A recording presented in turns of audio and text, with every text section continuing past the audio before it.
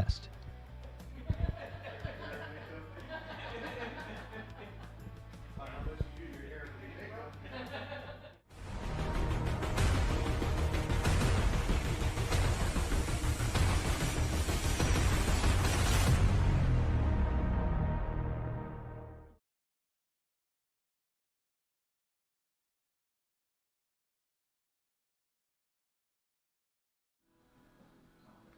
All right, everyone, it is ChalkBox Saturday, and we've got action tonight.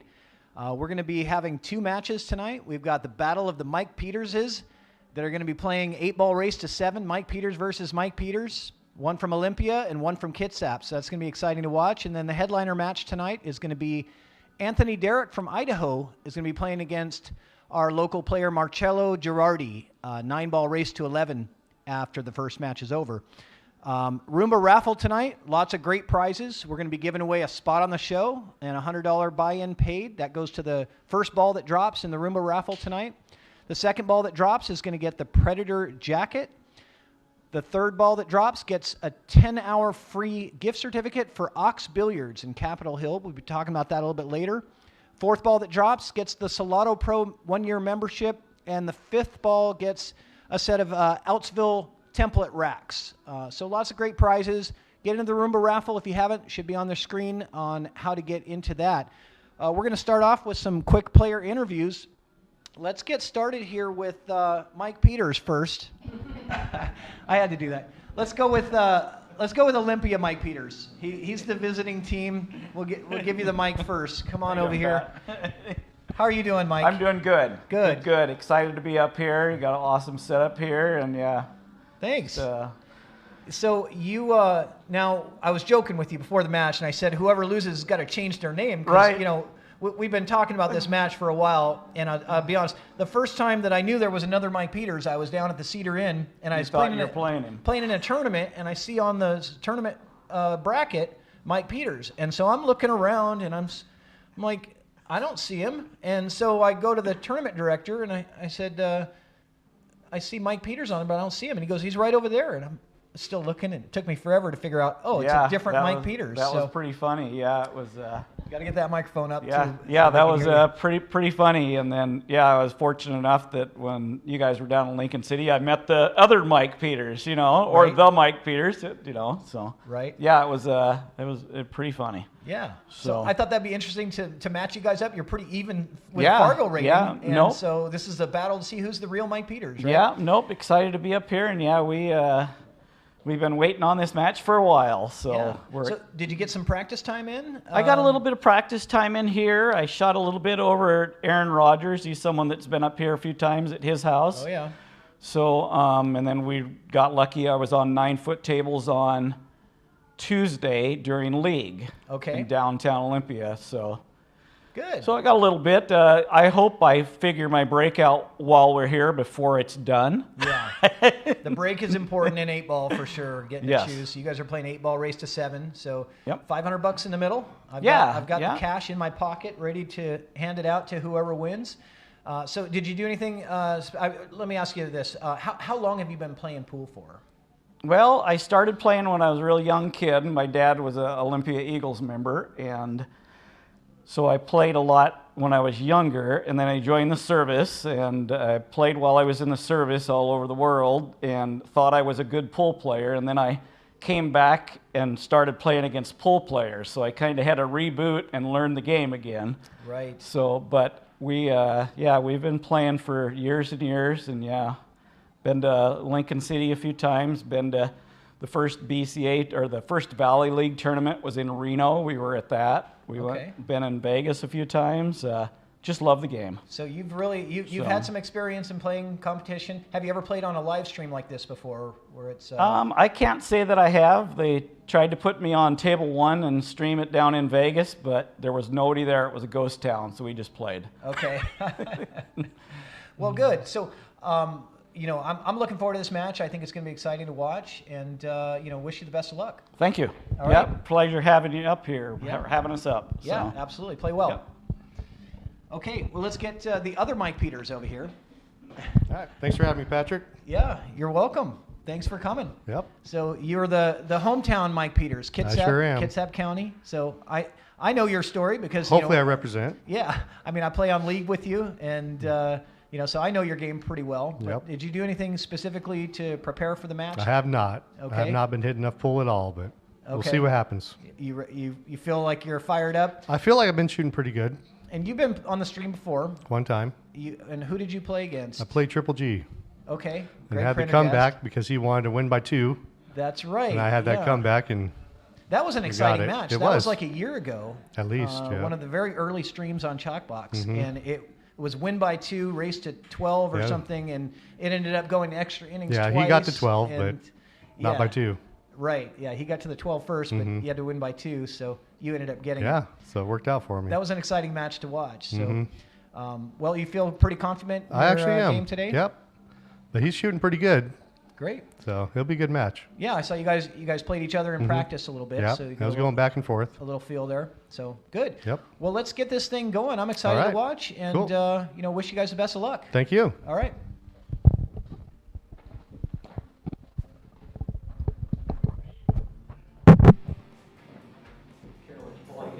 Nope.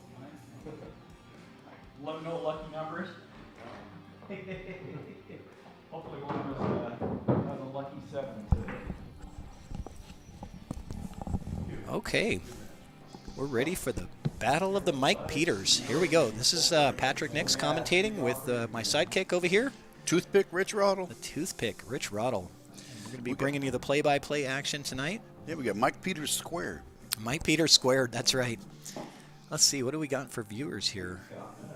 Looks like, wow, that was a really good lag by Mike Peters. We're going to have to be specific here. We'll have some fun We're going to with have to that. say Olympia or Kitsap, right? So it looks like Kitsap wins the lag. Yep. And it looks like we got about 20 live viewers on the Facebook page and about 8 on YouTube. Feel free to like and share the page. We really appreciate you. Share it all up. We're all here to have fun. Pro tip with the live stream, we are on YouTube and Facebook. I find that it's best to watch on YouTube on your TV and chat on Facebook with your friends on your phone. That's kind of the best of both worlds if you're really into live streaming. We're also doing a watch party at the Golden Mum Bar and Grill Yes, in sir. Silverdale, Washington. So if you're in the area, get on down to the Golden Mum. They got they're doing bingo tonight, but then they got some great 7-foot diamonds that they just put in there, and they're going to be doing a What do they have? Four watch party. 4 with more to come, right? yeah. Yeah, I had to have some fun on that chat earlier. I said I'd be at the ChalkBox but I had prior commitments here. It'd be at the Mum. Hats off to Forsetti and Monica for doing their part there. Absolutely. They really have made pool so much more fun in Kitsap County. We've been begging for a place like that, and now it exists, and I couldn't be happier. So 7-footer practice, man, I know. and tournament play. 1 or 2 more tables in there, we can do big tournaments. yeah. So a crushing break by Kitsap Mike, and just a tough opener, though. He had to really take a difficult long shot to try to secure stripes here because, his break was just so wide open. The first strike by the Pocket Monster. Yeah, and that's that one ball that's sitting right in the center of the table. There's a little bit of a glare on it, but as you can probably see in the overhead we'll give you here, that one ball is dead center of the table. Both suits here are pretty accessible.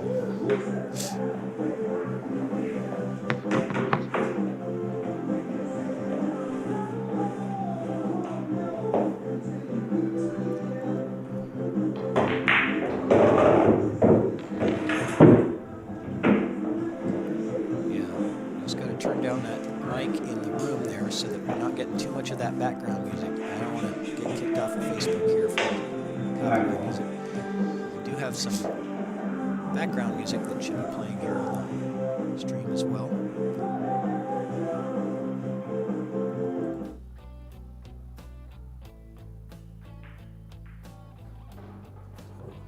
Nice little combo there by Oli Mike. Table set up for a nice run here. Yeah, that break by Kitsap Mike was just crushing. I mean, he just blasted everything out of there. 14, 10, 11, 13, and get on the 8. Yeah, let's take a look here.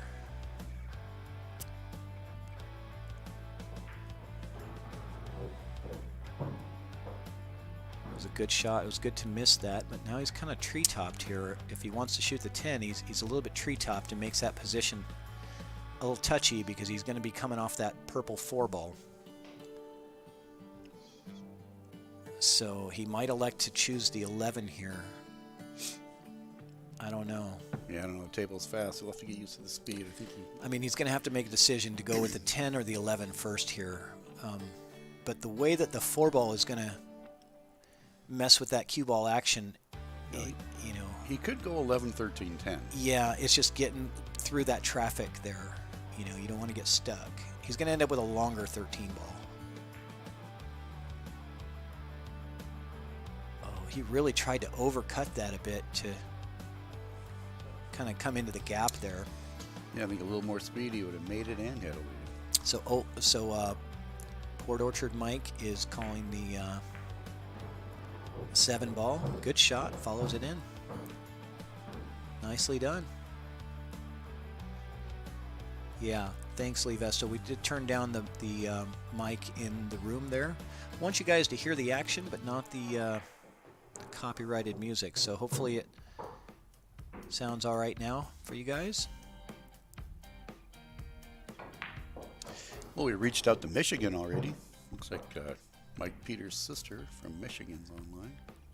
Oh, yeah, Tammy. Yeah, So there's some distance. good. His chatterbox from Michigan. Oh, no. So a big error there by Kitsap Mike Peters there. That was punishing mistake because this is a pretty textbook. Yeah. Oh, 1, 2, 3 out here. Everything leads to the next ball. He might pay for that one. He's supposed to pay for that one. We'll see if he does. It is the first rack, so you know a lot of times you just never know. He's going to go underneath the 10 and then use the rail to get on the 8. Yeah. I'm going to change his name to Kitsap Mike Peters. And the pocket monster gets him. Yeah. Like I said, it should be an out for Olympia there, but it's first rack. He wiped his feet on that long rail and it said, no, no, no. Yeah. It's funny. Oh, no. Oh, no. That's brutal. So, Kitsap Mike is definitely having some struggles here in the beginning. Where do you go? I still go 13, 10, 8. Yeah, why not? It's still a really good out. Those balls in the jaws are so tough to control sometimes. Yeah, I don't think I like the 13 as the key ball for the 8. I'd much rather have the 10 ball as the key ball.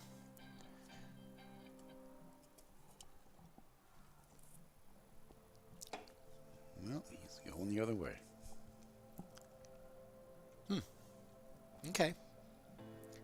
Yeah, I think it's just easier to get position on the 8 from the 10 ball than it is from the 13 because of how deep it is in the pocket. Yeah, it's just so much more dependable. And Right. You know, sometimes you try to dig a ball out of the pocket and you end up hitting the point and it changes where you think the cue ball is going to go. spin does odd things when it hits the point. All those Yeah, things. I think he's going to be okay here. It's because it's kind of off to the side of it. If you'll look here, it's off to the side of the pocket, as you can see there in the overhead. Yeah, he's got to get hard enough not to get to that 50-yard line, though. He's got to come all the way over to that 8 inside.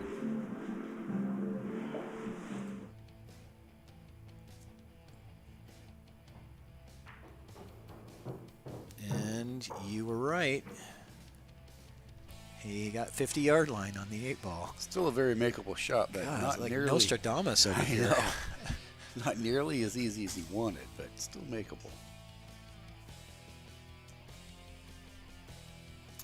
So he's going to cut this in the side. That is not the 8 ball he wanted to be shooting on the first rack. Is that He would corner? He would have really liked to have a nice, easy, 8 ball out. Corner pocket could come into play here. Thank you, Sean. I need to work on that for the overhead. Thank you. That's good feedback. There's that pocket I talked about. Oh, and he got both of them, which is the worst thing that could have happened to Olympia Mike Peters. And that gives Kitsap a 1 on the scoreboard. And this is a race to 7. It is 1-0 in favor of Kitsap. You know, we get these Kitsap and Olympia matches a lot on the ChalkBox. It seems like there's so many Olympia players that like to, you know, get in the action, and we've seen it so many times. And I feel like somebody needs to do some stats for me. I feel like it's 50-50. You know, I feel like for a while we were kicking their butt, and a while they were kicking ours. And I contributed to the Olympia side of it. Yeah, that's right. Yeah, you had one of those Kitsap losses, didn't you? And you know, we've got a lot of stuff to share with you guys. I want to make sure that I get some of these promotions up between racks. So we'll talk about some of this stuff. But the next match coming up, guys, is we're going to have Anthony Derrick versus Marcello Girardi. And that's going to be an exciting match. Anthony Derrick coming all the way from Idaho and decides that he wants to get in the box. And this is going to be fun. So I'm sure we're going to get some Idaho people on the stream watching.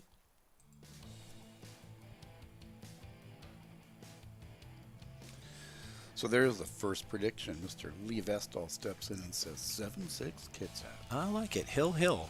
I like it. You know, I didn't do a prediction contest this show, so we might be bringing that back later. But you guys are welcome to, of course, put your guesses in. There's no money in it this week for the prediction contest, though.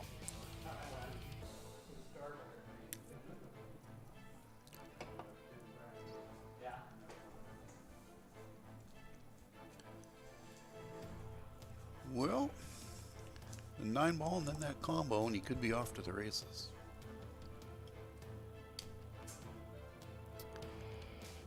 Yeah, it looks like stripes is the way to go, except for the, yeah, you either got to place a combo with the 12 and 14. Oh, is he going for that? He's going for the 7. He's going for the 7. He wants solids. That's probably okay, too. He's going to play some one pocket. Yeah, because everything's pretty open for solids. I think that 12 and 14 was what made stripes a little bit tougher. I don't think he can hold this cue on the deuce, though. Let's see what happens. Oh, yeah. Yeah, sure he can. He's just going to have to hit it with, some spin and draw. And sure, you can bring that back to where the 5 is very manageable. He brushed it, but he didn't make the shot, unfortunately, but he made it tough on Mike. Took the pocket. Kitsap Mike.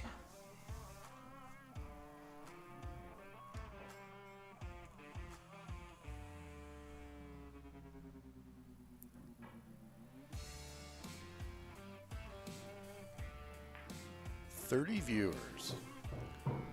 Yeah, we're up to 32 on Facebook and 10 on the YouTube channel.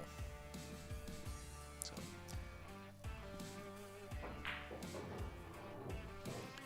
Yeah, I did notice. I watched last weekend, or 2 weeks ago. The YouTube's quite a bit different. Well, it allows for higher resolution. Mm-hmm. So, YouTube you can stream in 1080, whereas Facebook is only 720. So, if you want higher quality video, we're pushing out HD here, but Facebook only accepts 720. So, overcut that ball. What's he going to leave him?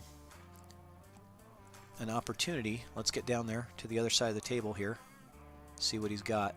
I think the key is going to be, I don't know which, if that overhead view will show us that that 5 goes underneath the 14. I can't tell that.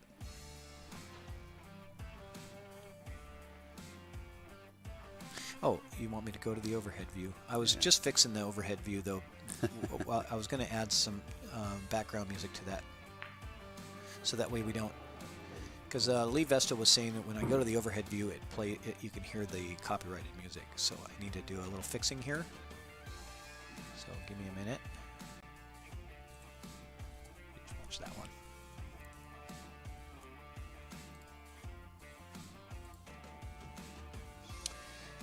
Ooh, it might be a rail 14. I don't think the 5 goes by clean.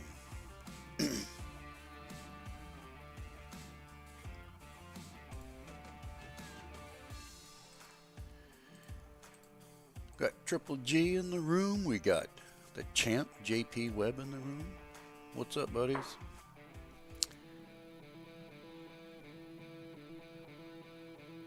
What's up, JP? Yep, the champ in the house. Triple G in the house. That's the actual Triple G, too. That is not Sweaty Taint. It is not. He must be out of jail. Of course, you know, he could always watch on YouTube as well, so that's the nice thing about YouTube on the big screen with surround. Best your stream has ever looked. Sean said that, not me. Okay. You know why, right? It is true. The YouTube just, I mean, the quality is just so much better. And they can't see us. Yeah. Facebook is meant for social media. YouTube is meant for watching video. Why? I mean, it's just what the platforms are made for. And so that's why I decided to start doing YouTube. So here we go. Ole Mike Peters trying to get out here. And he left himself a real shallow angle on this 4-ball here. So Got to get all the way down table. Let's see how that pocket likes that speed. looks like they're having a discussion about moving a ball, whether I think you want to move it back. I think you touched the 14 a little bit. It opened it up. Opened up the 5.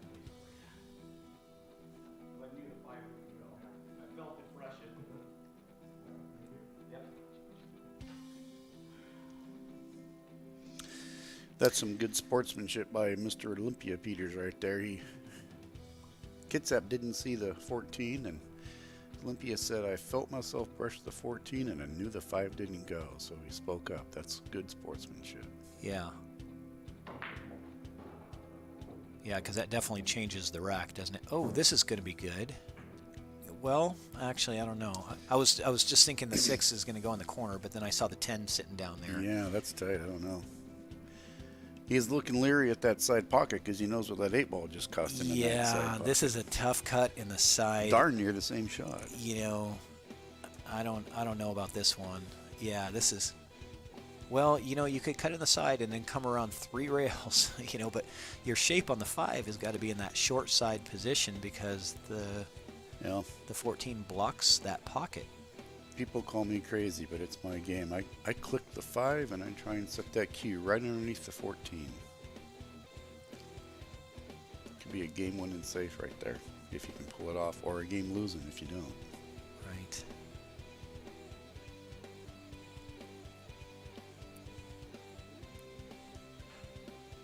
Let's see what Ole Mike has in store.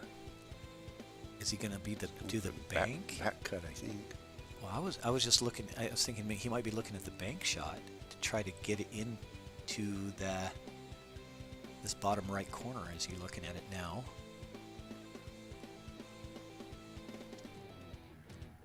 He doesn't like any of his options here. He's going through about 14 different options, and none of them are good ones. It's like, what's the best bad idea I have? Yeah, that's what I was looking at that safe. At least you're playing long ball. Pick the best bad option. That's what you got to do. I don't think he called that bank. No, called the side. It would have been kind of a cool shot if he would have called that bank. All right, we got Melanie in the Roomba raffle. Thank you very much, Mel. You're gonna get your tickets in there.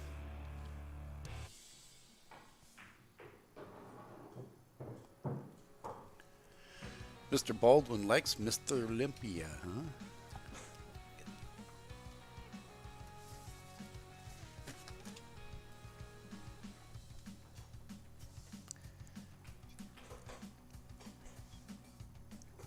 Yeah, you know, I was joking in the chat with Olympia Mike Peters, and I said, so the loser is going to have to change their name, right?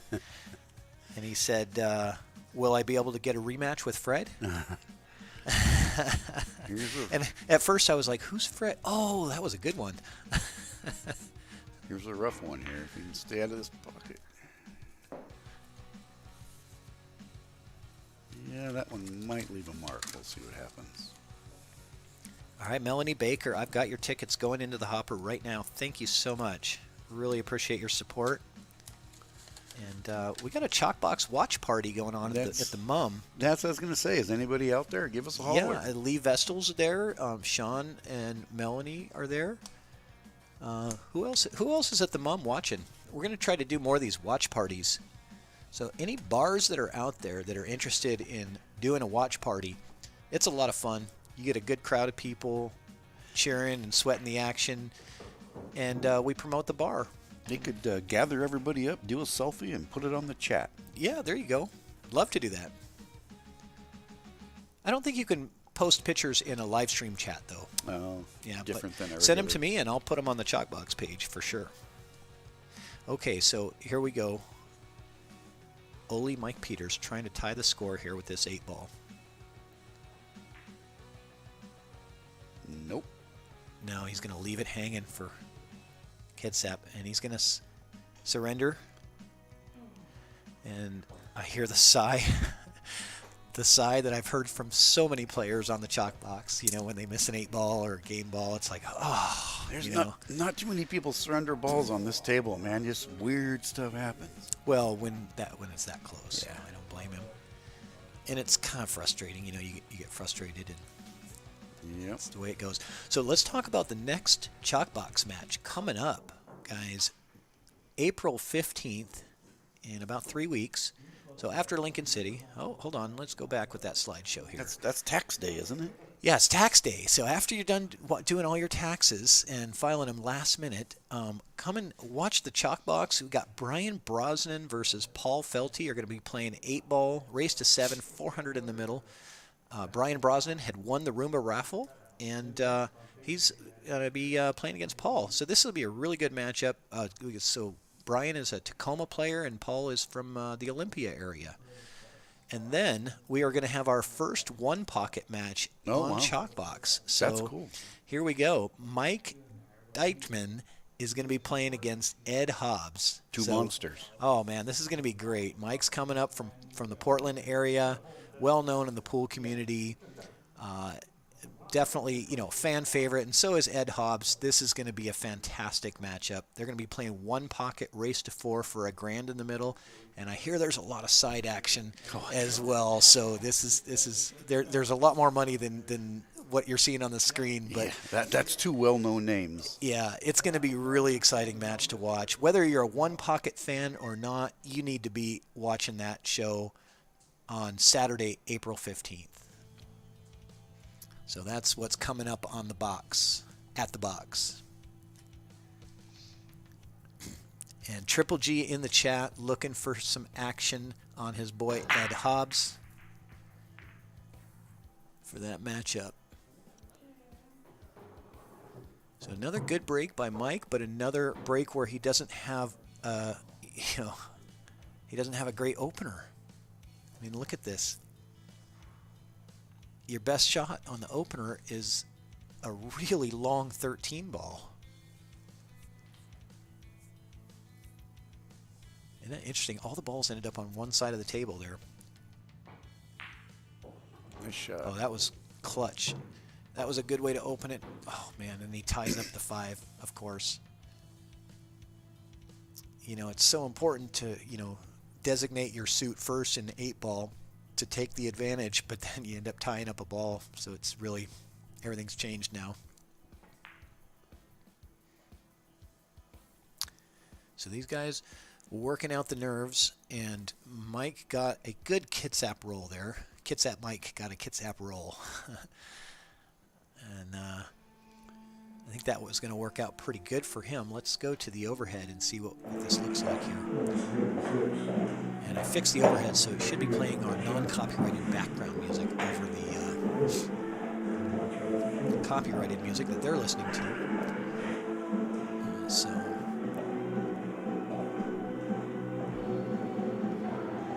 let's take a look here. So this is Ole Mike is eyeing out the angle on this 15 ball, looking like ball's going to be kind of let loose.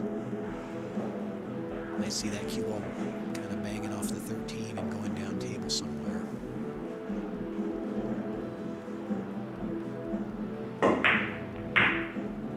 He was able to hit the 13 full in the face. Look at this right here. It gets that 12. 12 might be because 11 off arm. You think that 12 goes in the side? I do. He's looking at it. Sometimes the cameras can be deceiving. But Yeah, let me try to get a side view here. Maybe that. Yeah, I think you're right. With the side view. Hang on one second.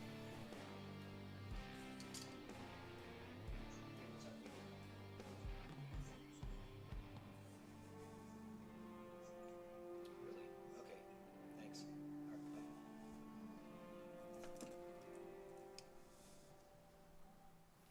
All right, we're just going to try to fix that music situation. Looks like when we go to the overhead, for whatever reason, try to get that fixed. Thanks, guys, for helping us out. We certainly don't want to get kicked off the air for playing copyrighted music. We'll get it figured out. I've never had a stream where everything went perfect. Never.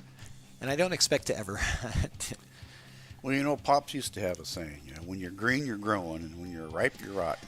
That's right. You know, it's like, it's because we keep doing new things. You know, we keep trying new things and changing and making it better.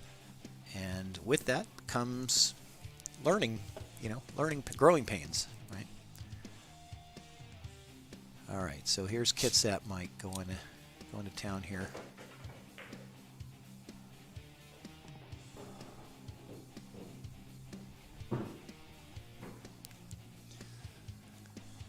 Somehow he's got to break this 4 and 5 out.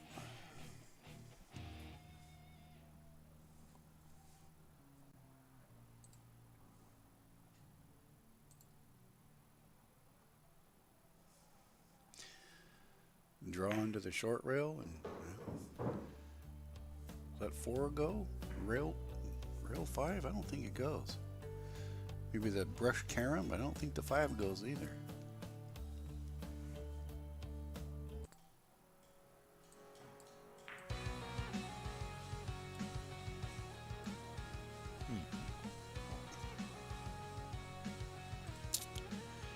Well, that's probably the break that Olympia Mike needed.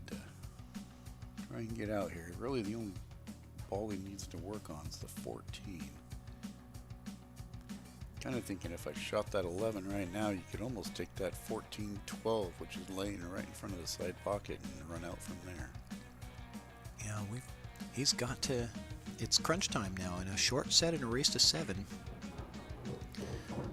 you've got to. You cannot let that lead get away from you. You know, you can't let the game get too far away. He's looking at what I was talking about, I think.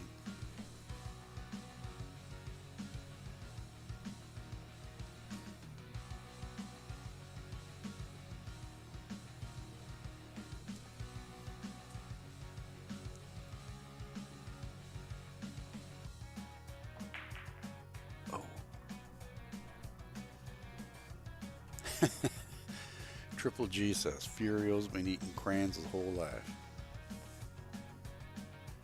Crayons and paste glue. Everybody remembers eating those in school, right?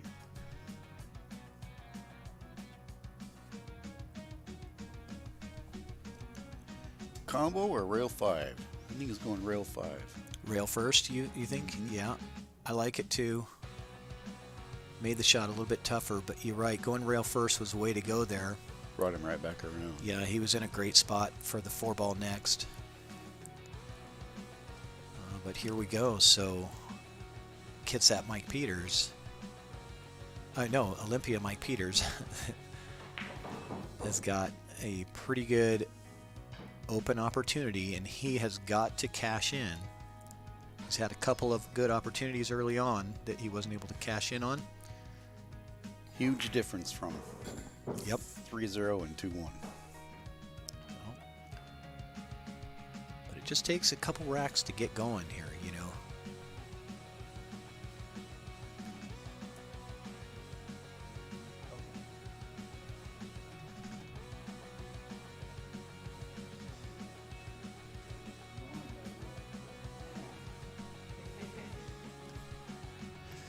Mike's talking about the affliction that I have. He says, I wish I would have grown another foot when I was growing up. These 9-foot tables, a bridge is my best friend.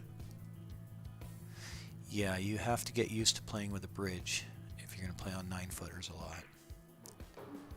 It's a pretty decent shot there. Gets himself halfway down the table for the, I believe, the 13 next. Let's take a look at that. What's he got for an angle? It's not going to... It's got a nice little angle. I like it. You go to the rail and put the 14 on the other side. That's what he's eyeing. He could go 14 on the side, or, you know, if he likes it, you know, maybe put a touch of inside on this, come back for the 14 in the same pocket. Depending on what you like here. Or you could kind of slow roll it and play the 14 down table too. I think he's going to the same side of the table as on the side pocket. He likes the side, and he got a really good angle for the side pocket here. That's going to bring him over to the 8. Nice shot, perfectly angle. Yeah, I mean, it is going to move the cue ball. Yeah, but this table's fast. The cue ball will stop up out where the dot is. Yeah, that's why you just don't want to be too far away on your 8-ball shot, especially after you've missed a couple already. And try to be as close as you can. So he, you know, even if you slow roll this, you're still going to be 4 or 5 feet away from the 8-ball. Yeah, about where the spot is. Yeah, I think so too. Oh. He was able to hold that cue ball to mid-table. It was great. Good shot. He needed that. And he needs this one. He's not taking anything for granted right now. He says, I'm going to close this thing out. There we go. Ole is on the board. Give him a little fuzzy, warm feeling in his tummy. He's there to feel good about himself. Oh, you got to. Yeah, I mean, you just don't want to go down 3-0 in a short race to 7.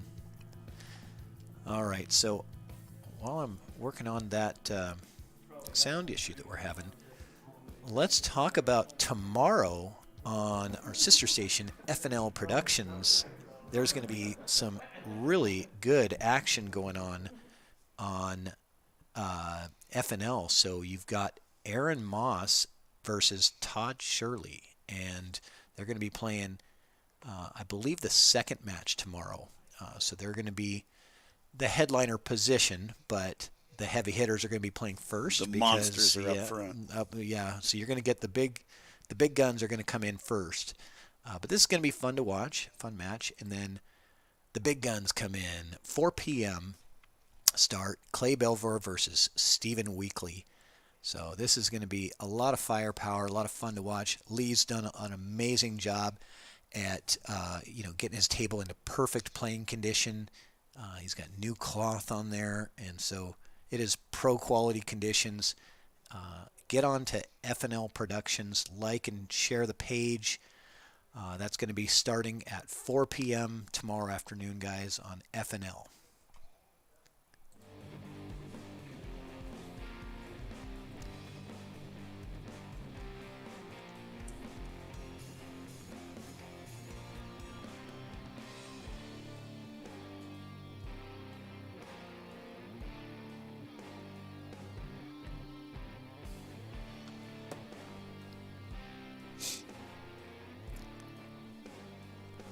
So it's Ole Mike with the break. He's going with the side break, looking at going for that second ball hit.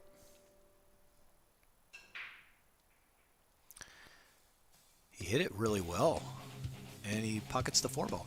There you go. I like that break. That cue ball went dead straight into the rail and straight back into the rack. So that was textbook second ball break right there. Tell he's done that before. Yeah, going back to that Friday night matchup on Sunday night. I was talking to Lee the other night, and he was just gloating over that work that was done on this table. And he said that Russ Clark, a little plug for Russ there, he said Russ just did an incredible job, and he was super happy with the way that came out. And he didn't charge him. He said, all I want is for you to give lessons to juniors in the area. And how cool is that? That's really from cool. Russ Clark. Way to go. Spread the word. We applaud you because that's, so important for building the pool community is the juniors. And I think that's just fantastic. And hopefully, one day there's going to be some really, good junior matchups that we can put on these streams and get them in the box, right? Or on FNL and get them playing on these live streams. I think that'd be a good experience for the younger folks. I saw a Facebook post this morning. I believe it was, it wasn't like daddy-daughter, it was just parent and child. I don't know what the age cutoffs were for the child. It was a Scotch doubles done in somewhere around Olympia today. Yeah, at O'Blarney's today, that was. It was one adult, one junior player. And I'm guessing junior's probably, what, 18? I don't know where they did the cutoff. I don't know either. I think junior is considered under 18. I think it was at O'Blarney's. I saw a little picture on Facebook. They'd all went out to breakfast and everything. It just looked like just a fun time all the way around. Yeah, I saw that too. Yeah, Nicole and Mike Vanderbeck were there, and as well as Josh and Angela Carlson and their kid. So yeah, it looked like a fun time. Like to hear how that went. Oh, is it 15th Street? Oh, there's Mike Vanderbeck is in the chat. Oh, it's up our way then. Well, Auburn. Oh yeah, not Olympia. It's up north.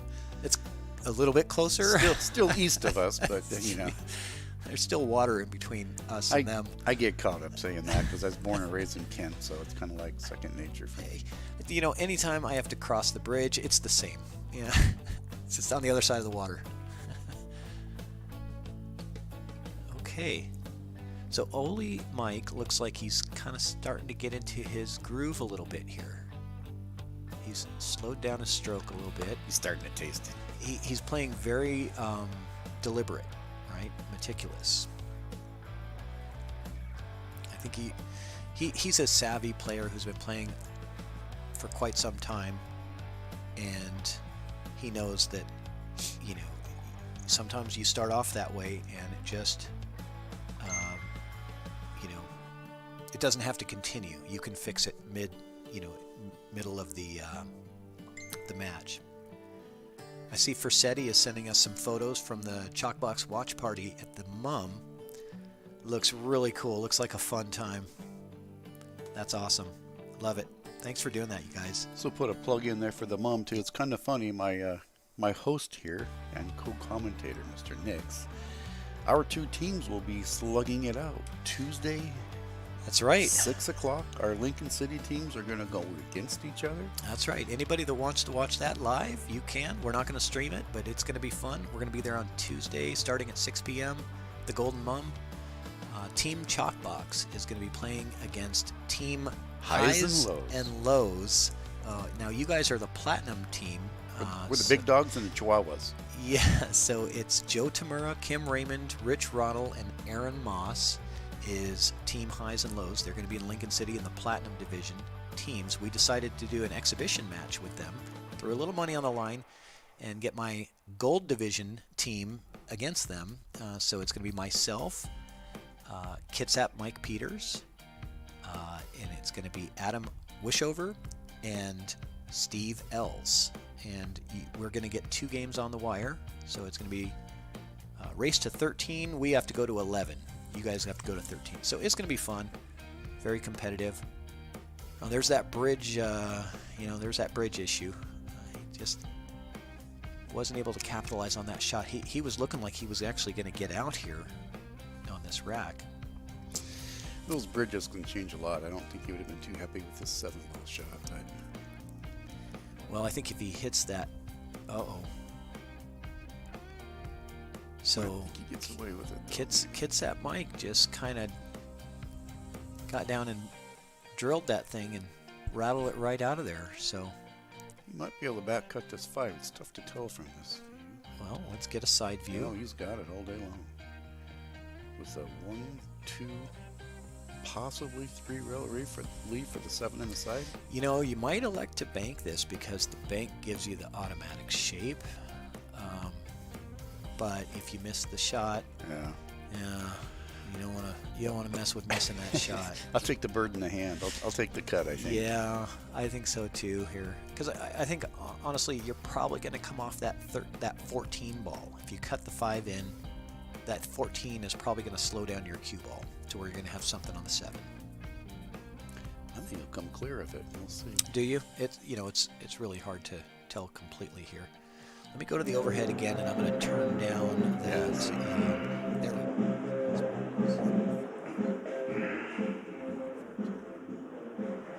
Yeah, so that's, we got that fixed for the overhead cam. Let us know if this overhead cam, if you can still hear him. He is going for, he took my shot with the bank. You know, he didn't totally sell out because he did block that pocket off. So it still makes that run out really hard for kids out there. He's got that 15 sitting on the side that he knows for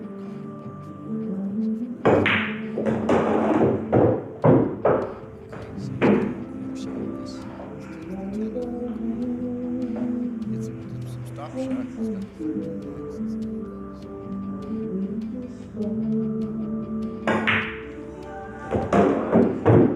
Exactly your shot. But it's no big deal because the 15 is playable inside. I'm looking at it. 15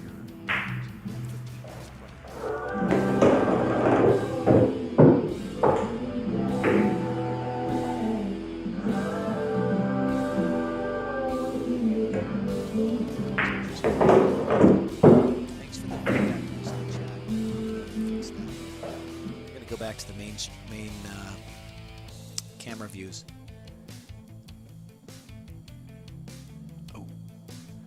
Oh, I think I know what the problem is with the overhead, by the way. So let me see if I can fix this because I think that it is.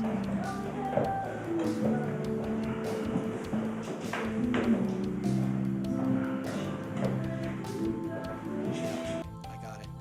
I fixed it. Okay. Switch it over and give it a tap. Yeah, I fixed it. I found that there was the GoPro overhead was actually, the mic was turned on and it's very sensitive, so it was picking up everything. So there we go. We got that fixed and we should be, Just like the Verizon guy. Can you hear me now? yeah, how's it sound now, guys, with the overhead view? I'm going to turn down the background music a little bit now. Oh, we got a hold of that one. I want you guys to hear the balls too.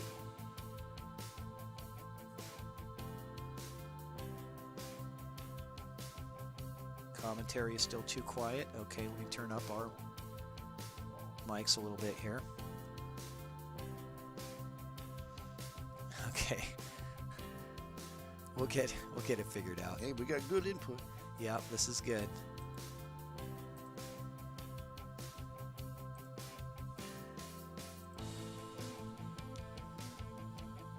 So can he come clear of that 9 ball and get himself a lead? We got to see what happens here. I think he's going to run into it full. I don't know.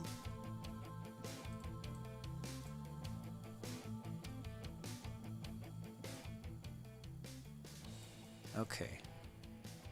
I'm adjusting the sound here. A lot of pressure right here because the way the stripes are laid out. If this doesn't go, Yeah, that did kind of sell out a little bit too. So Kitsap Mike Peters going to have a good opportunity here because that 9 easy in the side. Drawback, I like the 12 and then the 11 is what I like. 12, 11, 8 here.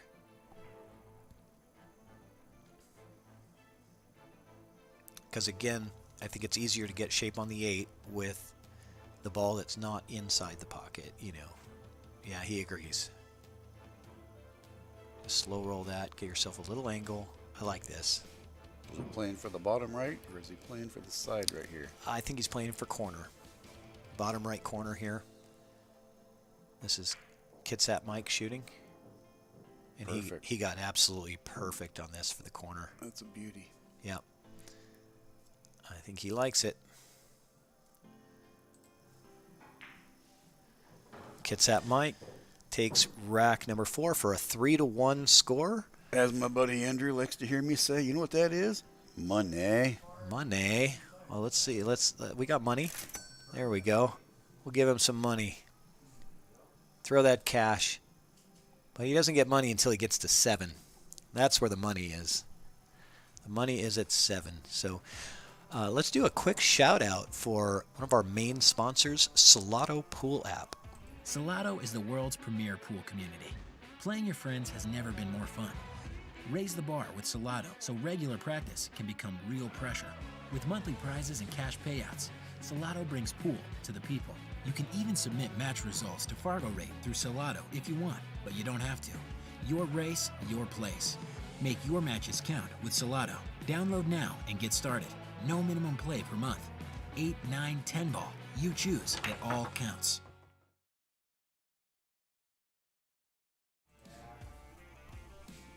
All right. We are back.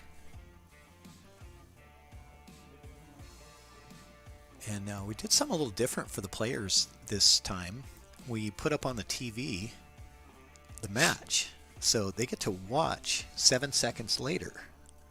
And I asked them both. I said, if either one of you guys don't want to do, have it on there, we don't have to. There's no volume, so they can't hear us. And there's no chat. No, there's no closed captions. They can't see the chat or hear the chat or anything like that. But they get to watch kind of a replay of every one of their shots. All they have to do is just look up. So it's kind of cool. It's like deja vu. Yeah. Groundhog Day, get to see it go again, Something like that, yeah. Yeah, so.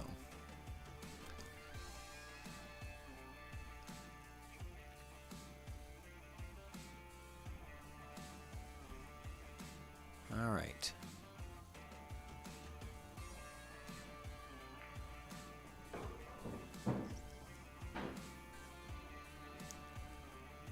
What's up? We got Ricky Mickens in the chat. I haven't seen Ricky in a long time. Where you been, man?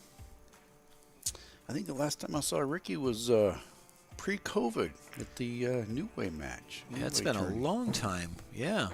Ricky was one of the early players on the ChalkBox. And I'm just trying to remember who he played against now. It was over a year ago. Chime in, Ricky. Let us know. Who'd you play, buddy? I forget. It's been there. We had so many matches. I honestly have forgotten. I think he was a Roomba winner, wasn't he? I think so. Yeah. Very early on ChalkBox.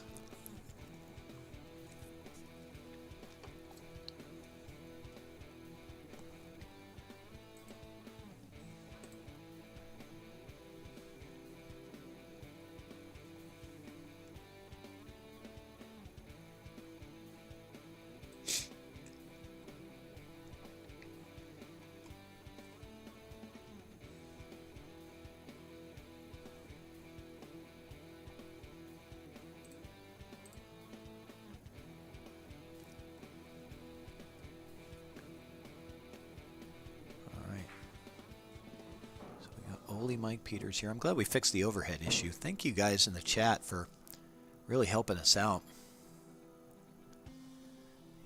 It's helpful because we can't hear what the people watching can hear. We just hear what's coming out of our own, headsets here. So that's really helpful. Ricky Appreciate says, the feedback. Ricky's busy doing that W word, work. I commuted the opposite way for years, Ricky. It's hard, man. I commuted from Seattle over here. 13 years. Holy Mike missed that side, but doesn't really set up. I don't think it's going to hurt him too much. Yeah, he didn't really give away much here, did he? I mean, geez.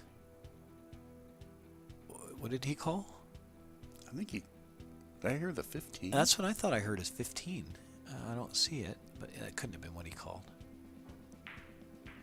13. Yeah, he was calling the combo on the 13. Good try. Yeah, I thought I heard 15 too. Yeah. I'm like, what? But he, on the other side, didn't sell much out either. He's got a back cut on the 4, and I don't know what else is out there.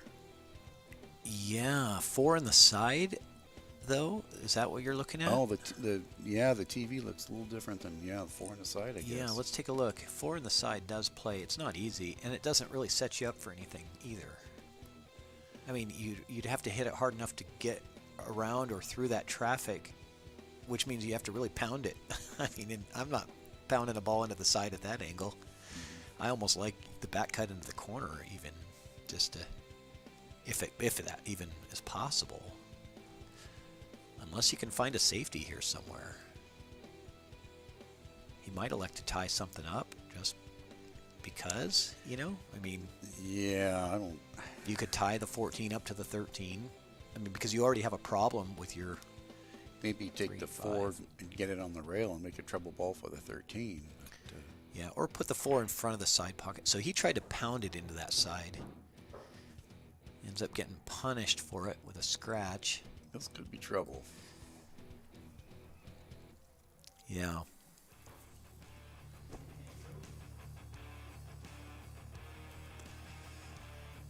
You know, it might sound crazy, but I like these balls the other way. I come down these 3 down here, and then I take the 11 to get onto the 13, and the 13 is my out ball. But let's see what Mike can do. Yeah.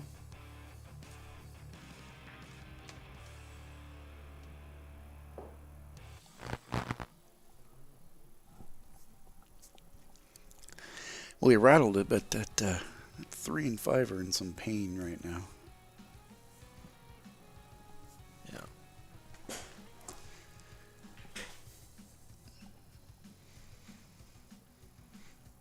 Lee Baldwin says that, Rich, you had the right call to use the 4 to block the 13.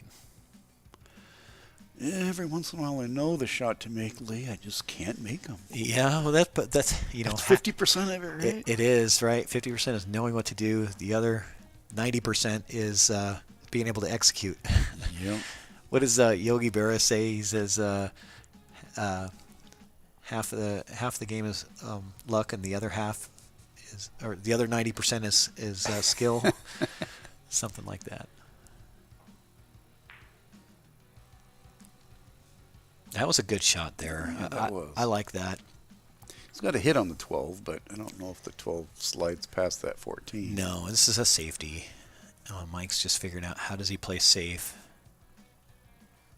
Unless he can cut that 15 into the 13 and combo it in, but that's just super aggressive. Oh, he's not going to go for a safety here. He's going to go for the 13 here. Wow, that's aggressive because... It is, because if you're giving up ball in hand here... With those 2 treble balls down there, it was a guaranteed hit on the 12.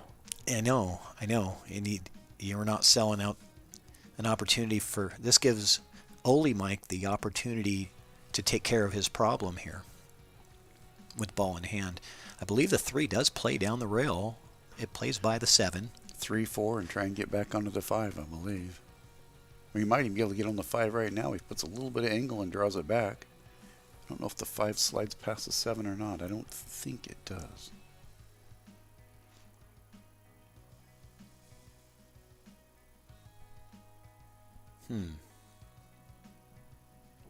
This is critical. What he does with ball in hand here is going to be critical to the outcome. Well, I got to think this 3 needs to go away right now. But I do too. He's looking elsewhere. Yeah, if the 3 plays, you got to play it now. Maybe it doesn't play. Maybe we're looking at it and it just doesn't. It sure looks like it does, I'm though. looking right down the table right now, and it goes. Oh yeah, you're right. I can look through the window. I forget. Look Looking at this. Yeah. Look at the viewing box. I actually have the perfect view on it too, and wasn't even looking. You know, there is a valid safe here right we now, go. believe it or not. I was just going to say, he'd do a stop shot, Yep. pocket the 13 with the 3 ball, Correct. and freeze him to the 5. Yep. But he's going to have to play this with the bridge, which I tend to overdraw with the bridge. Yeah, it's hard to put a perfect stop shot on the ball with the bridge. But he's going to try.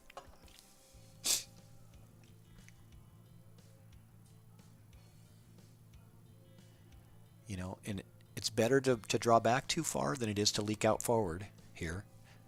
You have to err on the side of going a little lower on the cue ball than you think. so you don't risk pushing it forward. Just like Good that. shot. That was, that Hopefully was he good. didn't call it. We're looking at how to run out, and he's like, no, I'm going to make it easier. I'm going to take care of my 3-ball and play a lock-up save. But I don't think he played safe. I think he played the follow-through, and I think you might regret that. Oh, you're right. He's still at the table. So if that's the leave that he wanted, Mike Vanderbeck, let me check. Sorry. Getting so caught up in the commentating here. Forgot to look at the comments here. Yeah, Lee Baldwin, I've had the joy and the pleasure of being able to watch Joe and Mr. Kim Raymond play for years and try and learn. I wish more of it would rub off, but sometimes we're just stubborn,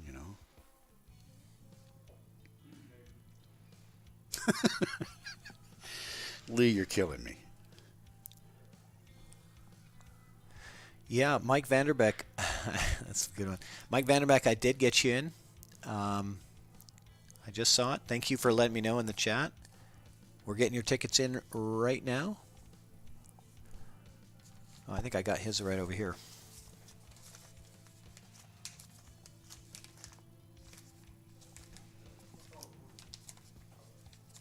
There it is. Envelope with Mike Vanderbeck's name on it.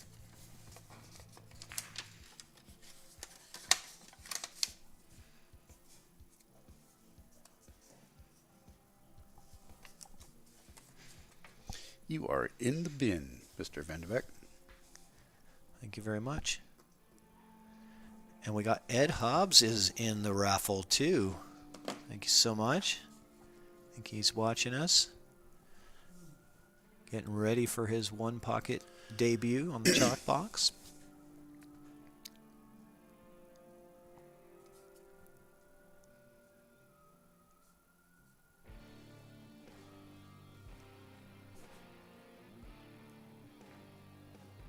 Oh man, he really tried to slow roll that. A tough shot to execute. So, not bad. I don't think he really even needed to slow roll it that much. If he hits the rail and comes up, he's got the... Yeah. He had the deuce even if he got on top of it. You don't want to come back for the deuce later, that's for No, sure. I mean, he could go to the rail and come up, a foot or two and still have it. Yeah, you could get behind the 12. Oh, Mike. Fires it in. Yeah. Kits that Mike, just That could've powers been that thing in there. That's a big ball right there. Get underneath that 15 and then get right onto the 8. Yeah, that's a good sign, Mike stroking the ball like that. Good sign for him anyway. And let's see if he can get shape on this 8 ball. Yeah, can you go between that 4 and the 5? I don't know. Well, let's take a look at the other angle here.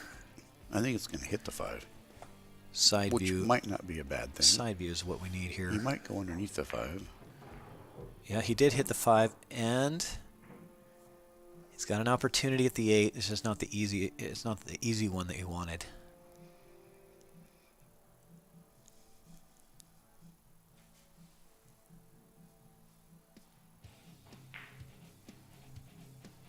No.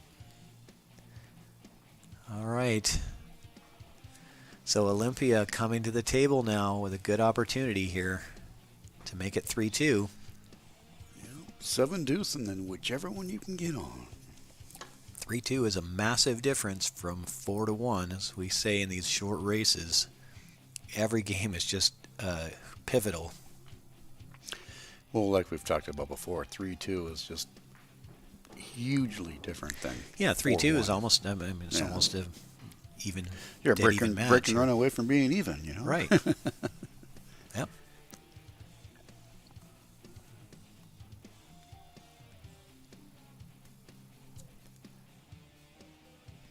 He got a little straighter than he wanted to get now, but that's a good shot to come around. Yeah, I think he got a pretty decent look at this 5 here, and actually good angle that gets him back down to the over to the 4. A little stun draw over. Slide that cue ball over about 1.5 foot. Yep. Give yourself a nice short shot on the 4 with a little bit of angle. That's ideal. Just like that. Yeah, just like that. A little bit of angle here. This is what he needs to get on these 8. 8 in the side or the corner? I play for the side. Well, I like the corner because it's just so natural. I don't have to do anything but just hit this ball in and just come off the bottom rail and back up, and it's automatic shape for the corner. The side, you're kind of having to move the cue ball more. Wow, that one I didn't So see. he's playing corner, but the other corner. Other corner. Yeah. Sometimes when the nerves get going, you hit it a little harder than you're thinking. I just like hitting the 4th little stroke and get the cue ball moving instead of taking that 9-foot shot. Looks like we got somebody from Idaho There we go. watching on YouTube. More skids. All right. Somebody from Idaho looking to watch the Anthony Derrick, Marcello Girardi match. It's going to be coming up next. So let's give this one to Kitsap. No, I'm sorry. Olympia Mike Peters. Almost gave the wrong score there. It is 3-2. And let's talk about some upcoming tournaments that are going to be going on. So let's see here. We've got a bunch of tournaments that are happening in the area. Sorry, I'm flipping around here to different slides, guys. So April 8th and 9th at the Break Room. This is a Stick Game Strong tournament hosted by Secret Wong. This is going to be a 525 and under 64-player cap. This was a really big success last time. Brian Cutler won the whole thing. And so get signed up. I think there's still some spots available for that tournament. And then after that, the next tournament that we have to talk about is the 610 and under on April 15th and 16th. And that's going to be Jesse Bergman's going to be putting that on. That's a 10-ball, $500 added, 610 and under, Fargo rate. It's going to be at the 15th Street, April 15th and 16th. We got a lot more tournaments to discuss. I've got about 8 different tournament slides that we're going to be talking about. I'm trying to do them in chronological order so that you guys can mark them down on your calendars. But there's a ton of tournaments coming up. Pool is on fire in the Northwest. A lot of great people putting these events on. Jesse Bergman and David Ringler putting stuff on at the 15th Street. Secret Wong putting those on at the Break Room. Stick Game Strong tournaments. And we got a real big one that's coming up in June that we're going to be talking about. That's pretty exciting. So we got a quick player break here. So while we're on the player break and we're waiting, I'm going to get back to those tournaments because the next one on here is going to be Stick Game Strong, May 6th and 7th. Secret is going to be putting on a 10-ball open at the Break Room. So mark your calendar for May 6th and 7th. And then Memorial Day weekend, May 27th and 28th, there's going to be a couple of tournaments at the 15th Street. Susie O'Connor is going to be putting this on with Debbie Shishidi. So Saturday and Sunday is going to be the open 10-ball, 9-ball mix, 64-player field. And then there's an under 525 Fargo that's going to be an 8-ball, 9-ball mix on that Sunday, May 28th. So get over there. I think they bumped that under 525. I think they bumped it up to a 48 field. Oh, did they? Okay. I think so. I'm not Cool. positive. All right. And then June 3rd and 4th, there's going to be a tournament, another Stick Game Strong that's booked for June 3rd and 4th. 620 and below Fargo, 10-ball, $70 entry, and that's going to be a 48-player max at the Break Room, June 3rd and 4th.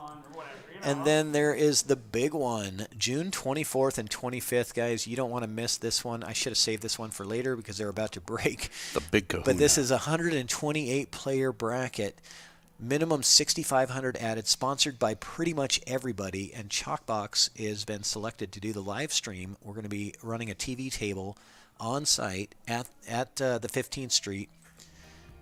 That is going to be a fantastic event. Message Jesse Bergman or David Ringler to get signed up. You do need to pay a deposit if you want to hold your spot because there's already a wait list going for that. So it's going to be a big prize pool. There'll be a lot of talent in one room. Oh, man. I love it because it's an open event, but only for players that live in Washington, Oregon, Idaho, Montana, Alaska, or BC, right? So we want to get the best of the Northwest in one location or two locations. It's going to be at Break Room and 15th Street, and battle it out for 2 days. It's going to be a really fun tournament. I'm signed up for it, so I'm ready. I'm ready to go. I told him already. I said I'm not going to be able to do any commentating for the finals match because I'll be playing in it. Are they? I can't remember if I saw that. Are they doing a bracket redraw for the second day? Or are they going to roll with it? Yes. The second day is going to be the final 32, and it's going to be a single elimination. They're going to reshuffle the bracket. It's going to be a single elimination race to 11. Wow. On the second day. So the final 32 players, day 2, play a single elimination bracket race to 11. I love the format. It's going to be, I don't know, probably the biggest tournament that we've seen, at least in a long, long time in the Northwest. Man, if a guy had a photographic memory, you can almost get lessons for free just watching. Yeah, well, you can watch on the live stream. Yeah. And replay it back. Yes, sir. Okay, so let's get to the action here. So Can you not see that 9 right now? No, he wasn't able to see it. He might have been able to see a thin hair of it, but not enough to make it. So he's, Yeah, but running this table though. So I mean, this is anything was. I mean, that's in a tough spot to get back on. Looks like he thinks he can cut it. Looking at the table versus looking at the screen looks quite a bit different. Tried to play the carom. Yeah, tried to play the carom shot. Really good try. I mean, that would have been a beautiful shot because he would have had a shape on the 8 and had a chance to get out there. Well, so this was a dry break by Ole and almost a run out by Kitsap Mike. Well, this either looks like a run out or just be able to torture him with defense. I'm liking the run out until you get in trouble. Yeah, some of both, right? It's a little of both. Run out until you don't have a good opportunity, and then 4, 5, 6, and I think you're off to the races. Oh, he went that way. 4, 6, 5. Is that what he's thinking here? Yeah, I guess. Or well, the 4 now. Yeah, that is the purple 4 that's sitting there. Okay. And then he'll shoot the 5, pull back, and that'll get him angle on the 6 to get down table for the other balls. Yeah.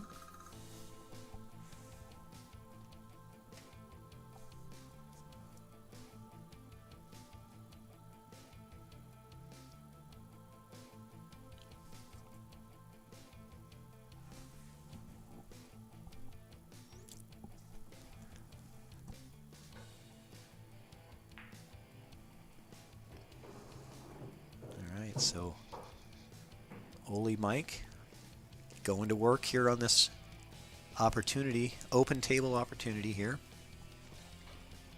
These are the ones he's really got to focus on. But, as soon as you take care of that 5 and 6, you have to get out. Yep. There's no... A little bit of touch draw on this 5 here, just a little bit. Pull it back 8, 12 inches. Well, that works too. We just got there. What's the out ball? 7 or 3. Depends where this cue ends up on this one. Well, I think I would try and go 6, 7, 1, 3, 8. Let's see what he does. 6, 7, 1, 3, 8, you like? Okay.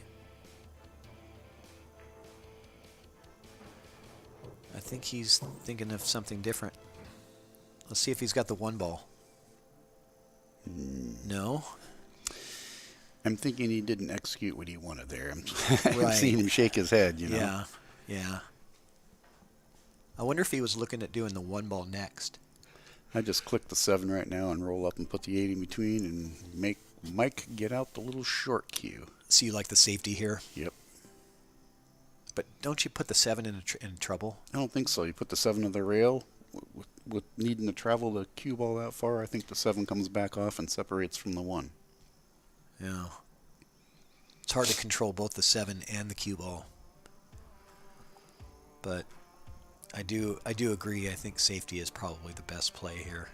So he's calling one ball. Is he trying to combo here? I think so. I just fear getting. Oh, he's yeah. That was the shot he's I playing was your talking safety, about. but he was doing it in a more strategic way to where he's guaranteeing that he doesn't tie up the 7 to the 1, right? That was smart. So is Mike going to get the jump cue out? Here comes Shorty. Yep, he sure is. So Lee saw the table the same way I did in the beginning, it looks like. 6-7-1-3. Yeah, that's what I was thinking. Wow. You and Lee Baldwin are just aligned tonight. No. You're like telepathic. No. He's only got me by 100 and something Fargo points, so it's an honor to even think he... So instead of trying the jump, which he didn't like because it was so far away, he tried to masse off the rail and spin into it. I still like 7-1-3 now. See what he does. Yeah. Yeah, absolutely. 7-1-3-8 now. That's the only way to play this one. There's no other option that's anywhere near as good. I like giving a little more angle on that 7. I'd rather come to the other side of the 1 personally. He's going to play. Yeah, I'd stay on the short side just because it's going to come right off it for the 1. Yeah, I guess either way, but Just don't leave yourself on the rail. oh, but don't miss the shot either. Don't miss the ball in hand. Yeah, the He ball got in hand shot. He got a lot straighter than he wanted to anyways. I think it's because of the angle was bad. So Yeah. here's a gut check by Mike. This is could be a game win / loss. Well, shot. it's a free. This is a free roll. This is what you call a free roll because you have supposed to have lost this game. You're not supposed to be back, and so this is just your free rolling here. Pocket the 7. Oh. He scratches in the same pocket that he scratched in last time. So now I like the now that you got ball in hand, I would take the 1 to the left. Yeah, I like it. Yeah, because I would go the other way. right because you want to get as straight as you can on the 3 ball. Yeah, and, here and he move goes. the cue as least you can to do Right, that. exactly. You could get on straight either way, but it's a lot Right. more. Yeah, it's easier to roll into a straight position than it is to draw into one. He looks like he's going to follow it That's and go fine to too. the rail. Yeah, that's fine too. I don't mind that. Put yourself a little angle and put some top on it. Yeah. Hit that rail and come out and give yourself a nice short shot on the 3. I mean that's. Yeah. I mean we're kind of nitpicking here. There's you could play this any way you wanted pretty much, but he's going low on this ball. Wow. Yeah. So I mean, it still works, but it does, but not as easy as it could yeah, have it's been. not as easy because you're not as straight on this 3, so you're going to kind of travel a little bit more, or you have to slow roll this more than you really want to. I just don't like slow rolling balls. I'd rather punch it in there with a stop shot, But, it's all good. And So Olympia Olympia- Mike has his feet underneath him, and he goes from 3-1 to knot it up at 3. yeah, 3-3. So we are in a straight up race to 4 now in this short race to 7. And I'm going to take my union break and let you entertain people. Here we go. We have Shar Merritt reaching out from Idaho saying, we go to bed early. Well, this one's actually going fairly well. We've had a couple go pretty late a couple of times. So 3-3, what we have here is the typical race to 4 right now. Just like Mr. Rogers just said. How's it going out there, baby cakes? You hanging in? Looking forward to your next match? Mr. Triple G says, let's go. Yeah, we say the same thing too, Aaron. Go Mac. We just don't know which one we're talking about sometimes. So any other predictions out there? I saw earlier, a 7-6 Kitsap, a 7-5 Kitsap. Getting closer. Throw some out there, people. Yeah, that's what I was thinking, Marvin. It's Saturday night. It does get a little bit tougher once the weather gets beautiful. There's a couple of days that we had some raining sideways nights. It was really easy to stick in here, and we now have Mr. Adam Wishover in the house to come say hi to everybody and join in on the ChalkBox fun.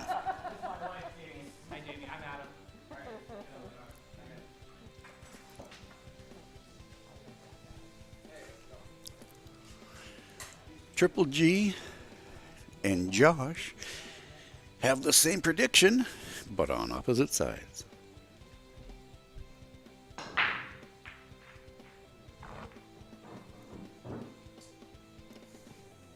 Well, I didn't see the ball, but I hear the table magic.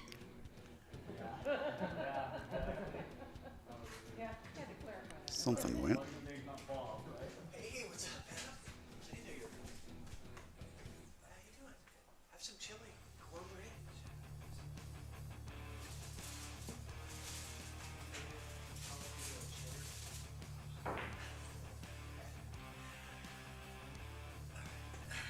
Back off my union break here. Well, Triple G, he just slid in the back room and said, "Hello, I'm here." And now we got Marcello sliding in here. How you doing, Marcello? Welcome. All right, so It's getting busy at the box. yeah, we got a crowd going here. That's why we got the window here, though, so that we can have spectators. Bleachers are coming soon. A cheering section.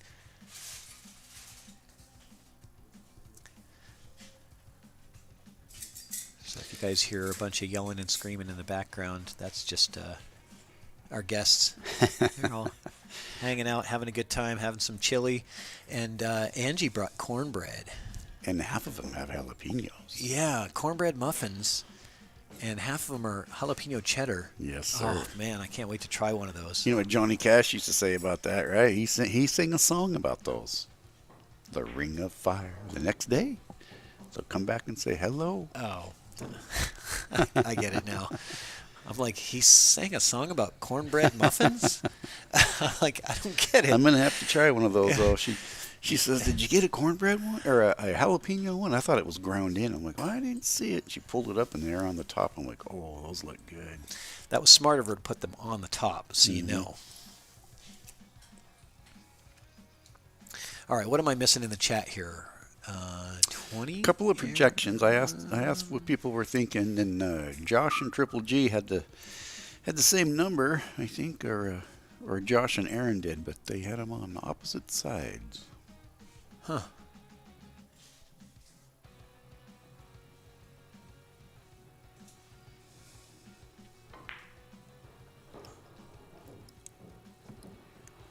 We got the great old race to 4 right now, like I was telling him, so.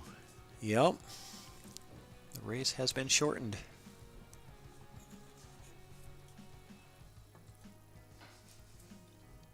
All right, so I guess I didn't miss much while I was on my union break here.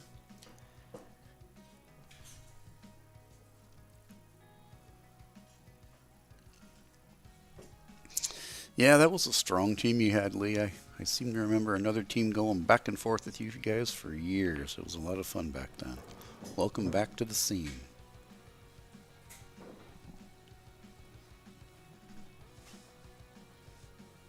Okay, so does he have this 14 ball?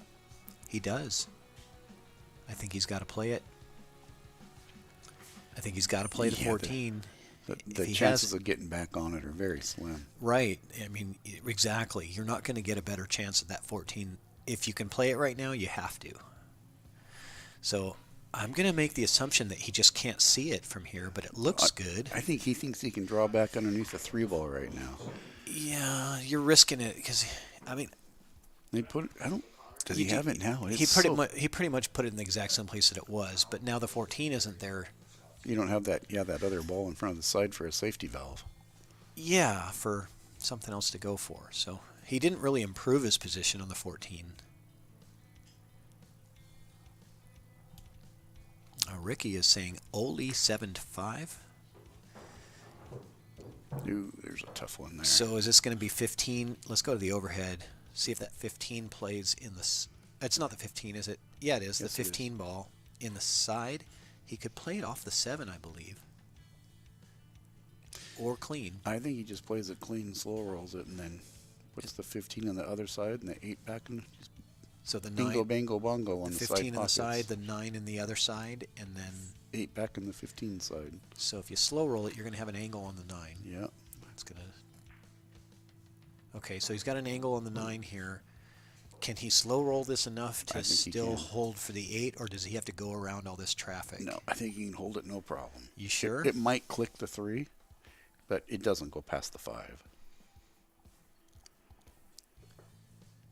So you think he can hold this to still have a shape on the 8 in the side? I do. And I'm thinking I'm playing that around those balls. Just because I don't want to risk trying to hold it. It looks like there's a clear path to get around. I think it holds. He'll go to the rail, but that's 4 feet of travel for that cue ball to get past the 5. Lee Baldwin says he can absolutely hold it. There it is right there. Like I say, he never even made it to there. I You're thought right. he He was could. going to just clip off the 3, and that kind of slowed it down a bit. And that was a great shot by Ole. Ole Mike looking at an 8 ball to take the lead, which would be his first lead of the match. So how huge is that 8 ball that he made and scratched right now, when it comes to the score? They're all huge. They're all huge. Yeah, but he has not had the lead yet. Off the 7, use the 7, that's fine. Little love on the way. Yeah, well, maybe he intentionally used the 7 ball there. So I think they're laughing about it. But whatever it is, he's got the lead, and we got a 4-3 ball game now. So Yeah, that 7 gave him the good old the gutter for the gutter ball. Gave him the picket fence to go through. Open it up huge. The gate, yeah. So let's talk again about this big mega tournament happening June 24th and 25th. I know you guys can't read all the text because it's kind of small print there in the flyer, but the gist of it is it's going to be a big tournament. Lots of players, lots of good players, but you never know. $150 buy-in, and it's going to be... That's an early start, though, too, right? 9 a.m. or something like that? Yeah, so 9 a.m. on day 1, and probably the second day as well. So day 2 is going to be the final 32 players. The final 32 brackets played where? Is that at 15th Street? Final 32 will be played at 15th Street. So if you're interested in this tournament, message Jesse Bergman or David Ringler. Get signed up, get a deposit paid, because the people that are on the wait list that have deposits paid, they're going to end up taking your spot if you don't pay that $50 deposit, because this thing is filling up, and we want to make sure that everybody is locked in. And I'm excited to have the opportunity to stream that. This is going to be my first on-site where I actually bring all of my streaming equipment on-site to a location. So that's going to be fun to do. Great opportunity to meet a lot of good players, too.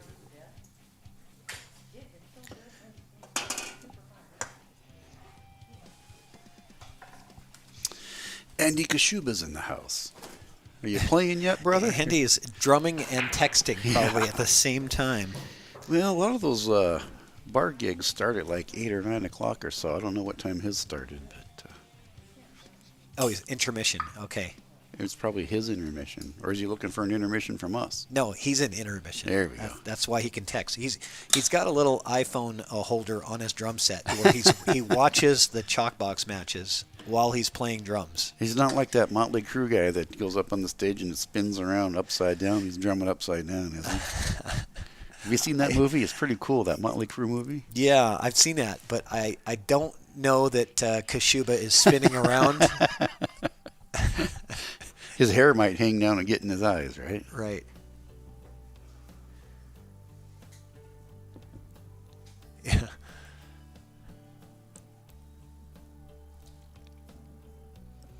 Oh, so our viewership is boosted here. We got 34 on the Facebook page and 22 on the YouTube channel. I'm assuming some of those are duplicates, right? So it's like, as I said, people will watch on YouTube and chat on Facebook. Yeah. You get the best of both worlds if you do that. Well, I'm guessing that being that it's 7:30, it's probably starting. We can't see outside. It's probably getting dusk by now. When it gets dark and then the big dogs come on, I'm thinking them numbers will jump way up. Yeah, it is dark. Is it dark now? Yeah, I just looked outside. It's dark.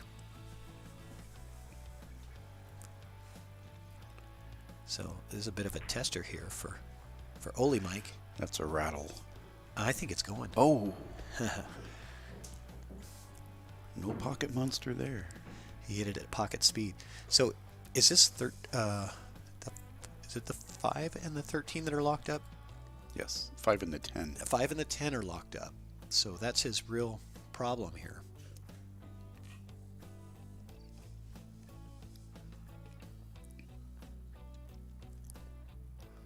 Well, the 14, you might be able to come underneath the 15, get backwards angle on it, and make the 15 and follow through and break the 10. That's what I see. Oh, I see. Hit the 14 with a lot of inside English. Inside, and yeah. bring Top- it around top to left, the other side. come underneath. I see. Maybe he tried, but it's not. Oh, how about this? How about a bank combo here? What do you like about this one? What do you think about this one? I don't think I'd want to open his table up that. I wouldn't want to open up Yeah. Kitsap's table that much if I was. Is it wired though? I mean, it kind of looks wired. Like all you'd have to do is really hit that 5. There's nothing wired on these pockets, and the ball's 2 feet away.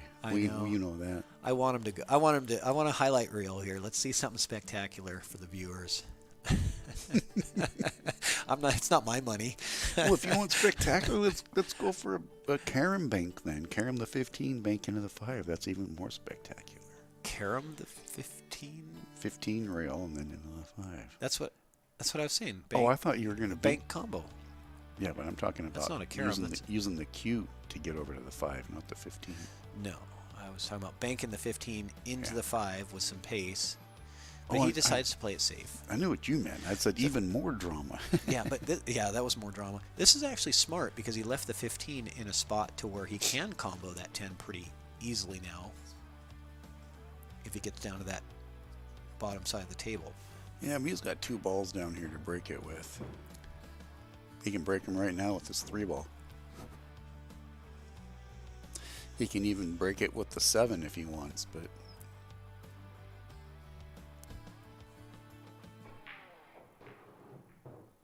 Oh, it just clangs right back in. It's usually what happens when you're trying to break out balls that are like, there's 5 balls in one area, or 4 balls in one area. It's usually they'll tie up to something else.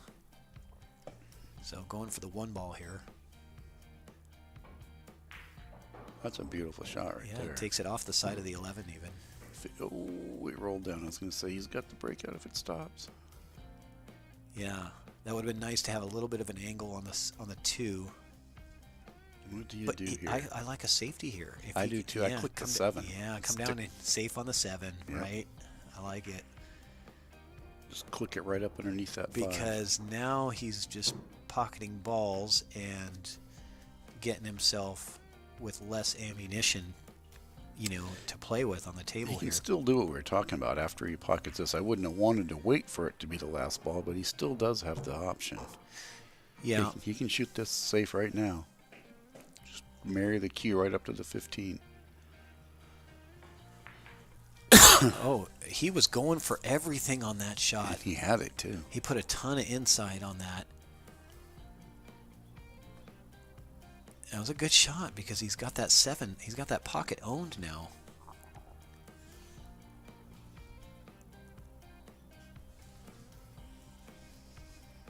Lots of Idaho people are joining over there in Idaho, in Boise area to watch Anthony play tonight. This might sound crazy, but you know what I see right now? I see 11-9 get down the table.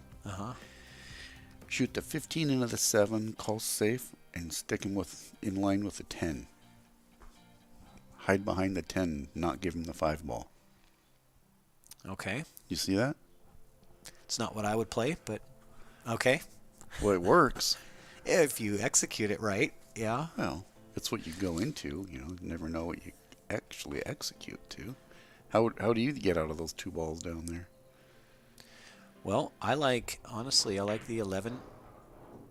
I like the 11 and the 9, and then getting down to the bottom of the table to play the 15 into the 7, own that pocket and play a safety with your 15 ball. Well, that's what I said. No, you were saying. Is that exactly what you said? Yeah. Oh well, then I like it. It's a good idea. I'm sorry, I was misunderstanding you. Adam's back here goes, no, that's what he said. All right, well.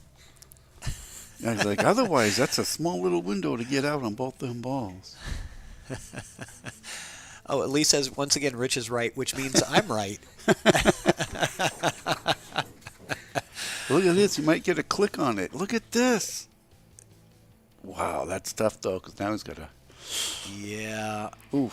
Well, can he hit this with some draw here? Put the 10 up in the other corner. I'd just roll forward 3 inches, if you could, and try and run the 10 all the way up.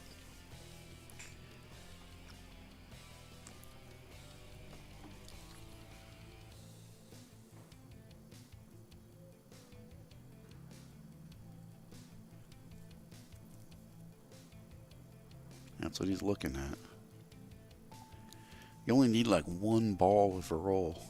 It's almost a stub stop. You just need the cue ball to stop and roll over.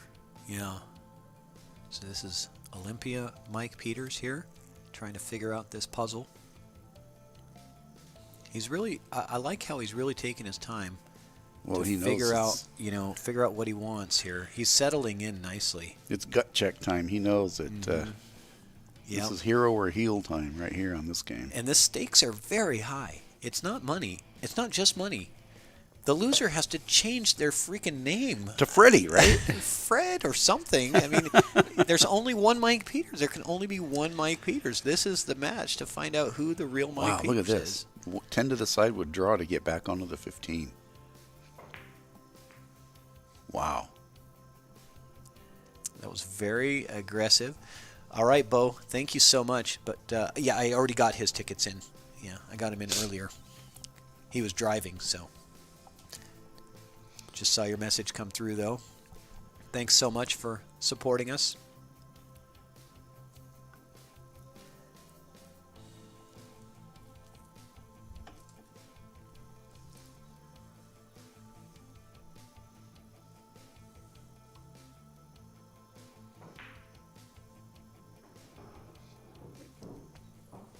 Well, there goes that ball in the corner again. Such difficulty to predict how they come out of there. Nice shot right there. You want to be a little bit straighter.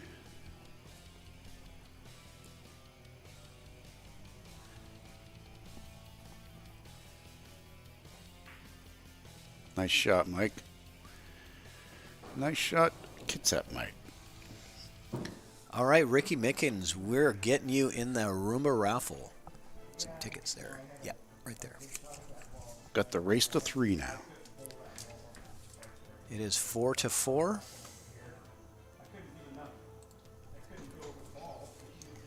Boy, this match could not be any closer. I mean, we got players with the same score, players with the same name, Yep. on almost the same Fargo rate. As long as they get in the right cars when they leave, don't want to get too confused.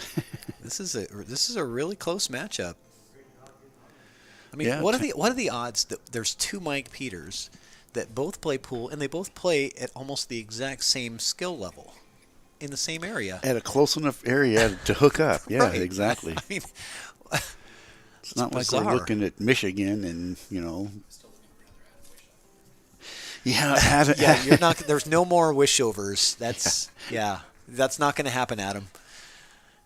There's not going to be an Adam Wishover versus an Adam Wishover. Ed Caulfield's back in town from Alaska. What was the weather up there? Is it still chilly up there, or is it getting nice spring up there? What do we have, Ed? Always wanted to go to Alaska.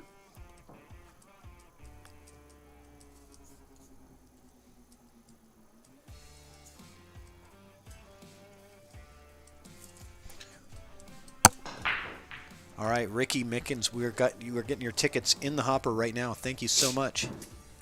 Appreciate you. Ed says it was just a little bit chilly up there. Oh, he got back from Alaska. Yeah. There's a good one. Anthony Derrick says he played in one in Montana that had 2 Amber Johnsons. That's interesting. Yeah.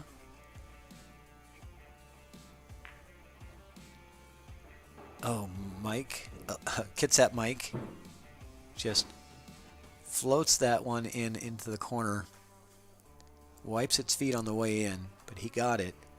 And I think he's got the opportunity here with this 9 to break out the 12 ball. He bumps it a little bit, but he doesn't really improve his position on it very well.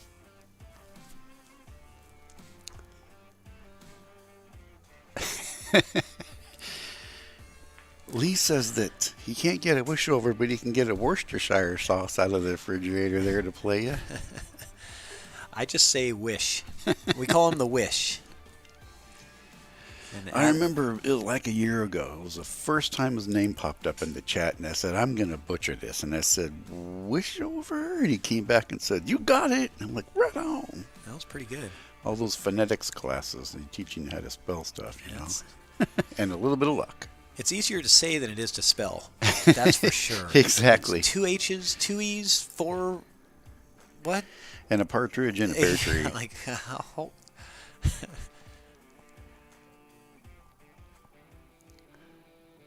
Well, what's he going to do here? So, you know, whoever gets this game right here, it starts to tighten up for the opponent. Because they're 1 away from the hill.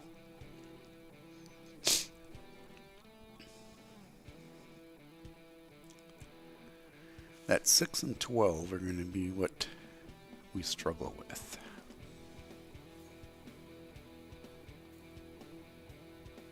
I think he can take care of the deuce by some sort of a stop shot off of either the 3 or the 4. Well, they're... Lee Vestal says Lee versus Lee. We're pretty evenly rated.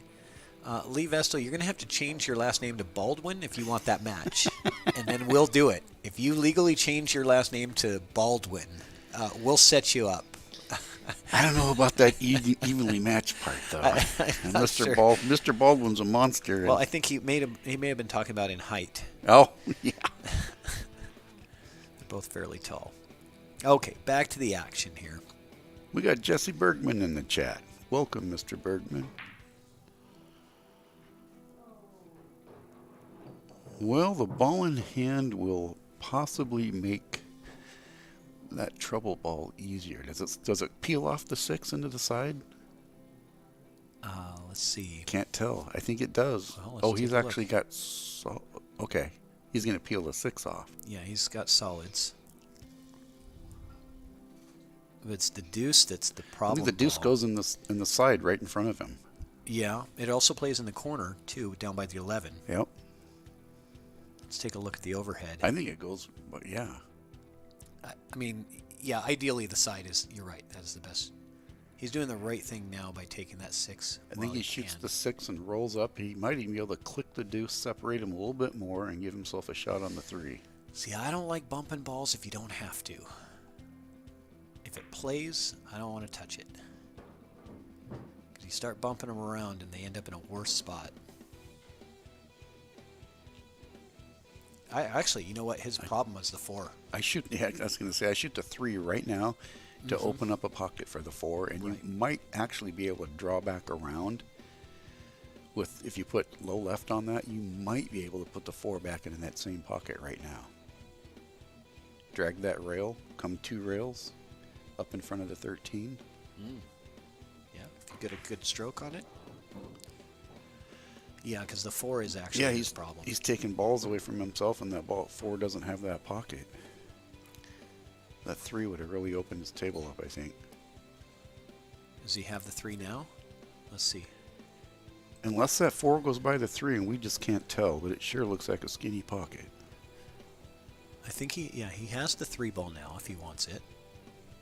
I think he has to take it because I don't think the 5 really gets you. You know, if he hits that 3 with top, he might come back and click that deuce and open it up.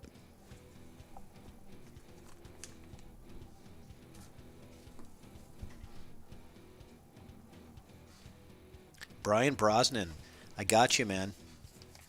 Getting your tickets in there right now. And we're going to see you in about 3 weeks. Playing against Paul Felty in the box.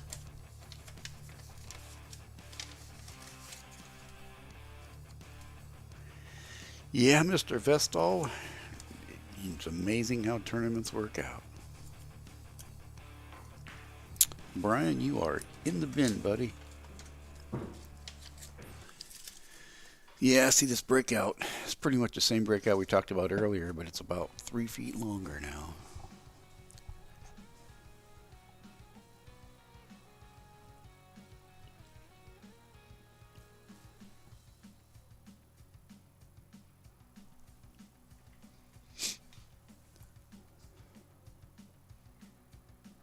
Yeah, that's why I didn't like the 5 first there, because it was hard to get yourself the best shape on the 3.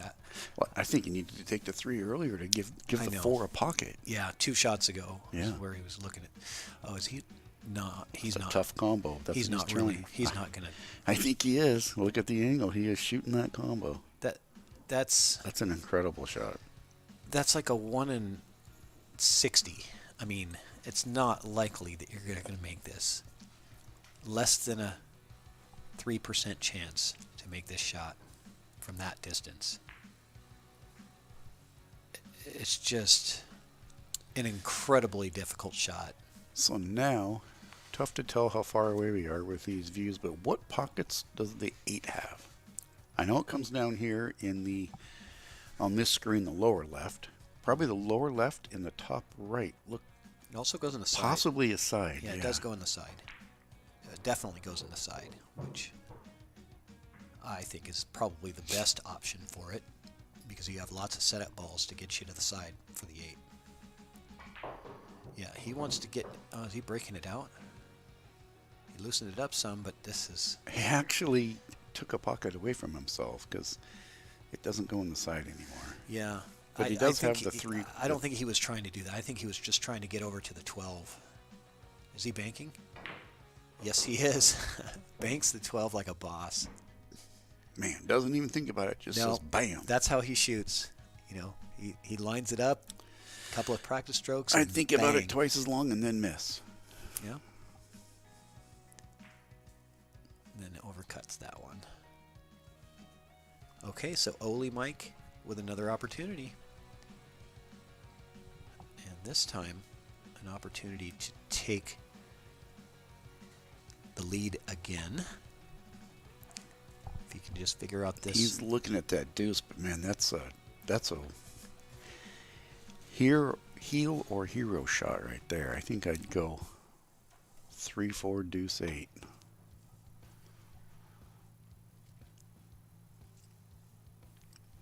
You could either go rail first and go 3-4 deuce or 3 deuce 4.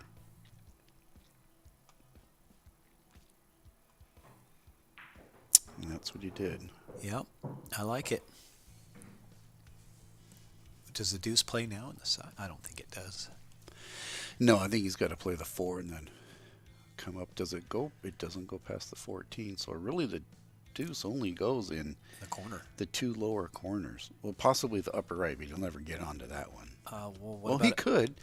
He could get there with low right. I'm playing the deuce now. Do you think he has it now?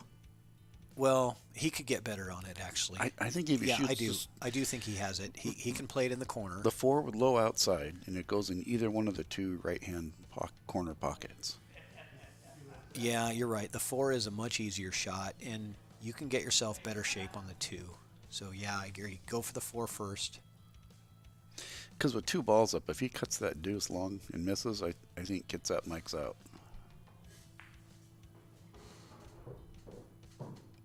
And left himself the same shot. Well, it's a little straighter. A little bit. Yeah, I think a just a little little bit closer. of low and coming over to the other side of the ball would have really Yeah, I like this been one, easier actually. on him. Yeah. He's really eyeing this to get that exact spot that he wants. That side pocket might loom large. That's a camera view that we like right here.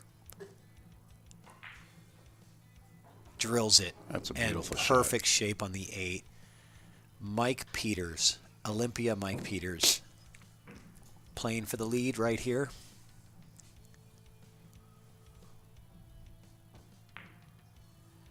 We just can't ask for better than Yeah, that. that was a great out. Good job. Ole Mike Peters making it happen, putting the work in, taking his time. I think he deserves some applause for that. Oh, we'll give him some applause. All right, here's your applause.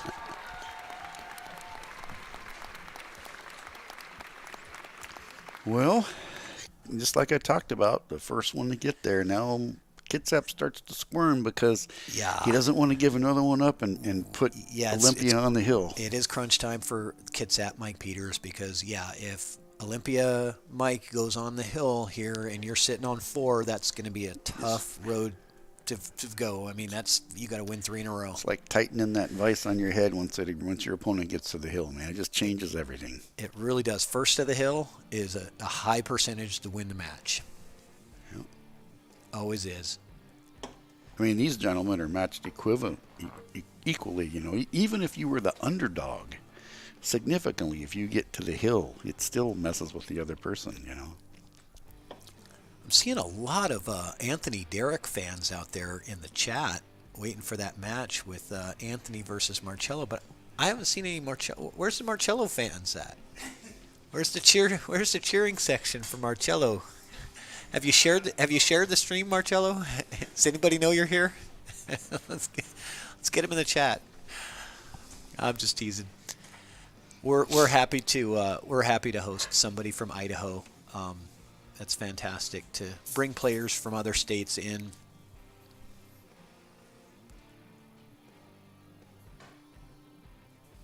ChalkBox encourages geographic diversity. We want to get players from all over on the show.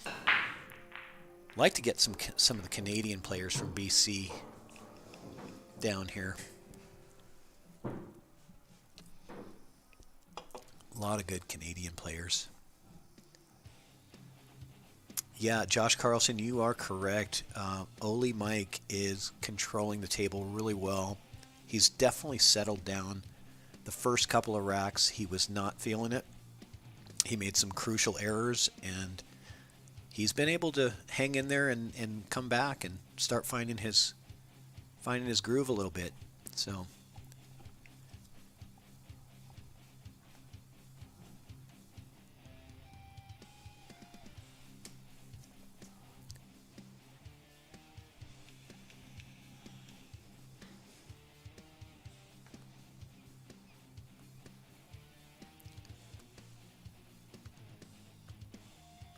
Lee says 5-1-2 to get started. I think Ole Mike agrees with you, Lee.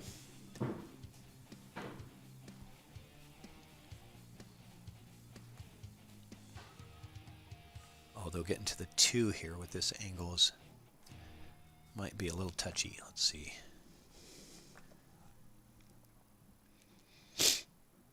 Yeah, it's going to be kind of tough to get to the 2 ball because of the angle that he gave himself on the 1. So I think that was his original plan, but he's going to have to shift gears a little bit here and probably go with the 7 next. The 1 and then the 7. And try to get the 2 later. Yeah, Josh is saying 1-7 now. I think the original plan was 5-1-2. But it looks like he's reconfiguring his plan. Draw back into the 10, then play the 7.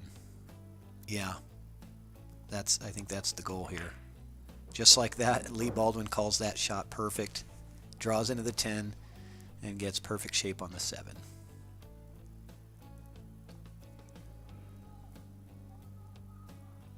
What's up? We got Scott O'Quan in the house. Crawdaddy in the house. Crawdaddy.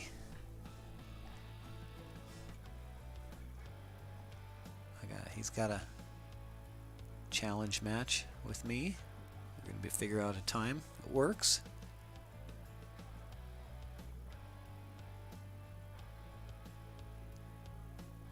Okay. So now what do we got? 7. 7-3, 6-4 deuce, I see. I think he likes the 6 next. Yeah, I thought he was going to roll down a little bit. I did too. Because the 3 is the most difficult ball, being that it's on the bottom rail. Well, we had balls to get on it. I actually think the 4 is a little bit tougher than the 3, just from the positional balls to get there. You could go 6-3 and get onto the 4.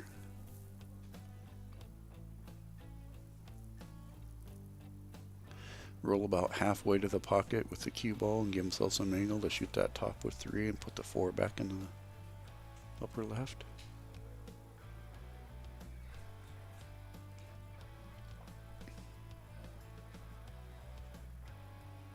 See what he's got here. I think that's what he's looking at. Yeah, a little bit steeper than he wanted. That's a pretty steep angle. I That's think gonna- that was the best he was going to get, though. Yeah, that's going to really take him up table when he shoots it now. I mean, if he wanted to hammer that with a bunch of inside, he could have come off that rail and Doubled come to it the back. other side of the 3, but you're risking missing and everything else that can happen with that. So I think the way he shot it, that was the best he could have expected.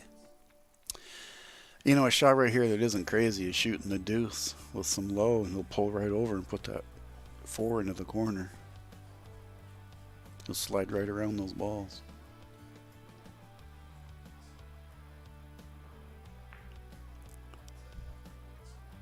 Oh, and he does drop in, but That's what no I was love. afraid of. Yeah, bumps right into that 4. That's why I was thinking putting the deuce down here.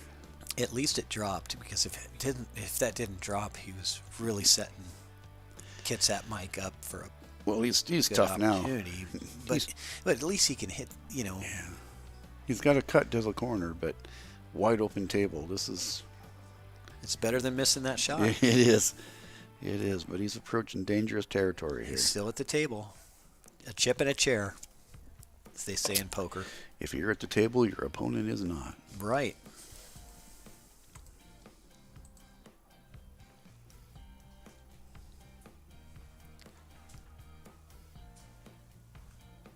This is no easy task. Well, the other thing, too, is the cue ball. What's it going to go? Three rails. rails back around and the deuce up in the top, Yeah. or on the screen bottom right.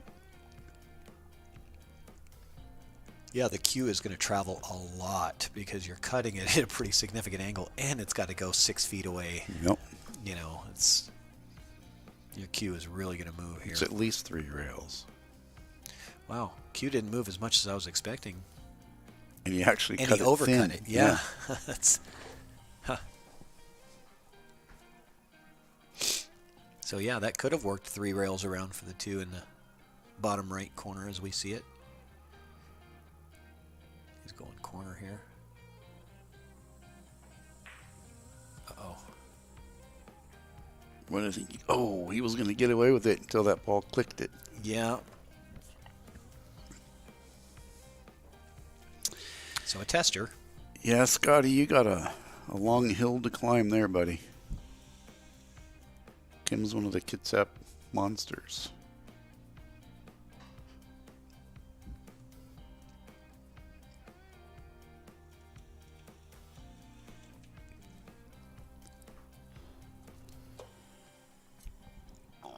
Just follow it down and try and put the 8 inside.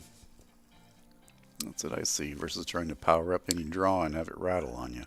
He's got the 4 ball too. Oh, yep, The 2 didn't and see then the it. 4. Yeah, so he's going to draw. I was looking at the table and the monitor was hiding it. Yeah, you just want to put a nice, smooth stroke on this. Don't try to overpower it. You don't need to draw it a mile. Just enough to kill the cue ball. But the trick is hitting this at a medium speed, not at a hard speed. Yeah, I just center ball, just roll it at pocket speed. I would draw for better position, but he likes rolling it. I'm not a fan of rolling the ball.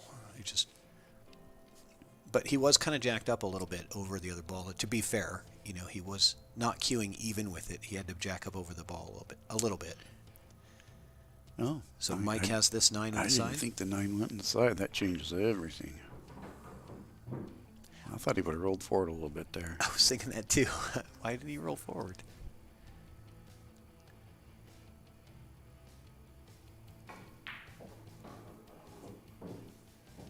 Okay.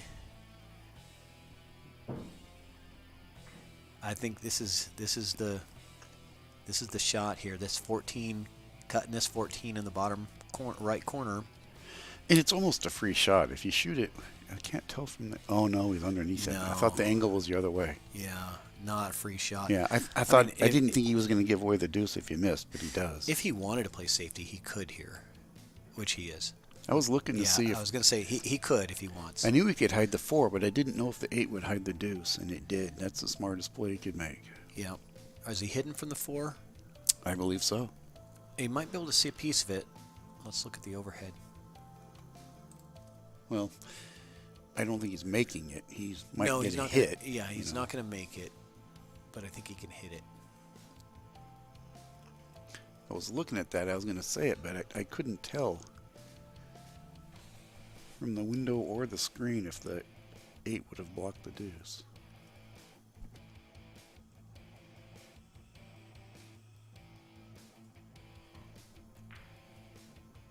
Oh, a bank shot. Oh, and it goes. What Wow. a shot. Highlight reel right there. He says, take that. Ladies and gentlemen, Ole is here to play. He wants to get on that hill right now. He doesn't want Jacked to mess up. around anymore. Jacked up treetop long cut here. This is a tough shot. He just said, "Who's the real Mike Peters? Yeah. Who's the real Mike Peters?" I am. I'm going to stand up. This is a game of pride for the namesake. Oh. You know what they say right there? I tell you what, what do they say right there? Same player. Yeah, The guy same- just same- drilled yeah. that impossible Same bank. guy. That's why we come back for this game, because it's like, Same oh, guy. Yep, same guy. So I shoot safe right here. Yep, I think he's thinking the Shoot same. to 15 and just slow roll it. I think he's thinking the same thing, because Kitsap Mike right now, he's not feeling his normal stroke, and so Yeah, I he got him. think he's just trying to make the game a little easier for himself, rather than to try to take chances like he was shooting a little more free earlier, and now that he's faced with his opponent getting on the hill, potentially, and then having to come back 3 games in a row, he's being a little more cautious, and he didn't grab shorty here, so he's not jumping. well, he's going back. Hold on, he's going back to his equipment. Yeah, I think he is now. Well, I don't see why you wouldn't. Yeah, I mean, it's if far you enough If away. you own a jump cue, you're jumping. Exactly. I mean, It's far enough away. The cue ball has time to settle down. It's not going to fly off the table. yeah, I mean, I know there's players that just don't prefer a jump, but if you own a jump cue, you're jumping this. What other shot are you ever gonna? Yeah. You're never gonna use your jump cue if you don't use it here. If you don't use it here, you shouldn't have bought it. This is the ideal situation. I mean, there's a lot of distance. So he's going overhand jump. He's darting it. Yeah, dart style, as you can see here. That's funny because wow, he got it. And he drills it. What a got shot. It. That's a beautiful shot. Ole Mike with a jump all the way across the table. Cut in the side to get on the hill right here. You like the cut in the side or the corner? Yeah, I like that. There's no way I take that corner shot. The side is much closer. The corner kind of looks like you could scratch too if you played it wrong. Well, the 15's taken just a touch of the corner away from him too. Yeah, I don't know. I think it's pretty open, but yeah, he likes the side too. So this cue ball is almost on the rail, and it's only about an inch off the rail here. So nothing easy here. Scott Aquan says side pocket. Nope. And he missed it. I saw him kind of jerk his elbow a little bit. The pressure got to him there. He just knew how critical that shot was. He could feel it. It's like when you start thinking about, oh, shit, I got a chance to get on the hill right here, Shoot to 12 and come around with some low left, come around 2 rails. Just draw straight back. Oh, his angle looked different. I thought he had some cut angle on it. I didn't think it was nearly that straight.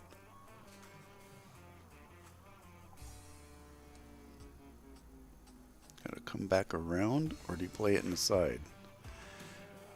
Oh, wow. He is not feeling it right now.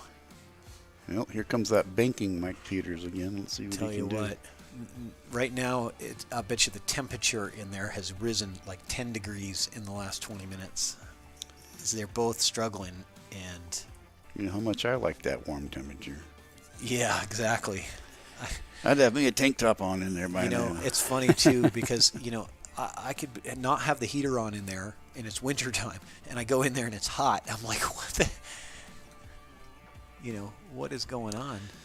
That's all them 98.6 factories.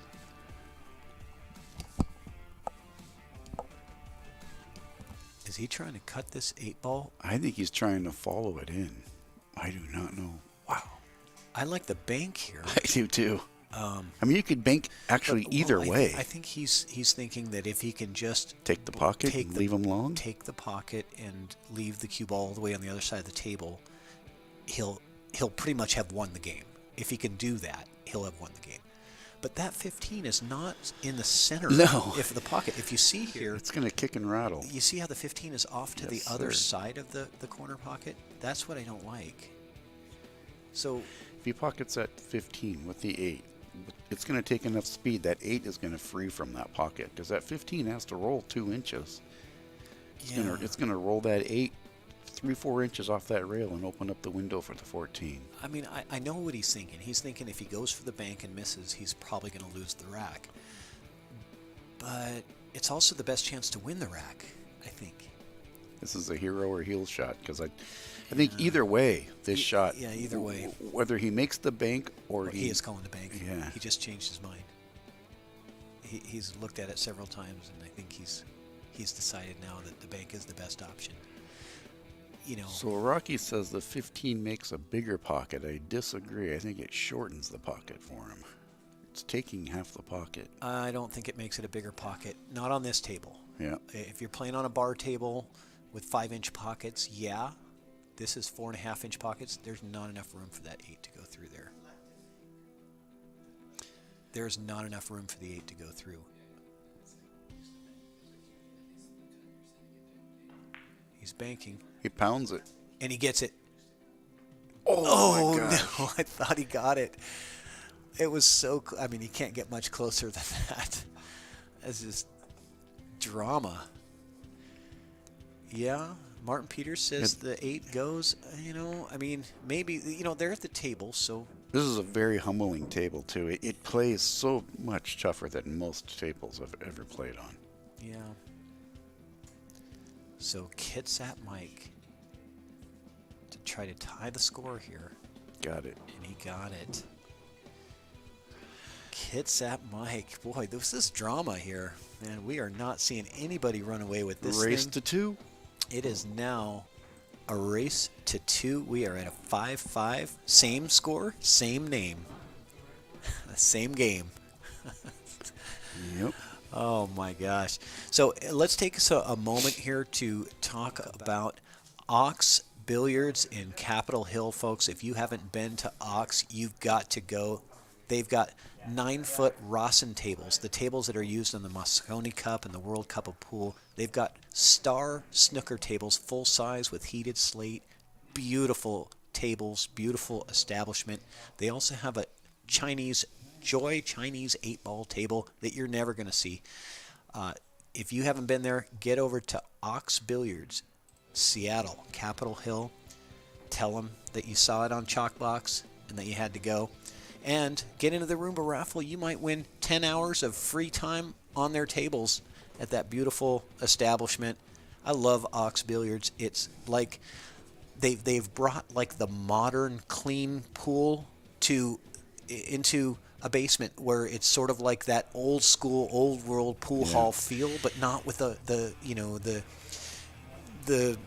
cloudiness and the smoke and everything else of pool halls of the 50 years ago. Old guys in the corners with cigars, Yeah, but it's like that same kind of vibe, but in a more clean and upscale establishment. I've never been there, but I've heard that it used to be a boxing training arena, whatever you want to call it.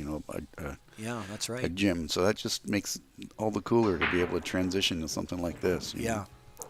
And pro tip, park at the QFC parking lot, but you didn't hear that from me because they don't have the... just go for a long shopping trip. Because the gate is broken on the...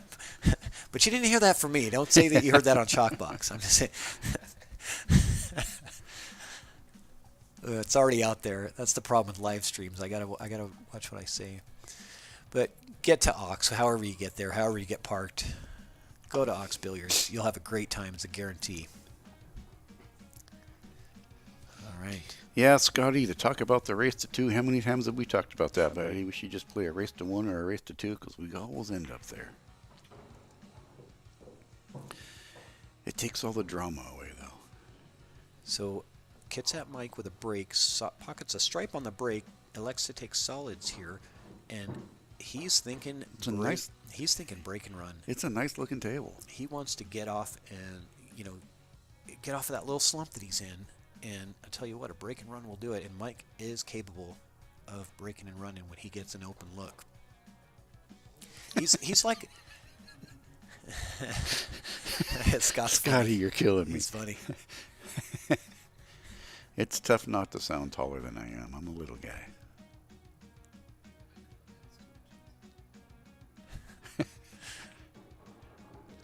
He says I'm 5 feet tall and 4 pounds of heavy. That means I'm Velcro.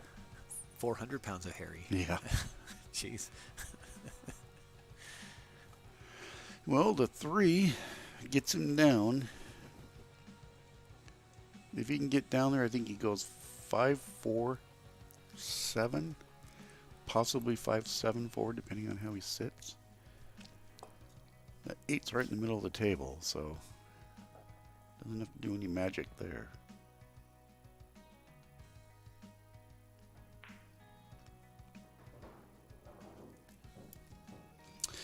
How much would this reverse the pressure if Kitsap Mike can break and run this? A lot. That would be a massive confidence booster for Kitsap Mike. And he was on the verge of going hill down instead of hill up, Yeah, but he's got to work here. He's got to work. Does that 4 go? I don't think it does. Let's take. Yeah, we're on the overhead. I don't think it goes. Oh no, it doesn't. I'm looking down the window now. It might go on the side. That's a tough side pocket, man. That's a really tough side pocket shot. Yeah, but he left him a treetop 12. That's about as tough as he could leave him. Maybe the 9. I can't tell. I don't think he has the 9 though. Yeah, let's take a look here. Treetopped over the 12. Yeah, I think he does have the 9. I'm pretty sure he does have the 9 here. I mean, that's what he's looking at. It's really not a treetop 12. He has a center ball hit on it. The 9 is the shot. The 9 gets you to everything. He was just taking a minute to compose himself and figure out the pattern that he wants to run these in. Well, Triple G says I need glasses. What did I miss up on? I must have called something wrong.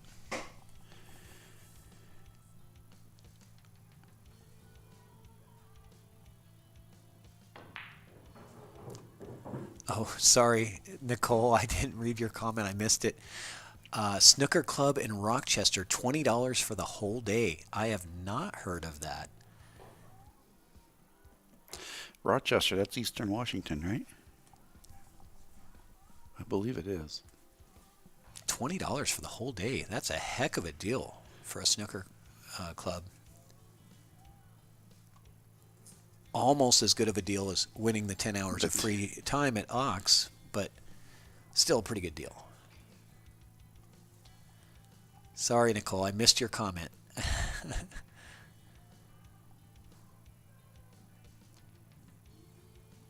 Sometimes you guys just got to yell at me in the chat. Read my comment. Drew says that you said the 9 didn't go. Oh. Yeah. Well, it's tough. You're so far away from the table here, and it's. Yeah, I tend to not make too many assumptions with the limited view that we have of the camera angles, but you never know. Okay, I like it. 15, 10, 11, 8. Slow roll on the 15, but he can't get too much roll. He can only get an inch or two a roll, or he's going to hook himself. Yeah, so a bit of a recap on this rack. Kitsap Mike was breaking and running, ran 5 balls, and then got stuck. And this is Ole Mike's first time to the table, so he has an opportunity for the table run here. Oh, That was good. that works. Does he have the 15? He's got the 10. I mean the 10, sorry. He's got to come around and keep the 8 ball out of his life, though. I like Unless he has the 11. the 11. The yeah. 11 looks a lot easier on the screen than it did when I was looking through the window. It looked pretty steep. I like punching the 11 in with some draw. With a little bit of draw, yeah. Yeah, come off the rail and back out to where it is now, basically. Yep. And then you have a real easy out from there. Looking through the viewing window, it looked a lot steeper than it does on the TV. I don't like playing the 10 ball first here. I just think it's much more difficult. Yeah, well, you're playing the 8 ball's right in your line. Exactly. The 8 ball is huge for your position. And it's just risky. Oh, Drew says you can zoom. That's how they knew the 9 ball went. They zoomed it on YouTube. Yeah, YouTube has the ability to, you can zoom in on your phone or wherever you're watching from. So he went all the way out. He went 10 ball first. Wow. And he's got a good angle to get on the 8 here. And I mean, the 8's in the middle of the table. 8 has 6 pockets. The beauty of this is when he cuts the 11 down, the cue's going to go to the other end. He will have an 8 ball shot, and his opponent won't have much of it. Oh, look at that beautiful shot. That was an incredible shot. Right down the center of the pocket, and he has got the 8 ball dead in the side right here.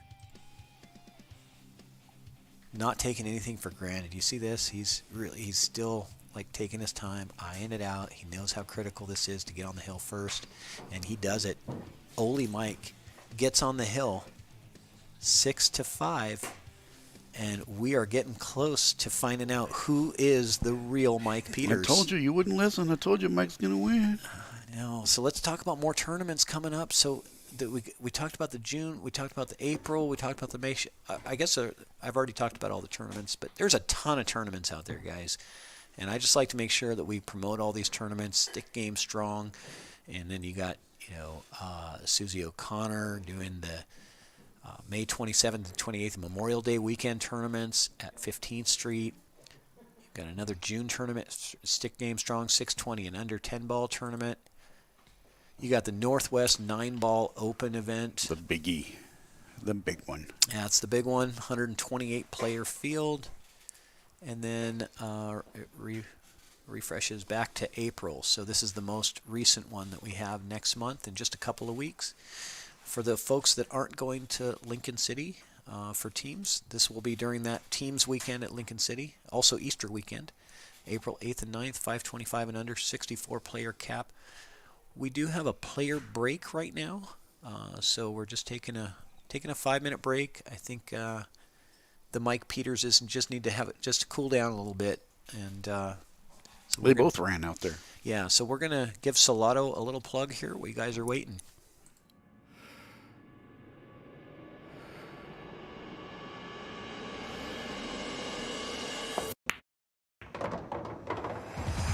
It's time to let your friends know you play for real. Salado is now awarding monthly cash and prizes to players around the world. All you need to do is download the app with your friends and start battling. Playing pool has never been more fun. Add real pressure to your everyday play with Salado. Any matches played, 8-ball, 9-ball, or 10-ball will count toward your monthly ranking.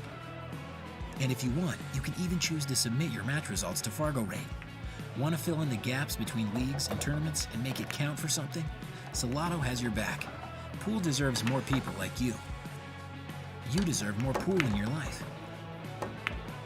Download Salado now and begin the next chapter in your ability.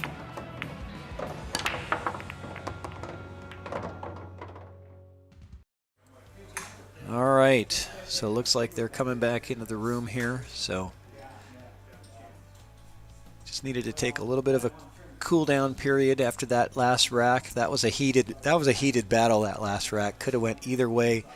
I tell you, but that was a one turn at the table. Each player had one turn at the table. Mike Peters had the chance to break and run. He didn't make it, and Ole Mike Peters comes back and runs the whole thing out. So obviously they're getting warmed up, and I can see the pressure. Ole Mike's got a little bit of redness in his face there. He's working in there. And this is good action. This is really good action. Sometimes these race to sevens, they last an hour. Sometimes they last 2 hours. You never really know. But on this table, and when you in a close match, 2.5 hours could go. Let's also talk about that Roomba raffle in case you guys haven't gotten in. Roomba raffle is going to be we're going to be giving away a spot on the show and a $100 buy-in paid as usual for the first ball that drops. A Predator jacket, really cool jacket. By the way, I got one for Marcello here. Waiting to give that to him because he's won that in one of the previous raffles. 10 hours of free table time at Ox, 1-year Solado Pro membership, an Outsville template rack set. All available during the Roomba raffle. We're going to draw 15 tickets at the end of the night. Out of those 15 tickets, each ticket that's drawn will represent a ball in the Roomba raffle. And as those balls drop in the pockets, the prizes are awarded.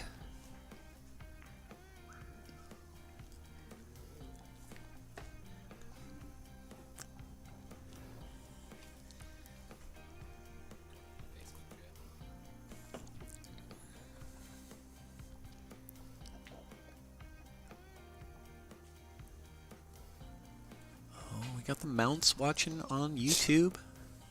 Dane and Christine Mounts. Always big supporters of the ChalkBox. Can't wait to get them back on.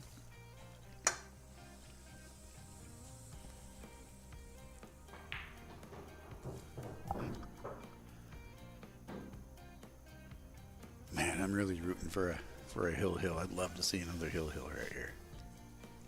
Not trying to play favorites, but... Oh, we got a Roomba raffle entry for David Ringler. Nice. Thank you so much. David Ringler, we're getting your tickets. I'm going to fill out some tickets for you right now. If you grab me 10 tickets out of there and the Sharpie that's right behind that bin right there. And since Adam's right behind me, maybe he can fill them out for me. Just write Ringler on them. Ringler, yeah. There's only one. Unlike Mike Peters, where there's two. There's only one Ringler.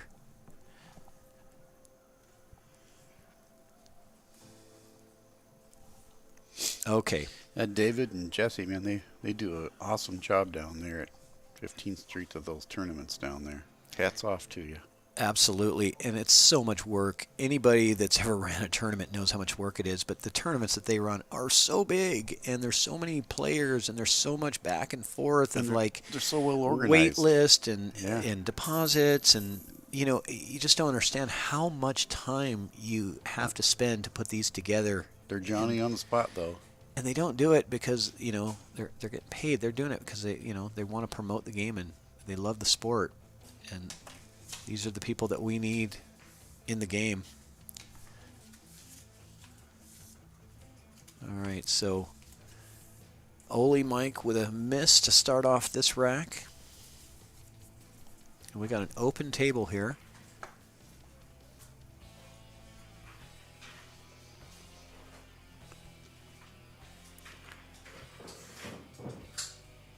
And Kitsap Mike starts off. And it looks like he might have this 3-ball. Let's take a look. If he's got the 3, he's got a good opportunity to get something really going here. He must not have that. That 3 must not pass the... I don't think it goes by the 10. Yeah, it wouldn't. He would have taken it if it did. And he'll definitely take it here if it does. Oh, no. You got up in Never Land here. If the 3 doesn't pass, he almost has to bank it right now. Yeah, that's what he's looking at. Yeah, he is. So it definitely doesn't pass the 10, unfortunately for him. But if he makes this bank, he could have a good chance here of getting something going here. Nope. Yeah, double kissed it. Cue ball came back and pulled a Matumbo on him. Boy, those are the days. Remember the year that Matumbo and those guys took out the Sonics? Yeah. He laid on the hard court there, holding the ball in front of him, you know. Was that 30 years ago? God, am I dating myself? But I was only 2 at the time. You know. Yeah, right. It was the first time that a number 8 seed took out a number 1 seed. All right. David Ringler, your tickets are in the hopper. Thank you, sir. Freight Train Dane is undefeated in the box. That is correct. There's a few undefeated chalk boxers out there. You are one of them.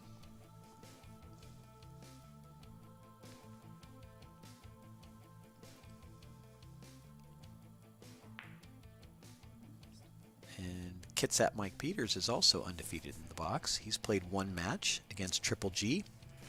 He's only played once? He's only played once on ChalkBox. It was against Triple G about a year ago. And they played a race to 12, and Triple G insisted that they do a win by 2 scenario. Yep. And Mike said, fine, we'll do win by 2. And guess what? Triple G got to 12 first. He got to the hill first, but he couldn't do it by 2. He got to 12 first. Yeah. But it was win by 2. Yep. And he ended up losing the match 14 to 12, I believe. So that win by 2 ended up costing him. Changes a lot. Mm-hmm. He would have won the match if it was just a straight up race to 12. Now look at this. He can get himself over onto the deuce. He rolls straight over, shoot the deuce with stop, and he's got the 8 in the side. He's using top. Yep. Oh, stay out of the game. Oh, 13. He's going to be good. He's going to be good. Perfect. Oh, maybe not. I don't know. Oh, I thought. Yeah, he does have it. TV. I thought he had it. Hold on. Let's see here. I gotta. He looks like he's trying to spin a little bit. Yeah, he did have to spin that a little bit, didn't he? He just didn't get enough roll out He of was that. like a quarter inch away from being perfect. Yeah, we were almost hill. And now, Ole Mike Peters is at the table with the opportunity. He might have to play some strategy here. There's no reason. You don't have to go crazy and have to run this out. You have enough obstacles out there if you get into a situation where you can play a safe. He's got to get the 11 out of his life to give the 13 a pocket. I agree. 11 is the priority here. I don't know if I would have done it quite yet, but he got away with it. Well, I think it was, yeah. I would have taken the 14 and got a little closer, just in case he missed. It was, like, ooh. Yeah, or even play safety first. No, I think the out table was there, but he's digging on this 15. I'd roll after it. Oof. Stun followed. That's why I was thinking roll after it. He would have clicked that 8 and opened up that 9. He's got the 13 now.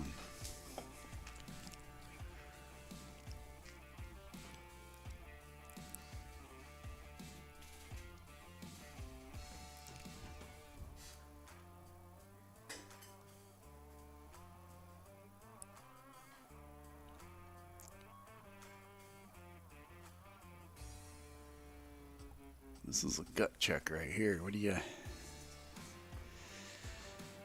Yeah, because if you stroke this with low to try and get yourself a good lead, you run the risk of getting that pocket monster spitting it out on you.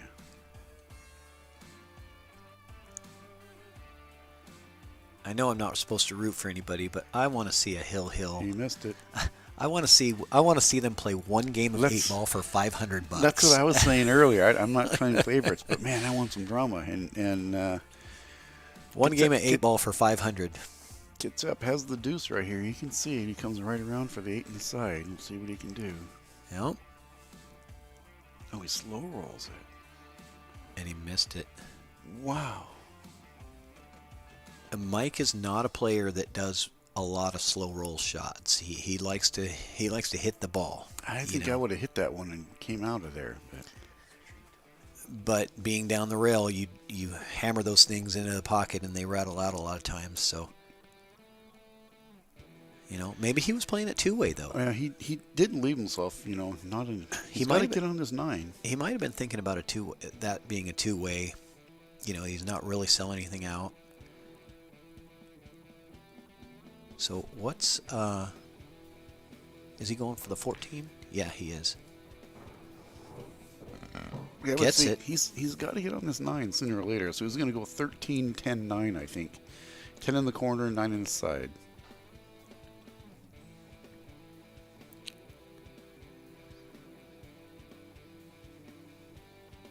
That's who he's looking at right now.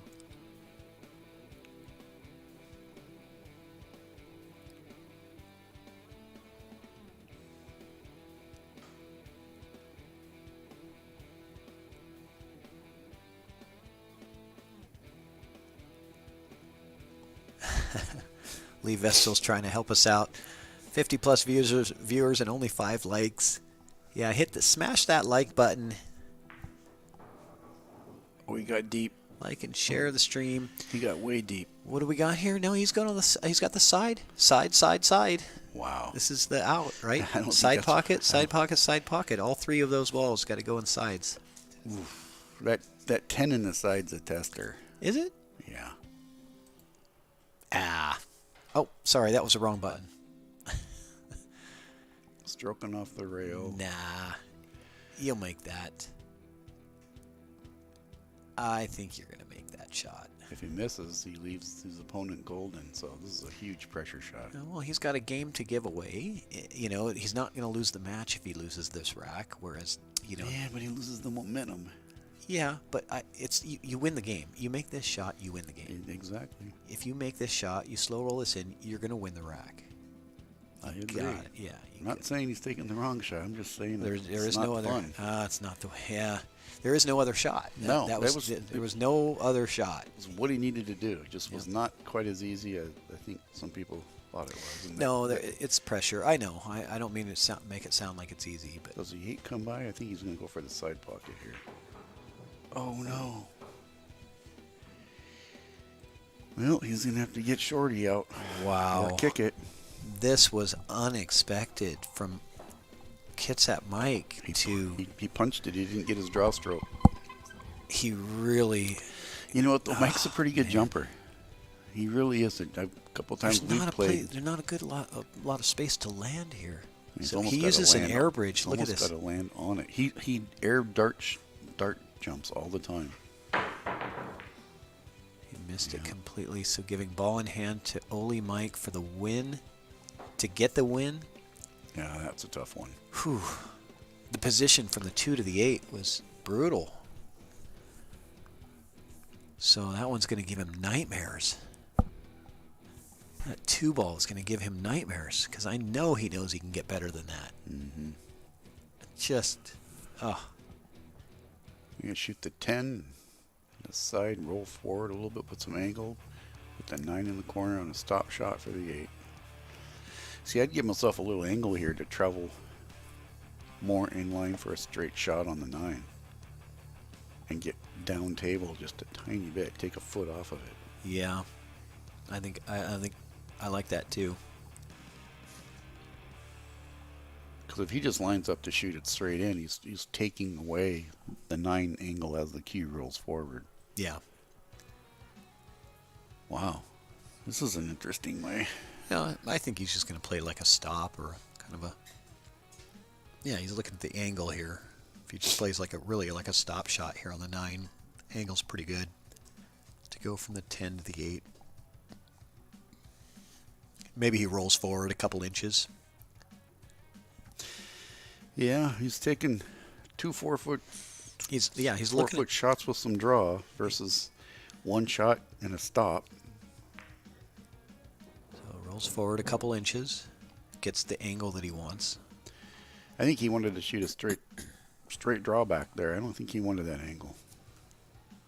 No, he didn't. No, he did because he was looking at the shot from that spot. He was going over and eyeing what it felt like to be in that exact spot. So this is exactly where he wanted to be.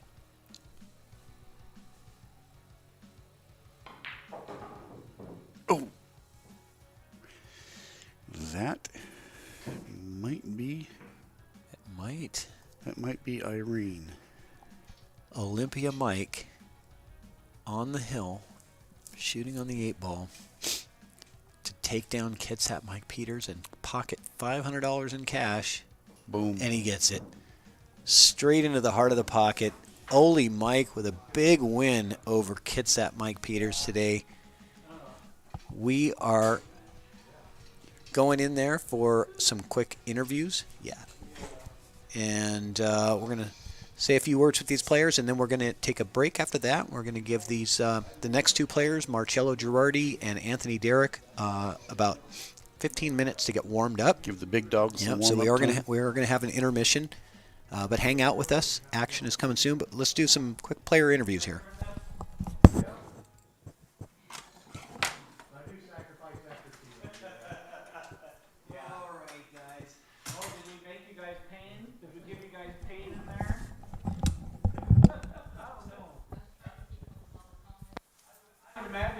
You know, I think the pain might have been felt more in here. There was some definite painful shots. Hold on a second. Let's see what we got. Switch the camera. 2. Okay, we got to get the right camera angle. So let's get Kitsap Mike Peters over here. Boy, let me turn that mic on for you. That was tough to commentate. I couldn't say Mike Peters. I had to say Kitsap or Ole Mike, Kitsap Mike. But I'm sure it was tough to watch. Definitely tough to play. You know, it's always tough to play. Yeah. That's why. My draw shot, I couldn't figure it out. Boy, you know, let's talk about that last shot you had on the 2-ball to get on the 8. That was brutal, right? I mean, it's crucial. Your opponent's on the hill. You have the out. Had a big window. You had just got past his ball. a big window. You could put that right in the I thought middle. about going back and forth, but I was like, oh, the angle's good for the draw. The draw took, it was fine, but Yeah. I'm just not hitting low enough tonight. It's a tough game, you know, and certainly I know you've played a lot better than what we saw in the match tonight. You did have some good shots in there, but, you know, overall, you know, starting off with a 2-0 lead, and then, you know, he crept. At least one of them was handed to me. Yeah, yeah. Both of them might have been, I can't remember, but Yeah, and then you had that break and run a couple of racks ago. Well, it was looking like a break and run, and then cut on the it floor ended to the early, side. and then he cleaned them all up after he that. ran out. He ran out, so he had the table run on you. So I think in the beginning we saw a lot of mistakes on both sides. In the end, it was you guys were getting warmed up, but it was just those couple of crucial errors that just, you know, kind of killed it for That's you. all it takes. That's all it takes. In a short race of 7, that's all it takes. But, you know, hey, Ole Mike shot good. You know. I was happy to get back to 5, but Yeah. tied it up at 5. I was pretty happy at that point. Well, thanks for coming on and competing. thanks for having I'm me. glad we got you set up with a match, and Good you know, practice for Lincoln City. yeah, congratulations on middle game. winning the Roomba raffle. Got you on the show, and you know, so you didn't lose the whole 250. You only lost 150 of it. Yep, some house money. Yep. So you got some of the house money going to Olympia. So, but well, thanks again for playing. Thank you. And let's get Ole Mike on here to get him paid off here. All right. Ole Mike is so. One of you's got to change your name, so I guess I keep saying Ole Mike, but now you're Mike Peters. You are now Mike. You are the real. You are the real Mike Peters. My mom will be happy.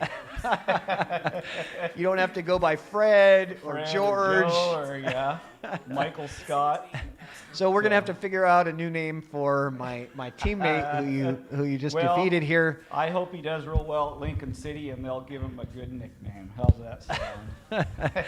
Well, we have got a match on Tuesday that we're practicing for Lincoln City, so that's gonna be fun. So I've got $500 in cash there for you.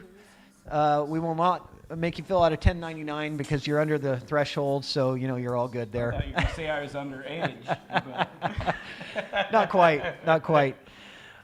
So congratulations on your win Thank tonight. you. Yeah, Thank you. you played well. You started off, struggling big time. I mean, I know the 8-ball that you missed in the beginning is like, I just heard it in your voice. I heard the sigh, and it's like, man, I can't believe I did that. And yeah, I never did lose my rhythm. I just kept playing, but we left so many games on the table that we would, you could have almost picked our names out of a hat every win. yeah, I had one good run, but he gave it, he had a great run going, and that gave me the opportunity. But yeah, it could have been we could have, it could have been 7-zip either way. We just gave each other Right. chances. Right. So Yeah, and it always goes that way, unless you got one person that's really hot. But this table evens it out, man. I mean, it just makes it tough. I was happy to have a couple TV shots, but I didn't follow them up. I missed my next shot both times. You had a couple of highlight reels. Did you get to watch on the I replay? didn't. We've got the TV No, on there, not at so, all, so. watch your instant replays. Yeah. Well, we got to get these other guys in here to get practice and get warmed up for their match. Okay. So congratulations Thank again, you again, and thanks for having us. Yeah, thanks for coming out. Great shooting, Mike. All right.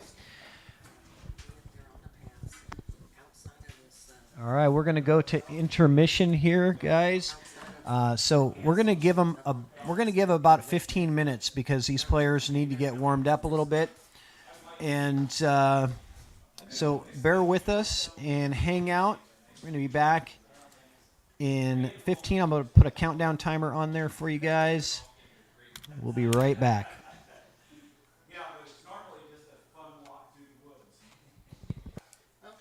I didn't see your back. I didn't see your.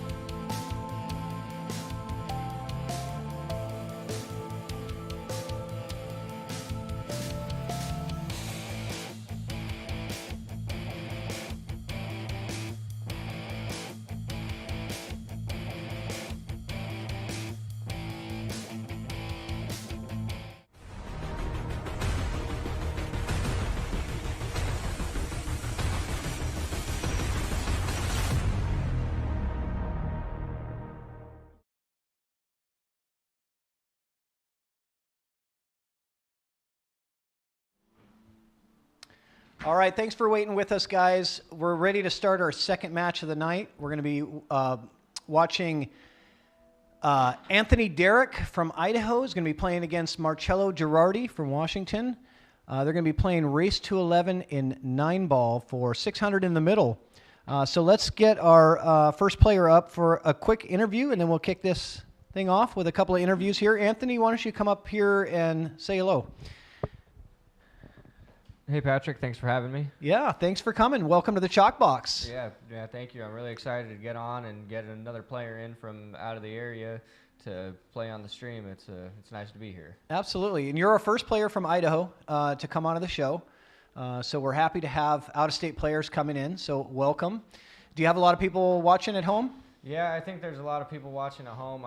Shout out to the Firehouse back in Nampa, Idaho. They got a little bit of a watch crew going there for me. So hopefully I got a good crew going there. And then I got everybody at home just, enjoying kicking out their night. So hopefully they can wind down and watch some good pool. Good. So you mentioned that there's a live stream show over there. Do you want to talk about that? Vizio or Vision? Vision Pool is Vizion. Something that Alex Vogel and Russ Zorn have been promoting a lot in the Boise area. It's a big upcoming thing for the pool, and we've been adding a lot of money to a lot of tournaments in the area, and it's just we're getting a lot of new players in the area, a lot of games and robustness into the Fargo system. We believe a lot in the Fargo rate over there, so we're trying to get everybody as established and well-rounded as possible over there. And that's Vizion, Vizion. Yep.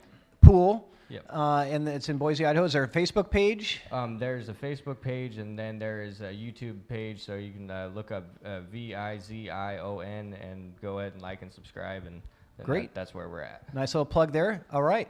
And so when we met in Lincoln City. So I remember we played in a mini tournament, and your play just really impressed me. It was I felt like I broke and ran the first rack, and then after that, I don't even think I won. You didn't miss a ball. I felt like it was a race to 5. And it was impressive to me. And you were talking to me about your game and how you've really worked hard to improve. Like just a couple years ago, you were a 530 or something, or 540. Yes. And now you're a 600.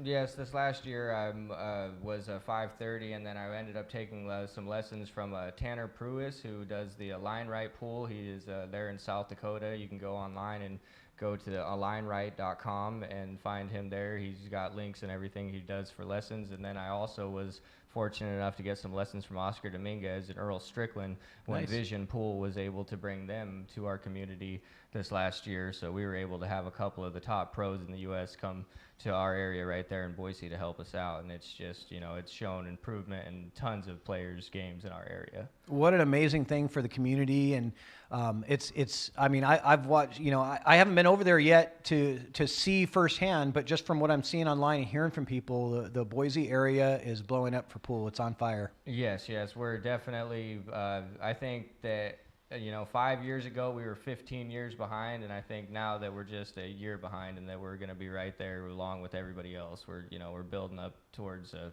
good thing there. Great. So did you do anything to prepare for this match tonight?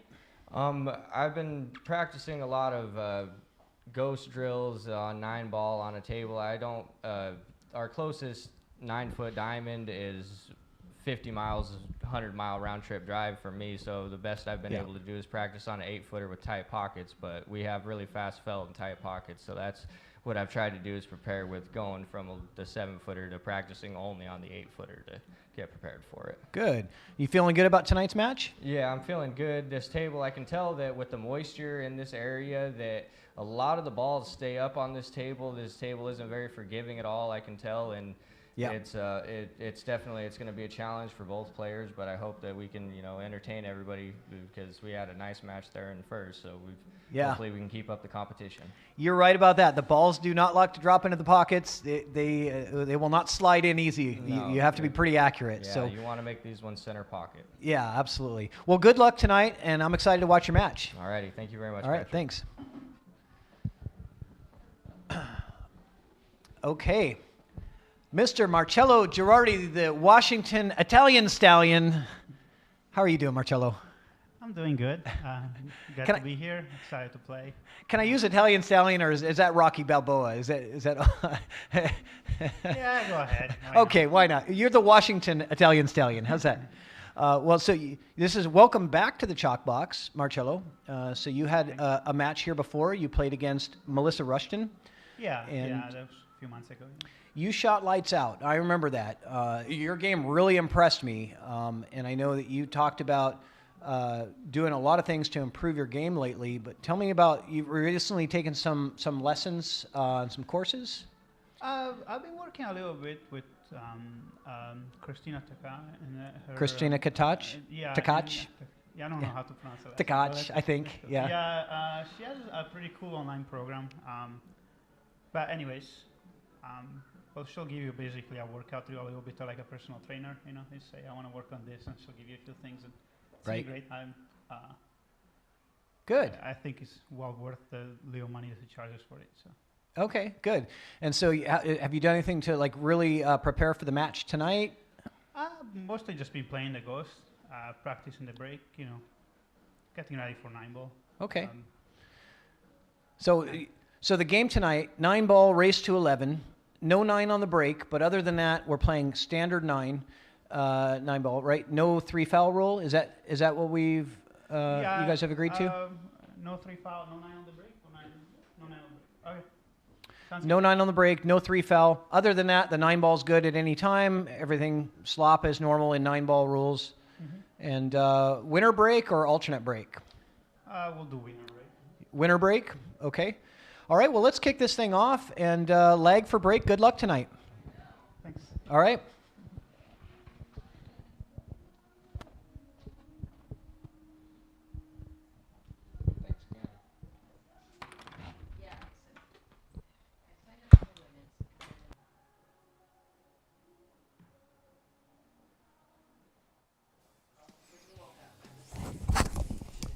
Okay, I got to change the scoreboard here, though, don't I? Yes, sir. All right, it's no longer the battle of the Mike Peters. We have moved on, and we are. Let me get these players updated here. So we've got Marcello Girardi.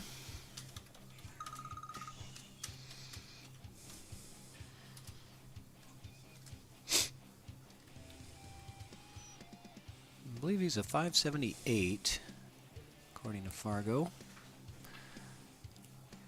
Let's put the zeros on here. And Anthony.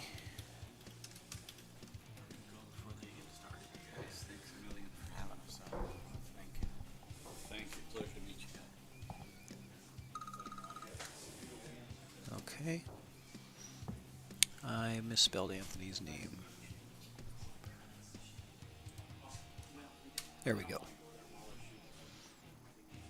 And this is going to be race to 11. All right, we're ready for action now. We got the scoreboard updated, ready to go. Thanks for hanging with us, guys. This is going to be a good match. Really excited that we're getting a player from the Idaho area on the ChalkBox.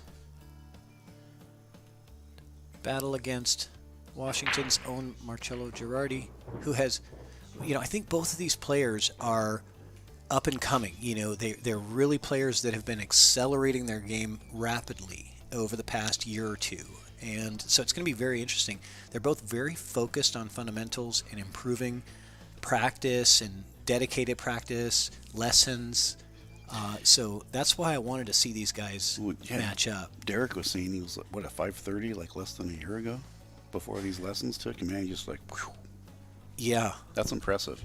Yeah, and it's not like he has 200 robustness in his Fargo. He's got thousands of games in his robustness. So to go from a 530 to 600 is not easy to do when you've got that many games of robustness. Yeah. Well, the difference of commentating 9-ball.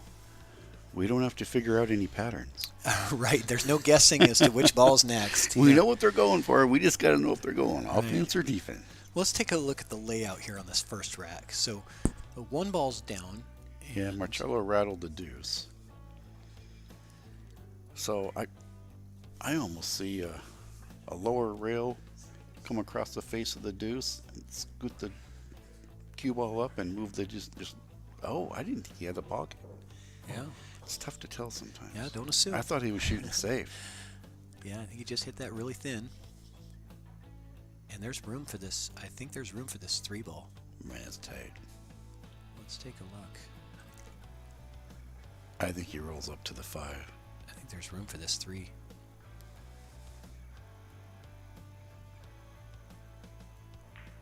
Yeah, that's what I thought he was going to do. Yeah, smart move. You got him. Yeah, at this level, you can't afford to give away too many ball in hands when there's only 9 balls on the table, you know. Well, and every time you make a ball, there's that much less traffic. Yeah, only 6 balls on the table now. So, yeah, you know, I tell you, Marcello has impressed me tremendously when I've watched his game and the focus and dedication he puts into it. But the same thing I could say about Anthony, and that's why I've been excited to watch these two go at it here. But Anthony's a strong player. You know, when I played him in Lincoln City, it was only 1 set, but I was just like, this guy doesn't miss. You don't get up to that 600 number by not being a strong player. I just couldn't believe it. I was like, wow. I think he was a 592 or something when I played him last fall in Lincoln City.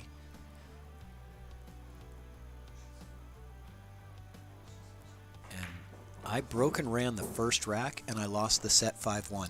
Oh, jeez. But I barely got to shoot. Yeah. Like, you know, I got out when I... And that's alternate break, too. Yeah.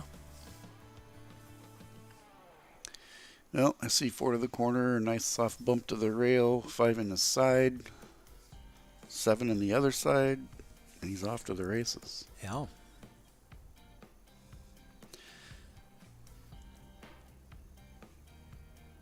Five, 7, and 8 are probably all side pocket shots.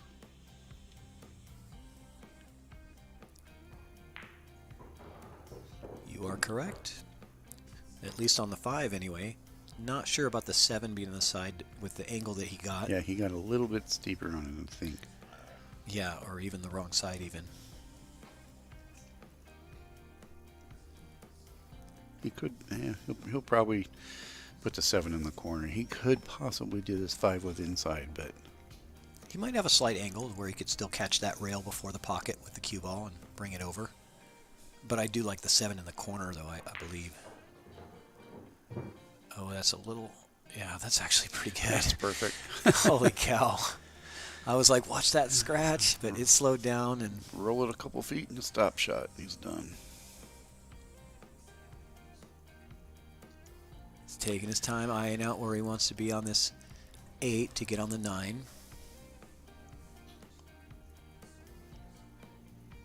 He's got great fundamentals. I'm watching him through the window, and I could just tell, you know, that the fundamentals are there. Yep. Little draw shot pulls him down table and over. He'll probably have like a 4-foot 9-ball shot here.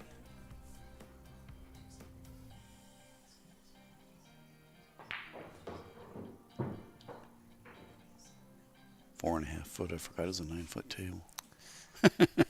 Yeah. Well, half the table is 4.5 feet. Yeah, that's what I say. So, got a lot of people from Idaho watching. Russ Zorn says, "Get him skinny." I could see that would be his nickname.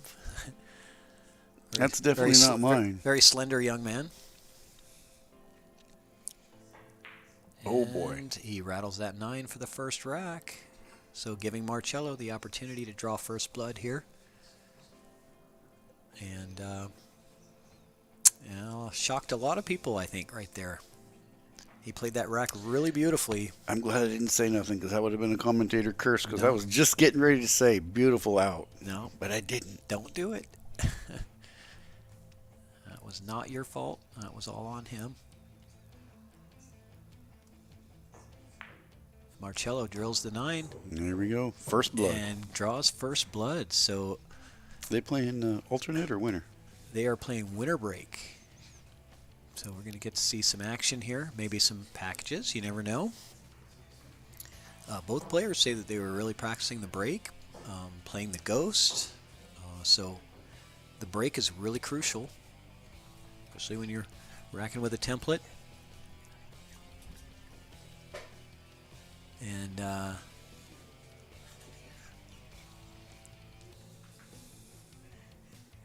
yeah, so this is... It was a very unfortunate start for Anthony, but race to 11, you can get away with some of those. Played perfect shape the whole way. And then Yeah, he did. That surprised everybody, I think. Everybody that was watching was like, huh. But Marcello's going to take out the wing ball and see what he can do here. Breaking from about halfway between the rail and the first diamond, and going for that. He did not pocket the wing ball there. Yeah, he was a little Obviously, further off but the rail than I usually. He did kind of fluke a ball in and gets really good shape on the one, so that was fortunate for him. Yeah, Marakumo, Mr. Todd Shirley, that 525 and under, I believe that is Lincoln City weekend, so there's probably going to be quite a few people that don't make it that normally would.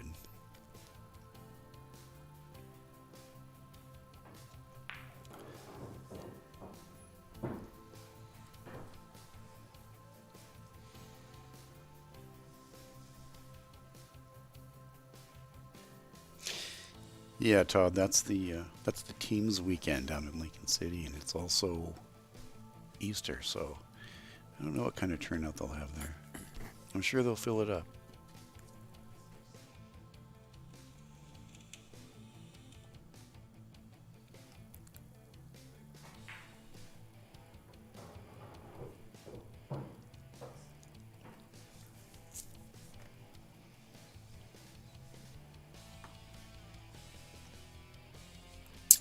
Well, we're at 38 and 25, so they're climbing back up for us. Yeah. Throw the shares out there, people. Spread the word. Well, we still had about 50 that were hanging out through the break, so just waiting for this match. So They were going to the fridge. Here and we go with making- a draw shot. He's got to draw. Yeah, that was a beautiful shot. I was going to say he had to draw between the 5 and the 8 to get down for that 4, and that was just beautiful. Just like that. Unbelievable. He didn't even bump either one of those, because if he bumps one of those balls, he's not going to get that shape, and he got absolutely perfect. He's got to be happy with this. Giving him, here's where he wants to be on the 5. He's pointing with his cue.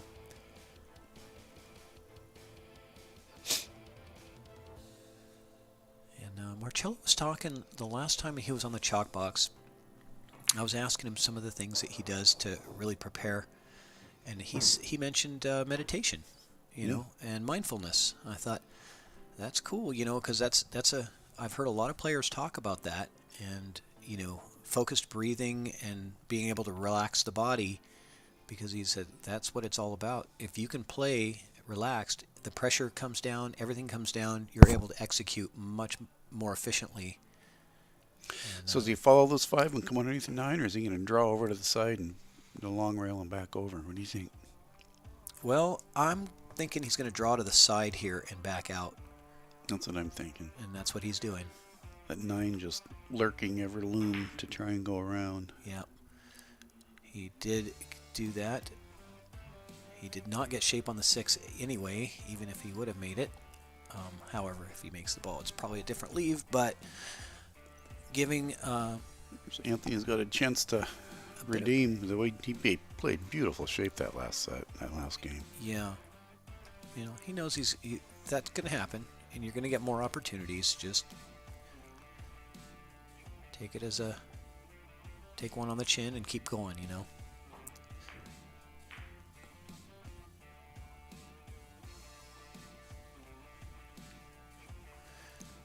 So he mentioned the humidity out here is in this area, this region.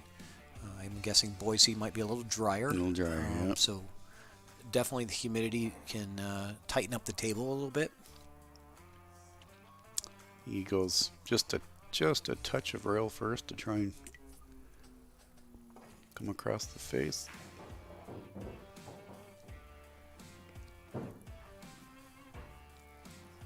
Would have liked to get another foot of roll out of that cue ball.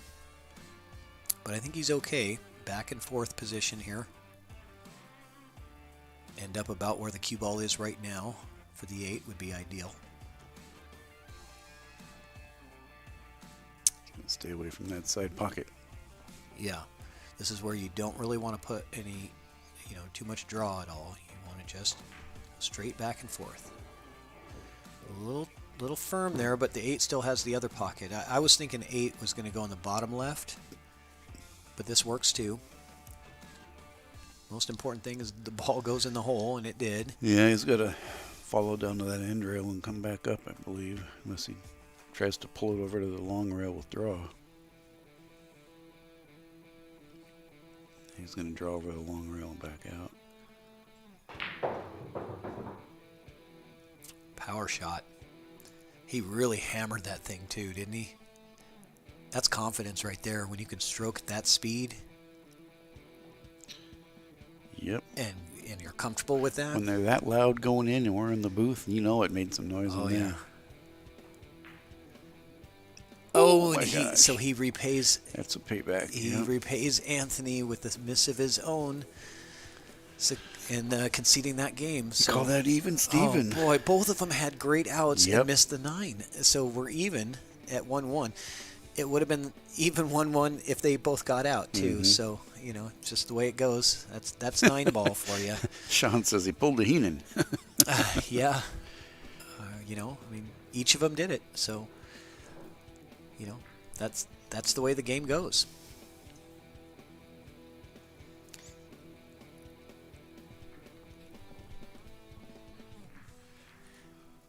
Well, that shot that he drilled on that 8 ball to get where he was trying to get with position, he had to hit it that hard, so but that just tells you something about he's got finesse and he's got power. I think both of these players do.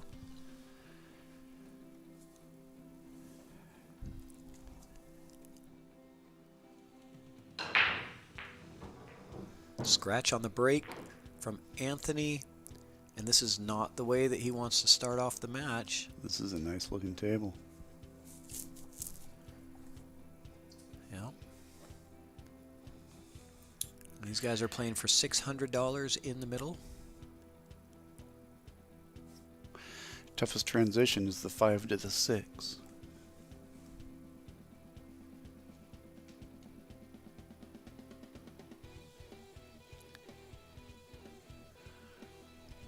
I wonder if that does that. I don't think it does. That 6 ball slide past the 8 into the corner. Can't quite tell. Well, let's take a look at the overhead. It's tight, but I think it goes. The 6 going by the 8? No, I don't think. It's tight. It's tough to tell. No, I don't think it would. That 8 looks like it's right in the way. In fact, I can see through the window. It's definitely in the way. Is it? Oh, yeah.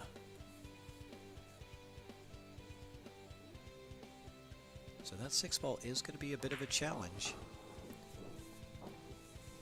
There's Marcello leaving himself an angle on the 3 to get down to the 4. Going to use some top here and come around to the other side of that 9 ball. Make sure he clears the 9 here. You don't want to hit this too soft. He could draw the 3 and come on the back side of the 5 and use that to get around on the 6. He's got the 4 next. Oh, I forgot. I didn't see the 4 down there. Yeah.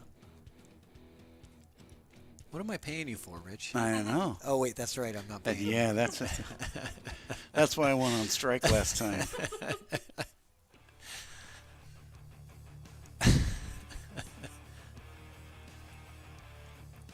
I'm going to go get me one of them NFL Player Association.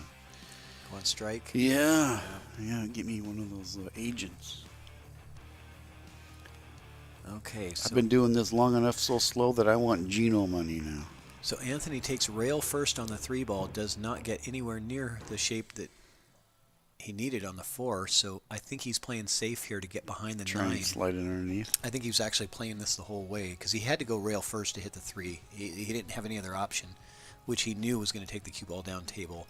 So I think his idea was do that shot and then safety here, roll down behind the 9. That's a small little window to get in. Okay. I think he's taking the shot. He is. And it doesn't quite have the legs to go. Doesn't quite And the distance. We're still looking at this 5 to 6 transition, you know. Right. So he's got the 4 and the 5 in the side, no problem. 4 in the corner, 5 in the side. I think he tries to get the angle and follow the 5 and clip that 6 and move it. Unless he tries to bank the 6. Well,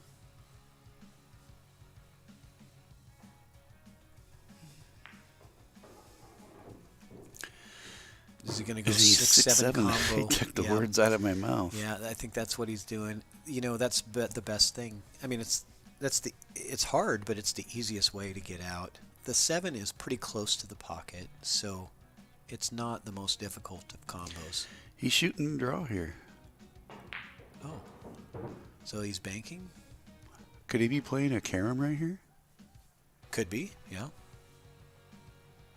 Yeah, could be playing carom. That's tough. You could play the carom or the bank here.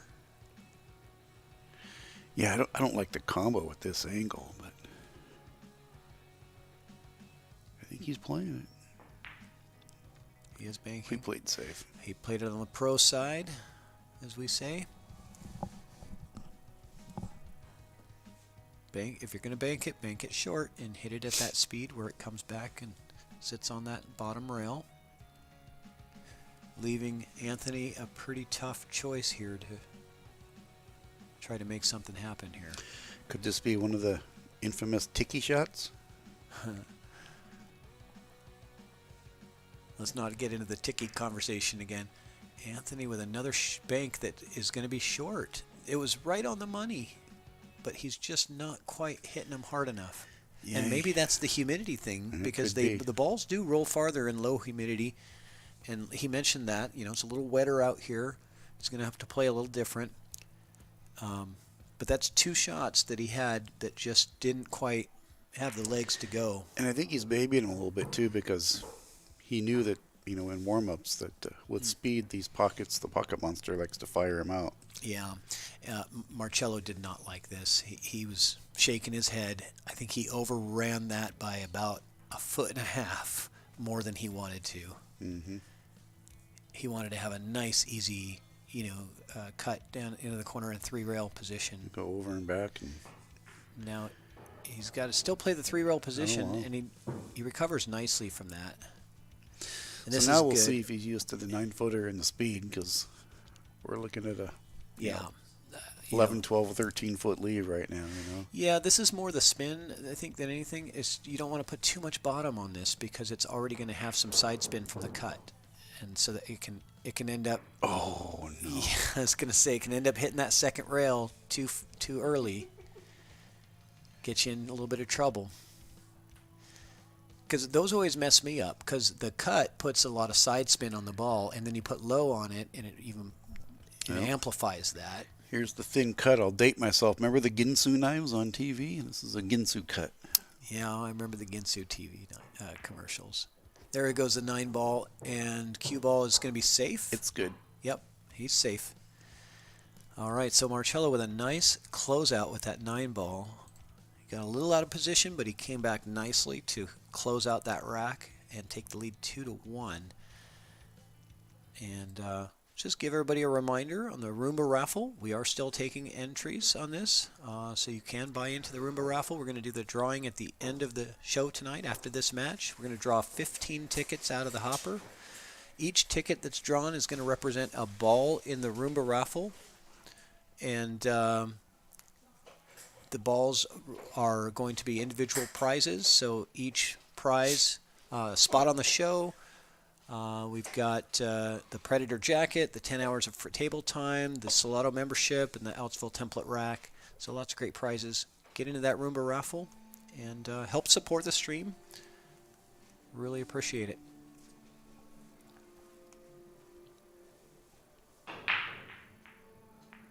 Still haven't seen a wing ball break. Kind of odd.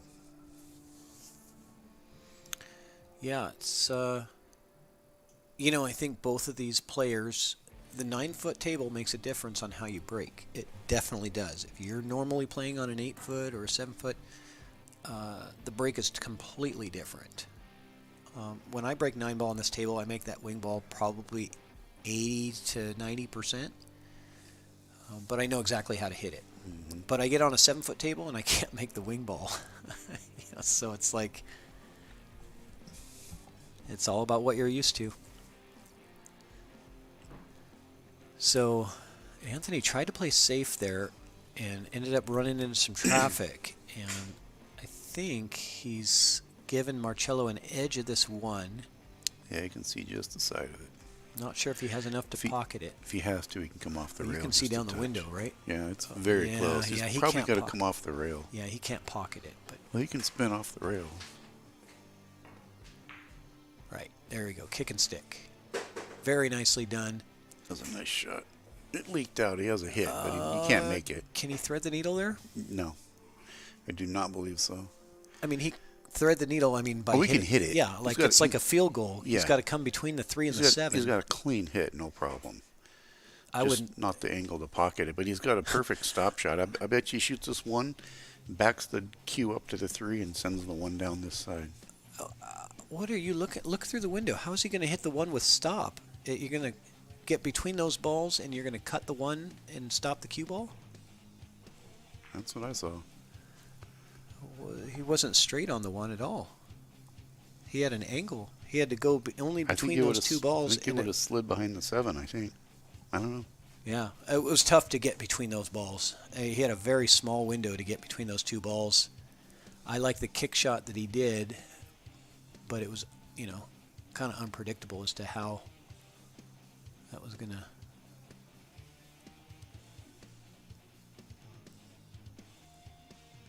work out. But he's got a 2 rail or a 3 rail onto the deuce right here, I think.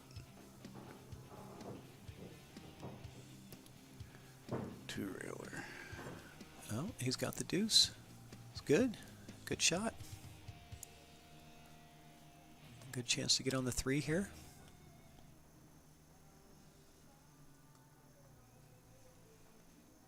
I'm curious as to what he's going to do with this 6-9. It could be a 9-ball combo. Oh, using the 8 to stop the cue ball. I don't know if he intentionally did that, but the speed that he shot it at made me think that he was aiming for that 8 ball, because if he missed the 8 there, he's going way far away from that 3. But hitting the 8 like that was perfect. He tries to slide down and move the 6 right now. Nope. Wow.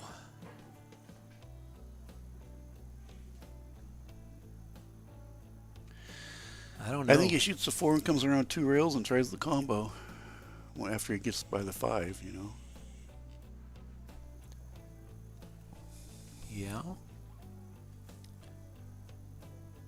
I just don't see him breaking that out.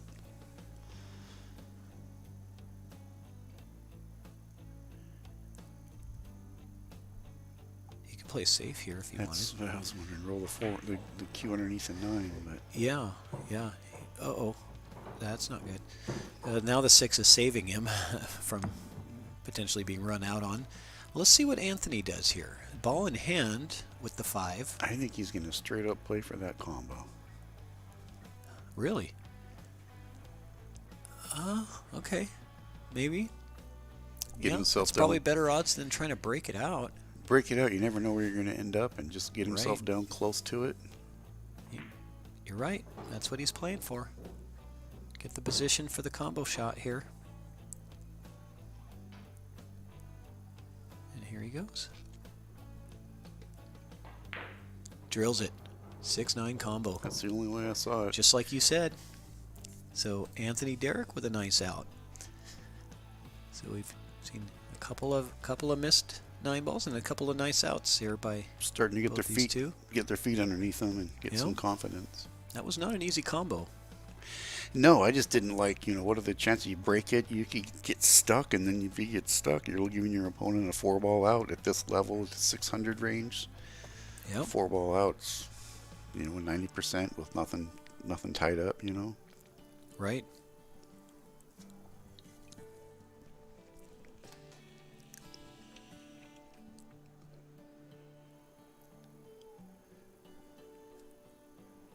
Race to 9. Yeah. And just a reminder, you guys are watching ChalkBox Productions.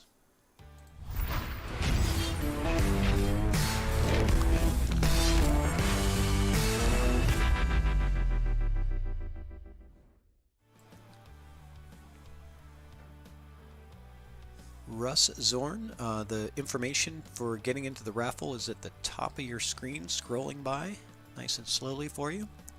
Got PayPal, Venmo, Cash App. There's a wing ball. Or Facebook Pay. Our Venmo, PayPal, and Cash App are all at ChalkBox 420. Just by coincidence, by the way. Made that on April 20th, right? ChalkBox was already taken. I had to. They recommended a number to be decided, and I just went with whatever they recommended. I don't have anything to do with it. That's my story. I'm sticking to it. Just like Colonel Klink, I know nothing. Well, you are dating yourself now. Colonel Klink. Oh, they were reruns. I saw them on YouTube last week. Right, Nick at Night. Yeah, okay. Oh, what a beautiful bank shot right through the wickets. Man, he threaded the needle between the 7 and 8 and drills the bank. He got that proverbial 50-yard line, though. Oh, man, that was a beautiful shot. No, he's good. That 2-ball passes the 4, and he's got an angle to help him get over to the 3-ball. Just got to stay out of the side. Yeah, he does have to move. He does have to put some spin on this. Inside, he put a lot of inside on that to get on the 3. Beautiful shot. A couple of beautiful shots right there. He's hitting the highlight reel for sure on this rack. And I think he's, once he starts figuring out the table and the speed, we're going to be in for a heck of a match here.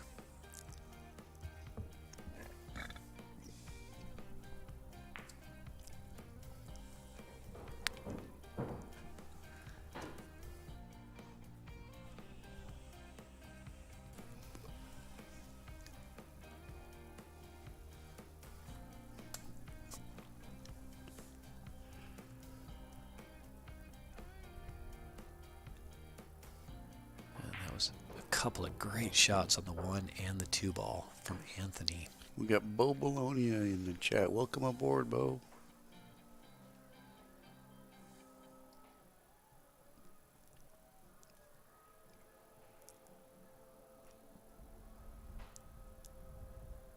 So this 7 down here. What do you think? So was this Anthony's break? I believe he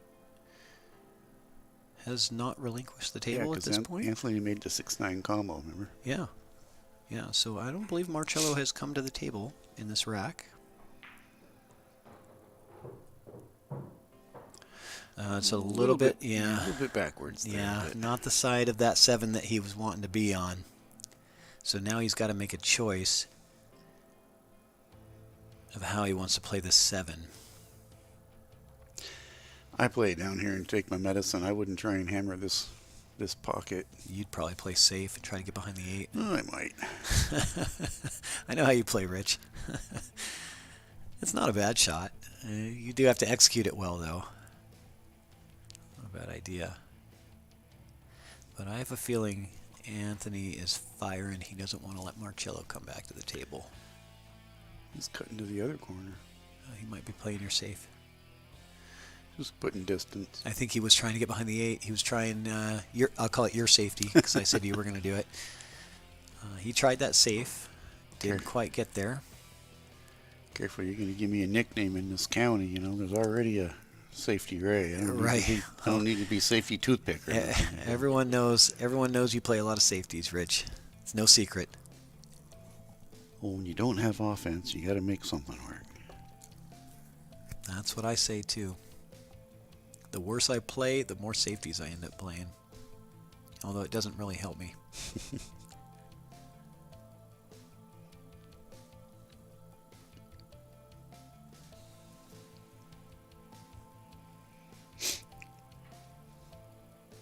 So, a bit of a tester here for Marcello.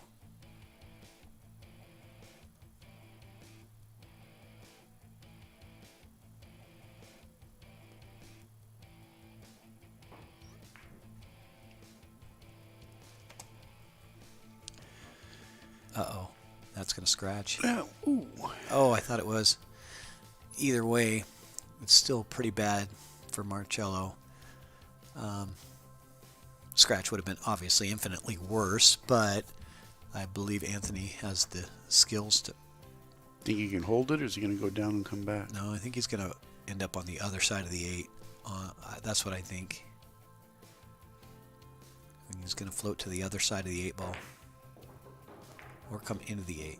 There you go. Uh-oh. 9 ball might play huge. It will. Let's see. Let's get to the overhead here. Yeah, that 9 ball is right in his way. Shaking his head in there. He doesn't like it. He's going to have to kick at this. Not optimal. Maybe he doesn't. Maybe he has a cut to the corner. I think he does. I think he might have the cut to the corner here. It's do or die. Let's take a look. I mean, he could actually shoot safe, bump the cue down center rail on the other end, and put the cue on his end over by the 9 and make him bank something. I really need a telestrator for the viewers so that you can they can know what you're talking about. I couldn't follow you. You're pointing your screen and I still don't follow you. Oh, what a good try. And a great, that was very thoughtful. Playing a two-way on that bank shot, knowing that he's going to get the cue ball down here. It was pretty much a shot I was talking about, but he tried to two-way to also make it. I was just talking about leaving the 8 further down, closer to the rail. I can't tell if he's got the sight of it or not. I think he does.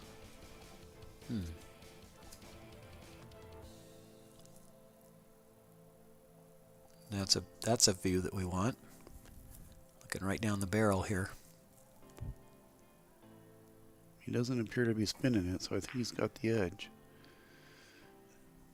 Not enough of it. So a great... He overcut it. A great shot by Anthony Derrick to play that two-way bank like he did. I mean, he really played that at a great speed and everything to get himself another opportunity at this rack. That's tough, man. That's tough to beat. No. Oh, no. That is brutal. This game, that's why a lot of people just can't play this game, because they just, they can't handle the, the drama, the highs and the lows of the mistakes like that. Because, you play everything so well and you do everything right, and then that happens at the very end of the game just hand it over to your opponent. Yeah, I wish we could see a rerun on that. For you folks on YouTube, maybe you can. I could have swore that was going to hit the side ditty, and it just had enough of just slow spin, and it just slowly veered over and went in. Yep. Yeah, Josh Carlson says, ouch. That is definitely an ouch for Anthony. So, couple of late game errors already. 3 of these 5 games, we've seen late game errors that have cost the rack. 2 missed 9 balls and a scratch on the 8. And a dry break by Marcello. And the way Anthony started that run out, it looked like he was going to break and run that rack, and then he gets in a little bit of trouble. He kind of blows his safety, but then he gets himself back into the game for a chance to win and then scratches. So that was a heartbreaker for him, because he had so many different ways to win that rack, and he still ends up, giving it to Marcello.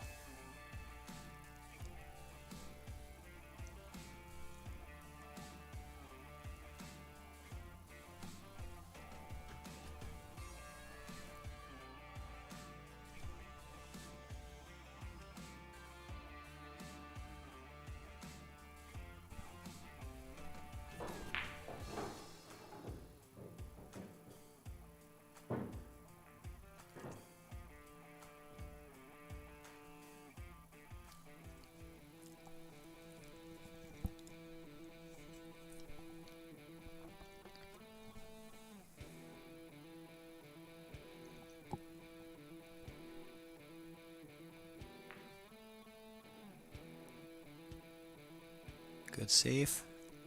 Gives him an edge. I can see it. He's got an edge of the ball. And that's a big deal in this game. Just being able to see the edge is a big deal. He can see a half a ball, really. More than just the edge. He can see about 50 or 55% of that 2 ball is available to him. So let's see what he wants to do with this. He's trying to stick him behind the 9, maybe? He's trying to bank it. Yeah. That was aggressive. Oh, and he gets, I don't know, does he get safe? I can't tell. I think he's got the deuce. I think he does too. The overhead says he has it. With position. With the right angle to get position on the 3.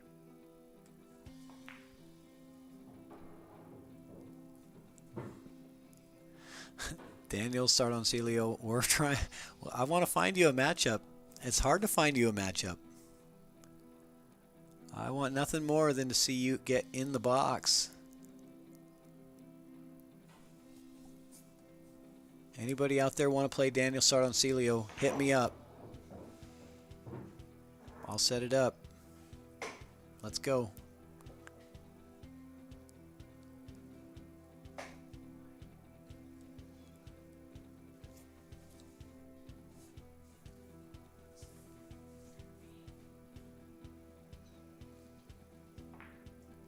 Pretty sure it's got to be at least a grand. No nickel and dime stuff. You want to play Daniel, you got to bring your wallet.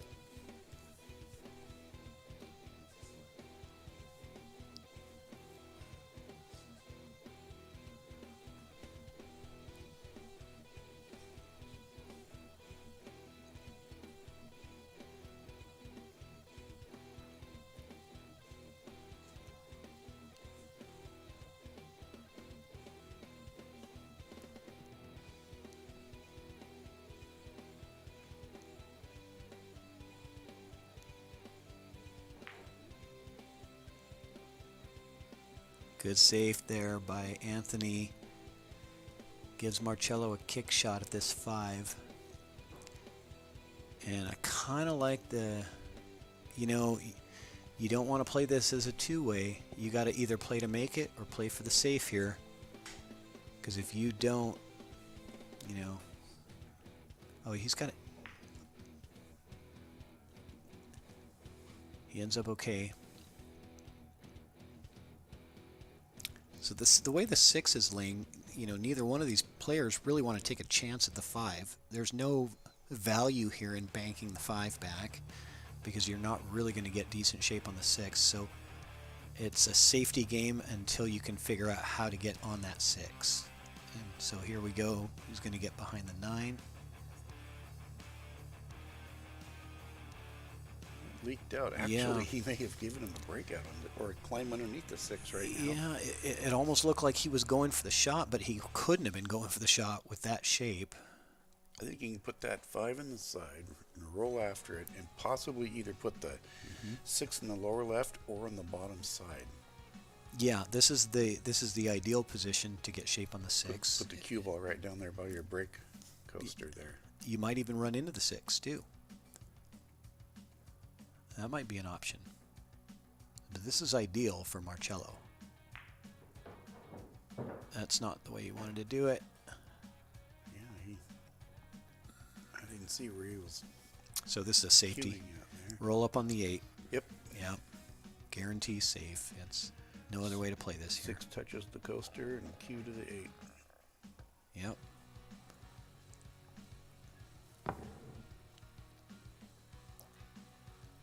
He might have been playing for that too. Rather than playing position for the 6, might have been playing position to play that safety. If he was, that's not a bad idea. Because it definitely accomplishes a lot. It opens up the rack and it puts all the pressure on Anthony to make something happen here. I know Marcello wanted to be frozen to that 8 though. He wanted him stuck on that.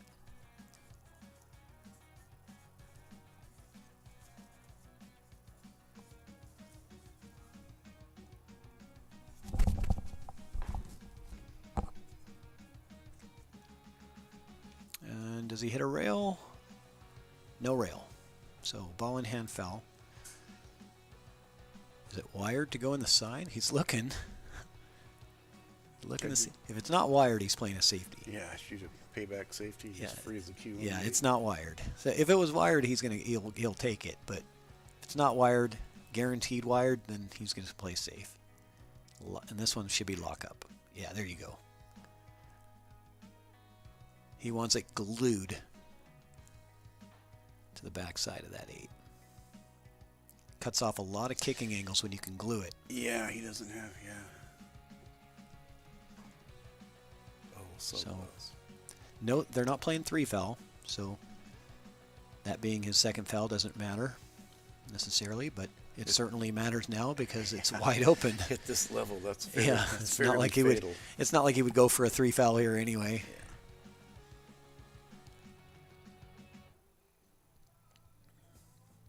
Anybody that takes this ball in hand and tries to get him on 3 isn't, well, they're not very confident in their game. I'll just say that. I don't make any judgments, but like if you're not confident that you can get a 4 ball out with ball in hand and nothing even close to touching, you should probably reconsider playing for money.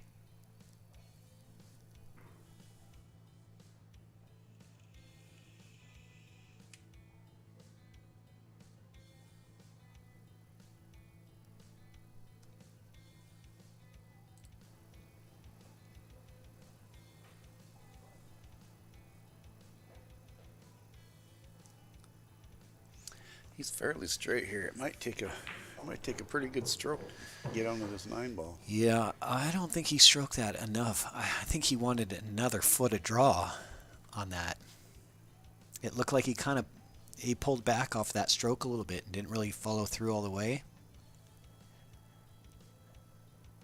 And I'm sure Christina Tkach is gonna, maybe she'll watch this stream and give him some pointers, because he's been taking the lessons from Christina. That's a nice shot. That was a great shot there. You probably wish you had a little bit more, but that's pretty good. Yeah. Well, considering where he was, I like that. I'd He had a distance on the 8, so.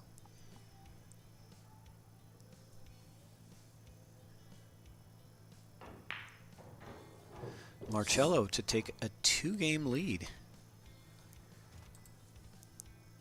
So here we go. And Andy Kashuba coming in from Bremerton, finishing his gig. He's got drums in his car, and he's coming out here to help commentate. Give me a break anyway.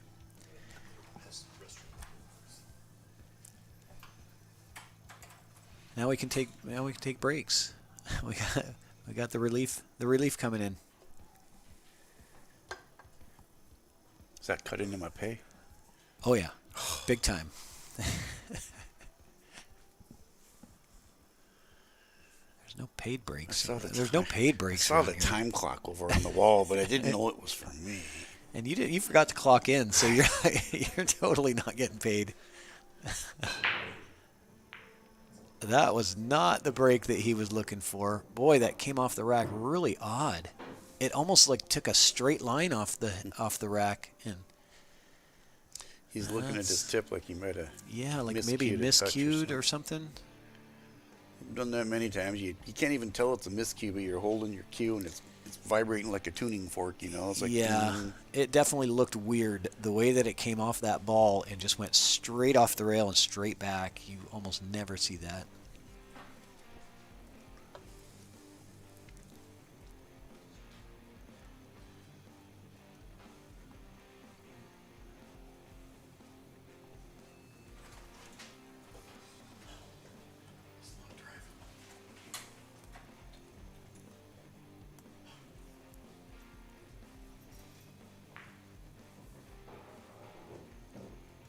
Does he get on the deuce? Boy, he had to go through a lot of traffic to get to that 2, and it doesn't quite get there. So I'm assuming he's going to find a safety here. Believe he wants just some distance, get that 2 ball all the way to the other end. He's got an ability to stop the cue ball right where the 2 is. And just get a lot of distance here. Play off the 4. Good shot. Good shot. I think he might have left a sliver, but I don't think so. Now that I kind of look at it, I don't think Marcello even has a sliver. He's got to kick at this 2 ball. Well played shot.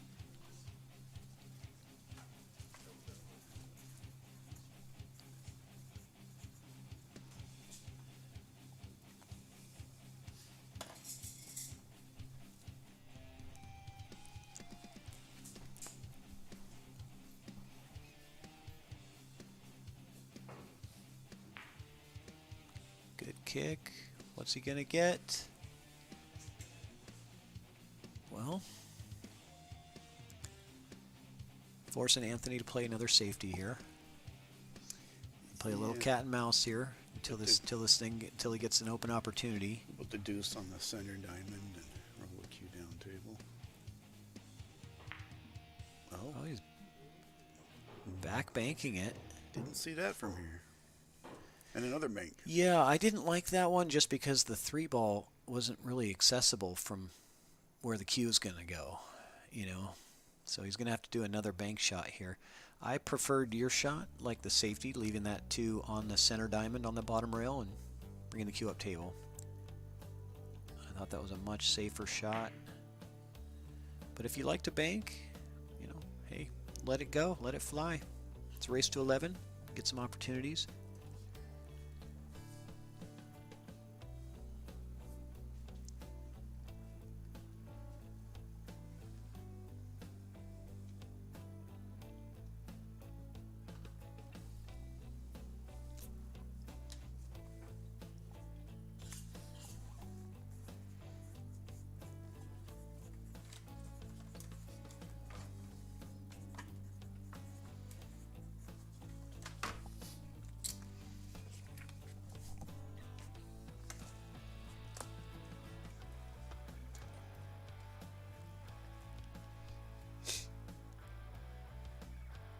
So Marcello with an opportunity here to combo this in.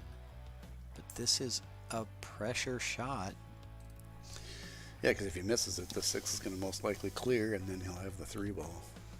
Yeah. I think he is going to kind of stun this with some stop. Oh, is he going to make the 3? Almost. Oh.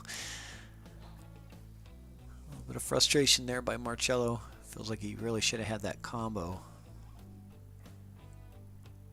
It wasn't easy, that's for sure. No combo is, though.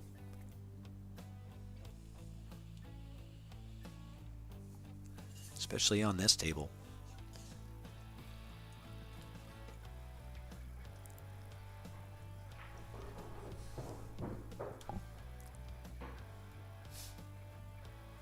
All right.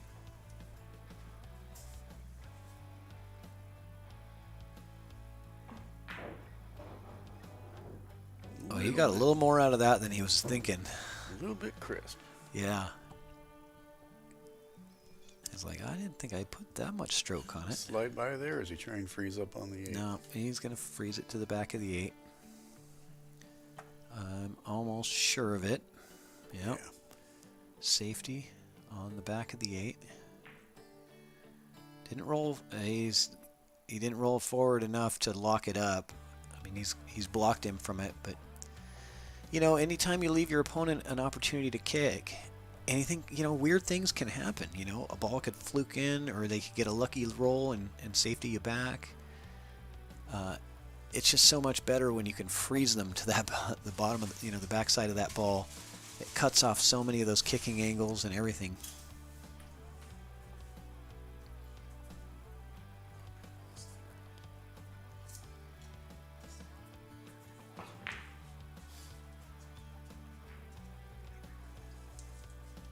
So the kick shot ends up resulting in a long shot for Anthony, but one that's definitely within his wheelhouse, and all he really has to do... Stop shot. Yeah, he might, you know, the way this guy plays, he might just play this off the bottom rail and back up again for the 6. Yeah. And there we go. Marcello with the opportunity now. Yeah, there's the door. Yep. And, you know, it started with, you know, Anthony not locking him up to the back of that 8 like he was supposed to. You know, he was a good 6 inches away from it, and he left Marcello a very easy kick. Chance to boot the 5 out to her, you know. And get lucky, right? And, you know, that's just what happens. Whereas if you lock him up, you're probably getting ball in hand. And 5 to the rail, 6 in the side. It's those little things, you know, that make a big difference in games.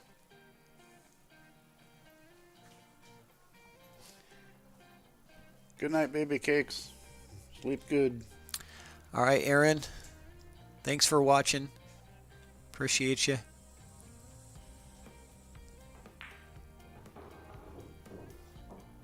You want a little bit more on that.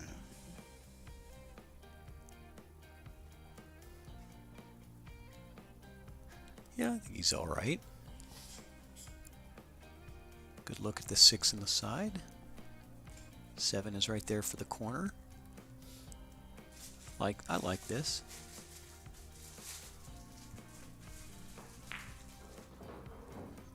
I like how they're not trying to slow roll stuff. They're you know, using their stroke, using their skills to get where they need to go. And you know, both of them playing with, you know, showing that they're experienced players.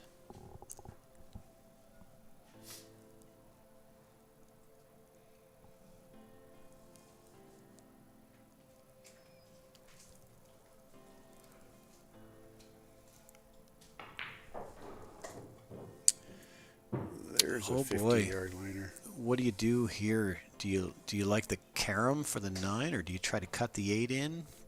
Oh, there's the safe too.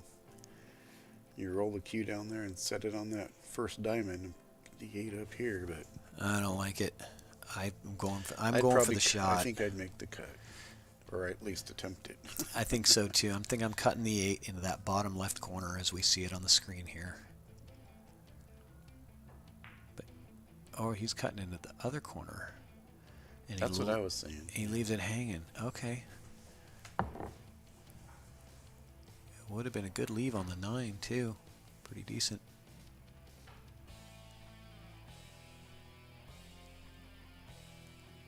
So late game errors are costly in 9-ball. And Anthony does not get the shape that he was looking for. Talk about 50-yard line, man. There's what we're talking about earlier, man. You never know those balls into the jaws. You don't know how they're going to come off sometimes. Wow. Overcuts it. And he can't believe it. He can't believe that he's had a 2-ball out with the ball in the pocket and he doesn't close it. He's shaking his head like I just can't believe it, but that's just how it goes. Under pressure, live stream, big table, maximum pressure. Stuff happens.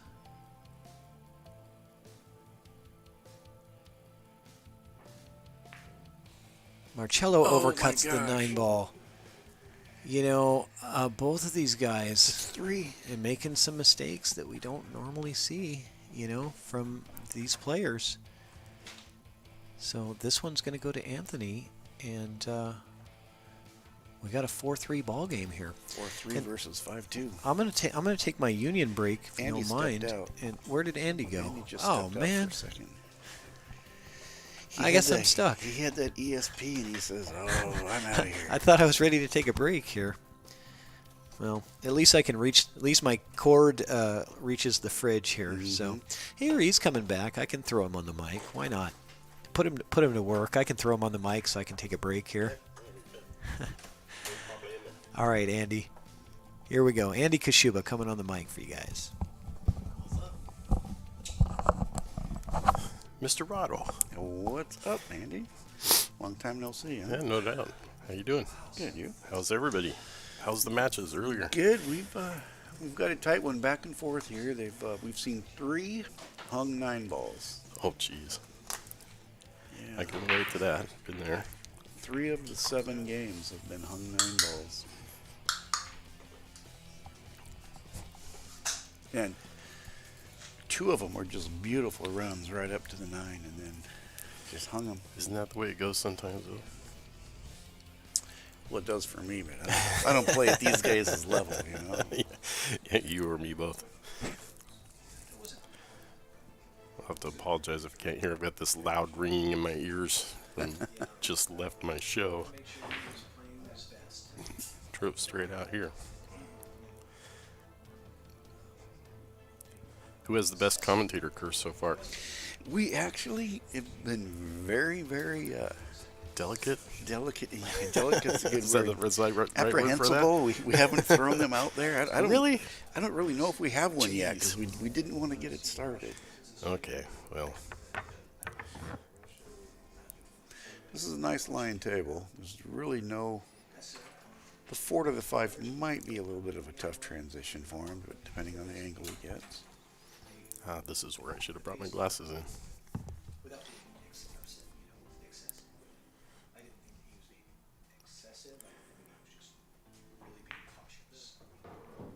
Shot on the wood.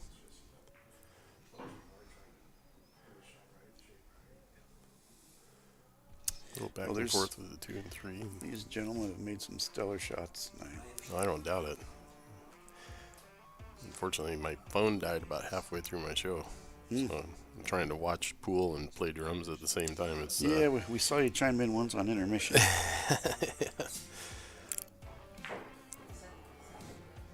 Yeah, the show started at the same time the live stream started, so.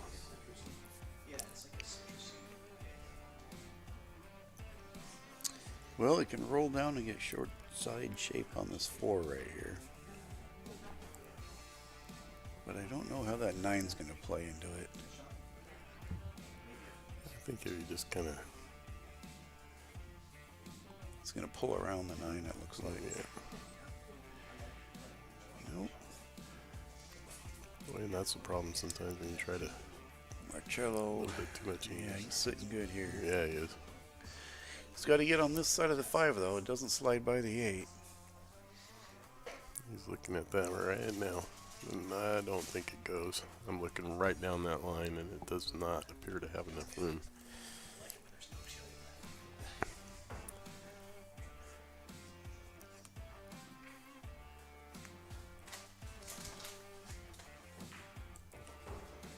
Move myself a little bit of an angle on that 4 to come back up this side of the table. Yeah, that's about perfect, really. Ideally, you'd almost like to run into that 8 ball right now. Yeah, that'd be a good whoops. Get a little closer It's to the not, pocket. it's not a whoops if you do it on purpose. Well, if I did it, it'd be a whoops. It would be a complete accident, and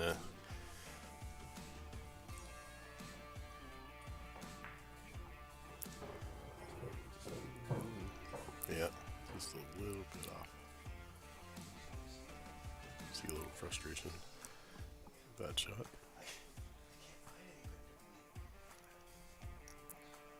He's just going to rest that up against the rail and make him bank it. Yep.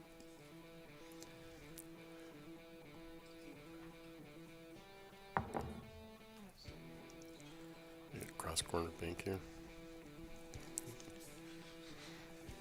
Well, he almost made one of these earlier. He played a 2-way on the safe. Oops, do we not have an overhead? Let's see, side view.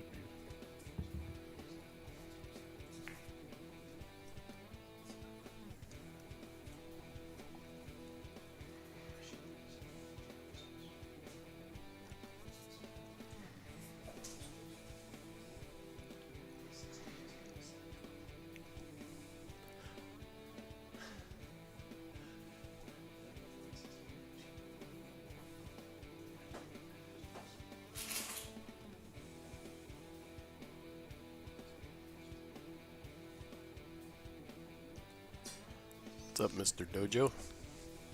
Konnichiwa.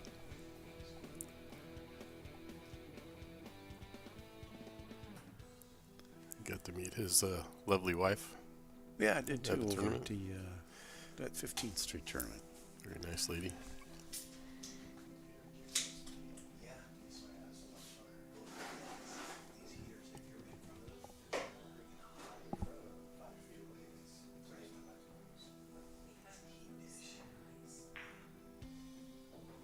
Does it come clearing?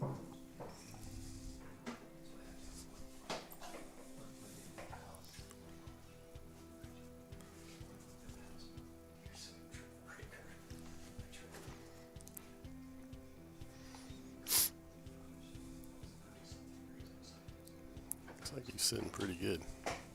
Oh. Misses the cut on that.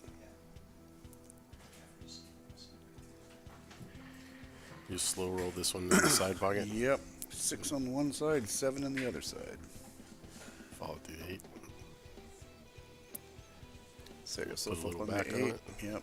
Oh, look at that. Ooh, not the right side of that 7. Now he's got to come around 3 rails. Or does he just play it down in the bottom? He's going to go to the bottom. Probably just Take his medicine. slide forward slow. Oh, wow. Oh. Oh. Whoa. From back here, I thought he was way past that side pocket. Here's the tester. Well, yeah, he left himself a challenge. That's for sure. And no easy leave now on the 9. He's going to leave himself some distance. It's tough to get a good stroke from that angle. So, yeah, that's what, Yeah, that one might be painful. His only saving grace right here is it looks like he left himself fairly straight on the 8. I can't quite tell. looks like he's got enough angle. I think he's got a little bit of angle to pull it down. Yeah. Pull it down some low left. That sounded bad. So, I was going to use top left. Can't tell from back here. yeah, it looks like he's got, just enough There angle to we get go. to top left on there as long as Get he a little misses bump, that get a little side bump. pocket. There you go.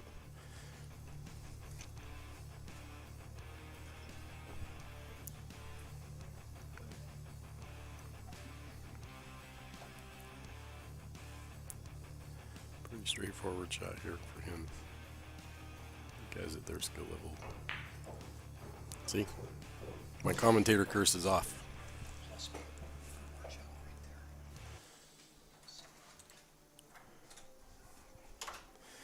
So Marcello's 5-3. Is that what I'm seeing? Scoring things a little different than the last time I was here. So Yeah, he's done quite a few updates.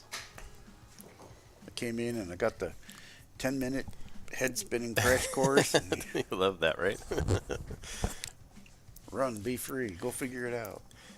Kind of reminds me of my kid when he's trying to fix the computer. I've totally crashed the computer. I don't know how. I've been messing with it for 2 hours, and he comes over there and he just well, Dad, all you got to do is and it's right back to perfect, Yep. right? Kind of like a Rubik's Cube. Right. I Yeah. throw him against the wall. And then put them back together in order. It makes All right. total sense. I'm going to step out and give the boss man the mic. So here comes Patrick.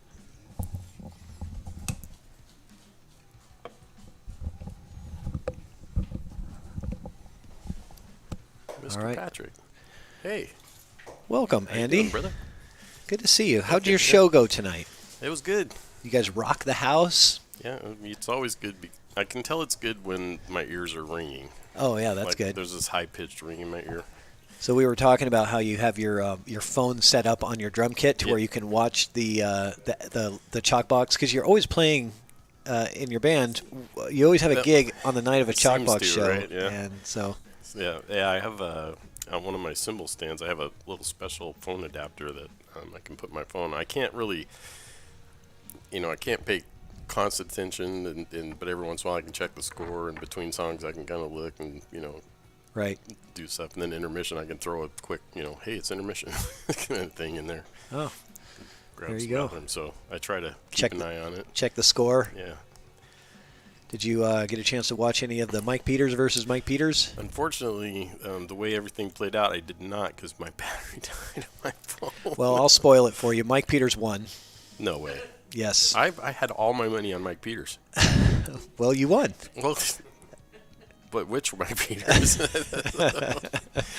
It was tough to Are commentate, they let me spelled tell you. Yeah. They are spelled the same way. Of course yeah. they are, right. That was our battle to see who the real Mike Peters was, and we found out. Ah. It was the Olympia Mike Peters is the real Mike Peters. Ah, gotcha. What was the score on that one, the final? 7-5. 7-5. Well, Yeah. close match. Yeah. Yeah. They shot good, I'm assuming. You know, there was struggles in there. There was, as with all matches, there's some struggles and some highlights. But you know, it came down to some late errors. You know, towards the end of the match and the end of the games that really cost it. Yeah, and they usually do, right? So scratch on the break here by Marcello to give Anthony this opportunity. And what's going on down there with that 3-9? What's the deal here? Looks like they're not wired. No, they're not wired, and they might be actually touching. Oh, he was trying to draw into it, I think. Well, he managed to break them up, but not for himself. So. Yeah, he managed to break it up for Marcello, and Marcello just jumps out of his chair and almost runs up to the table. He says, I can't believe it. Yeah, he was trying to draw that cue ball into the 3-9 to break those balls out. That's a tough draw. I mean,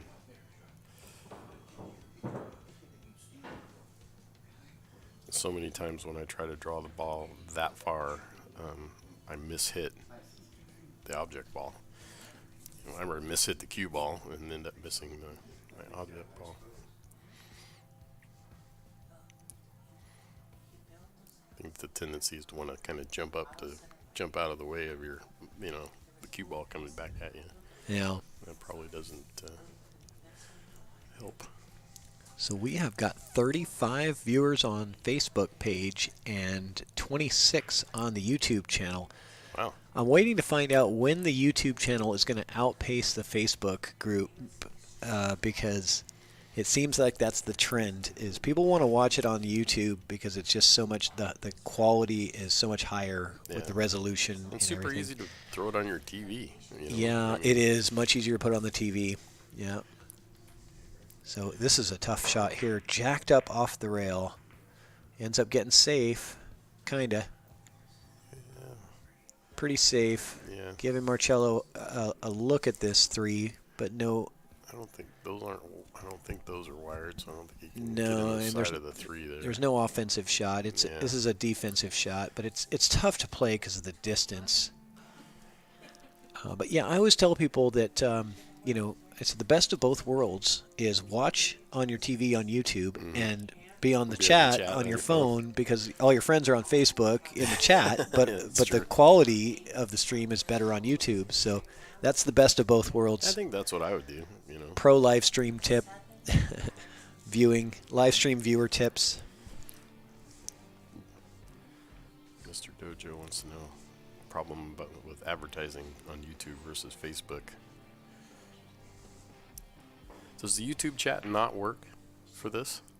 It works. It's just there's, you know, it's like sharing with your friends, you know, is on Facebook, but you don't really share to all your groups and friends and, you know, circles and stuff on YouTube, right? You just subscribe to a channel, right? You know, which everybody should.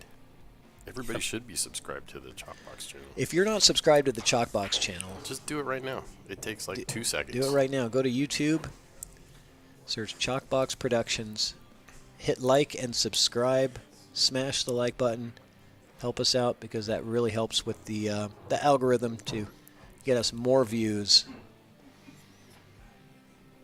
How do you advertise? I'm not sure I know what you mean there. Do you mean how do you get viewers? What's up, Mr. Scott? How do you advertise on YouTube versus Facebook? I think you just get views on YouTube, and then YouTube decides to advertise, and then pays you, right? I mean, once you get over 1,000 subscribers, then you can start to monetize as far as, you know, as far as the amount of views that you get. You can get, you know, monetization for that, but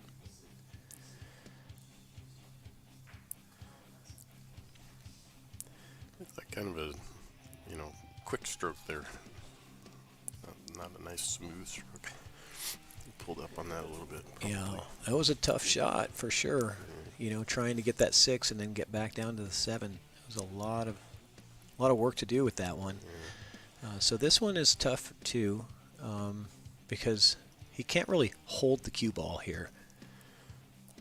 Not realistically. I'm thinking he's going to go up and down. Up and down, yeah. That's about the. But then that 9 ball comes into play. He's using the bridge as well. Because he's not a lefty. He does not like shooting left-handed. If he did, he'd be shooting that thing no problem without the bridge. But he's not shooting left-handed at all on this. Yeah. Plays safe. Plays a distance safe.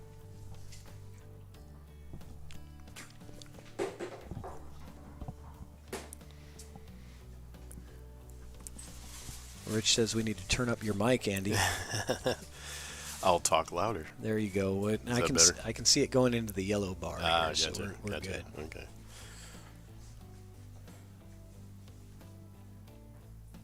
So Marcello, was that a safety? I wasn't watching. Did you lose your best commentator to Mr. Jensen today? That's what Mr. Sullivan says.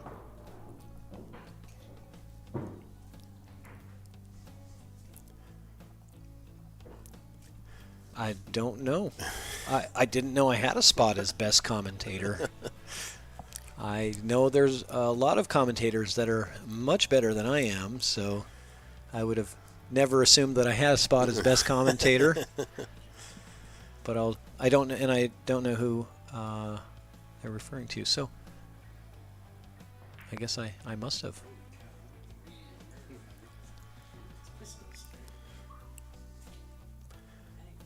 I sure like to leave myself a little closer on this shot, but looks pretty good. I'm not a 578 shooter either. Yeah. I'm happy with this 9 ball. If I can get a look like this with a 9 ball every rack, Whoa. I'm all smiles. I don't know what that was. We had some interference there in the mics. Hopefully we didn't blow out your guys' speakers there. It almost blew my ears out. I know. And your ears were already blown out. Yeah. So Marcello gets that one to take a 6-3 lead. And so this becomes a pretty important one for Anthony. Oh, there it goes again. Yeah, what was that? We're having some technical difficulties here with our mics. Hang on 1 second.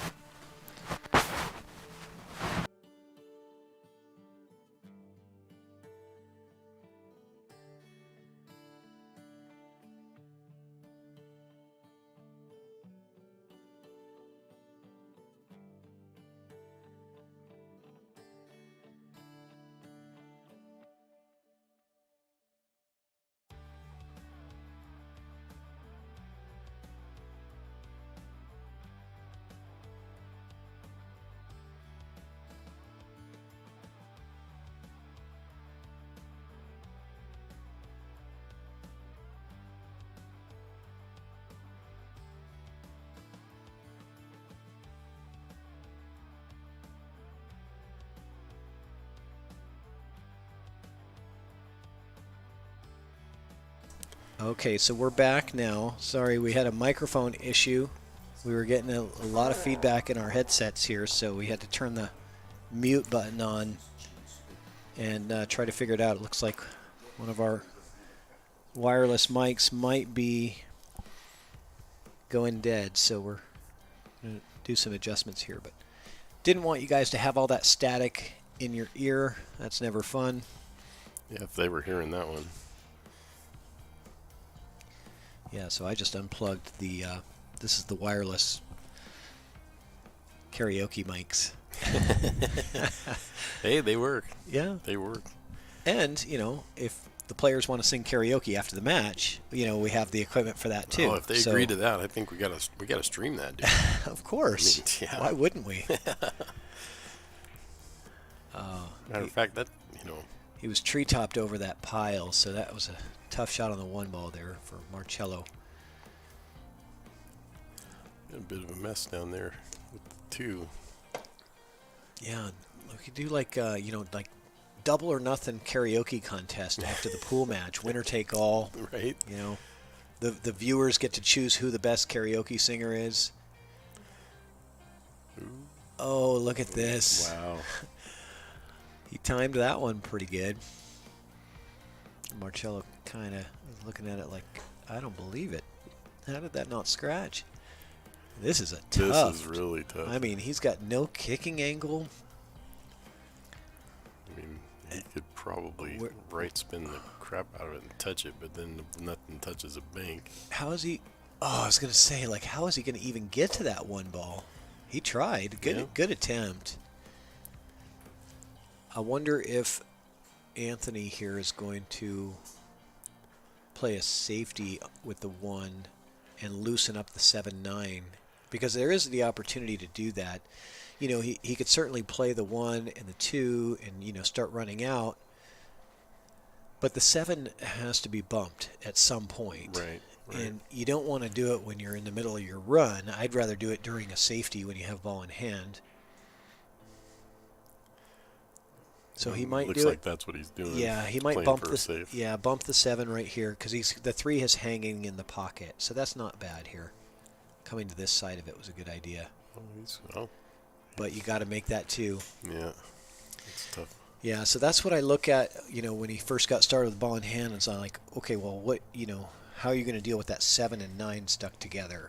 And my initial thought is, well, play a safety with the 1 first and kind of bump into that, play the 1 down table, and then everything's open. You hopefully get ball in hand and you got an open table. Yeah, that makes sense. But he played it in a very good way. Like he had a really good opportunity there to pocket that 2, break out the 9-7, and the 3 is very available from pretty much anywhere. Right. So he didn't miss by much. So. Uh-oh.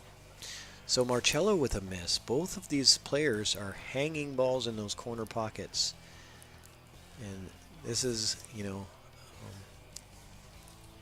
the Olympia Mike Peters came in today and he said he was talking to Eric Sawyer, who's been on this show several times. And he said Eric told him, he said that table is the devil. You know, it's tough. It's a tough table compared to a lot of tables, but you know,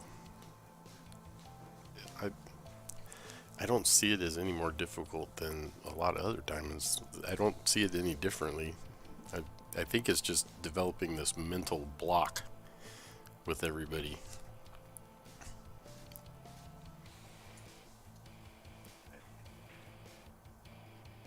Uh-oh. That... Where the cue ball seems to go in, though. That doesn't like to hang in the pocket very much. Well, that was a sort of a drag draw, you know, stun follow kind of shot where the draw rolled, it ran out before it got there, and it turned into top and followed it all the way down. I mean, I don't know what he was trying to get past the 6. He wanted to be above the 6, you know. Yeah, especially given that option there, like trying to roll down and that's a small window to land in.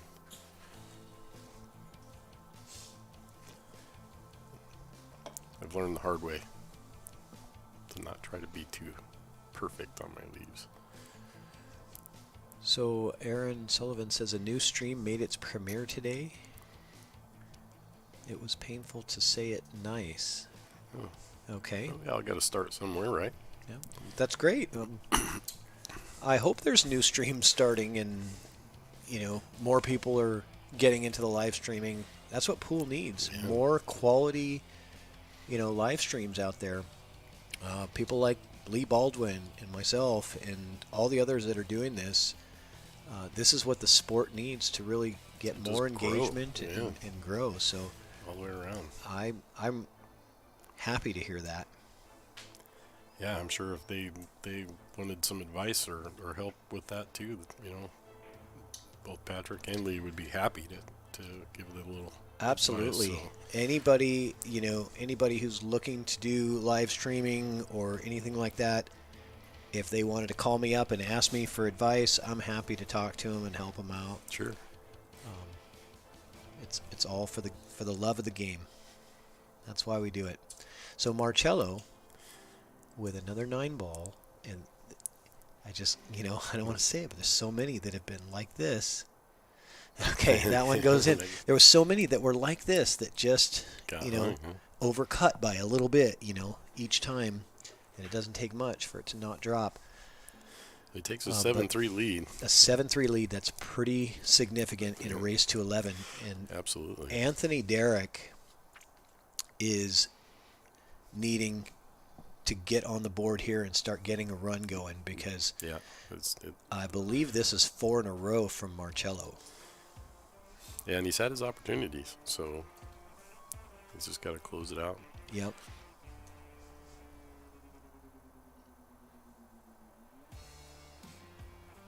And I'll tell you what, and I don't think that Marcello has really hit his full gear yet, Yeah. Because when he gets in gear, he's running racks, and he's playing at a very high level. He has the capability of playing at a 650 speed. Yeah, I've seen him play several times. I've actually played in a couple tournaments that he was in. And there's certainly times when he just dominates.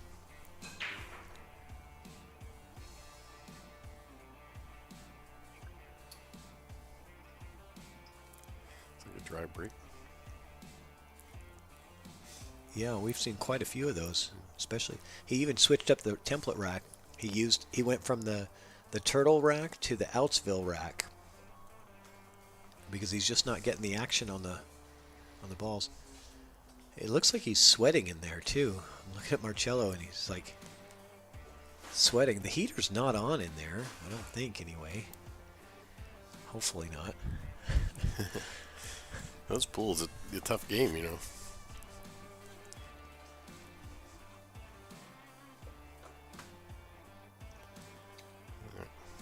See, he's got it hooked on behind this 5 a little bit here. You can see the side of the 2, but he can't pocket it in that corner, I don't think.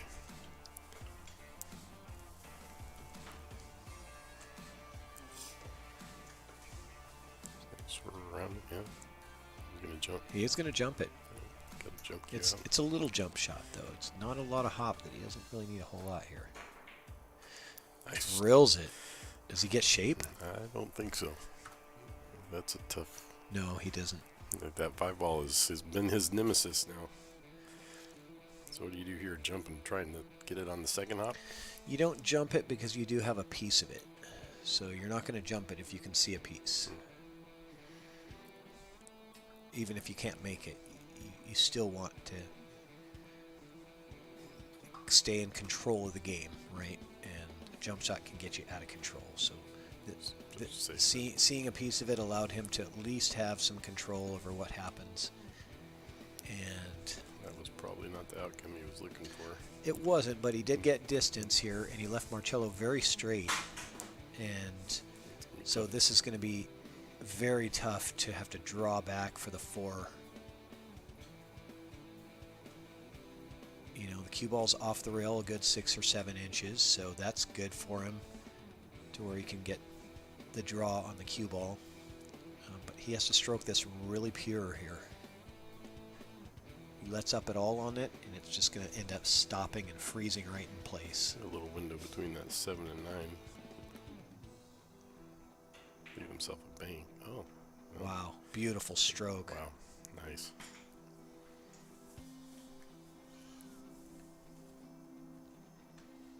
Okay, so the only ball that I don't really like on this table is that 8 ball. Everything else looks pretty accessible. I think if you got to get left good on the 5 here, you can probably run the 6-7 and get on the right side of that 7 to leave yourself, on the rail for that 8. But this is a shot here. He's got to leave himself good on this 5. Doesn't drop. You got to hit it really good. He hit it almost good. It's like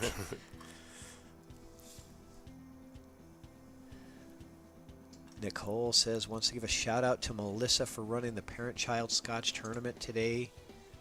Her 16-year-old daughter went from bored and just practicing with dad to wanting to play pool and wanting a cue. They won 2 in the winners and then out in the losers. daughter had a blast. They had snack packs and color books for the kids. It was just awesome to watch. Let's keep the junior events happening. Absolutely, I am Nicole. 100% with that. That is wonderful to hear. Get the kids involved. That was at, they did it at 15th Street. It was a parent-child tournament, Scotch doubles tournament. Yeah.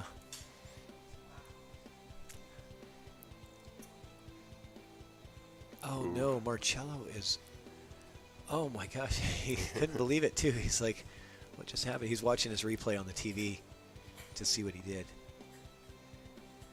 He could see. Oh, no, that's kind of cool. You have instant replay in the box. Yes, so we have it. Cool.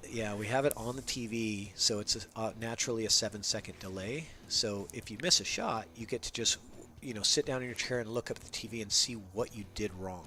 I think that's really helpful. That is really cool.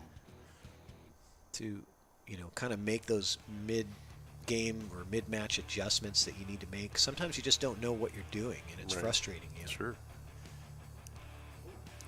Yep.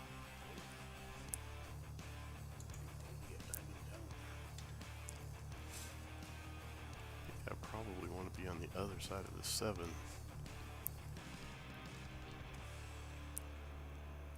Never like going past that side pocket if I can avoid it. He's gonna. I thought he was gonna run into the 8. I wonder if he was trying to run into the 8. The speed that he hit that, I was kind of assuming that he was trying to hit that 8 ball. Yeah, that's.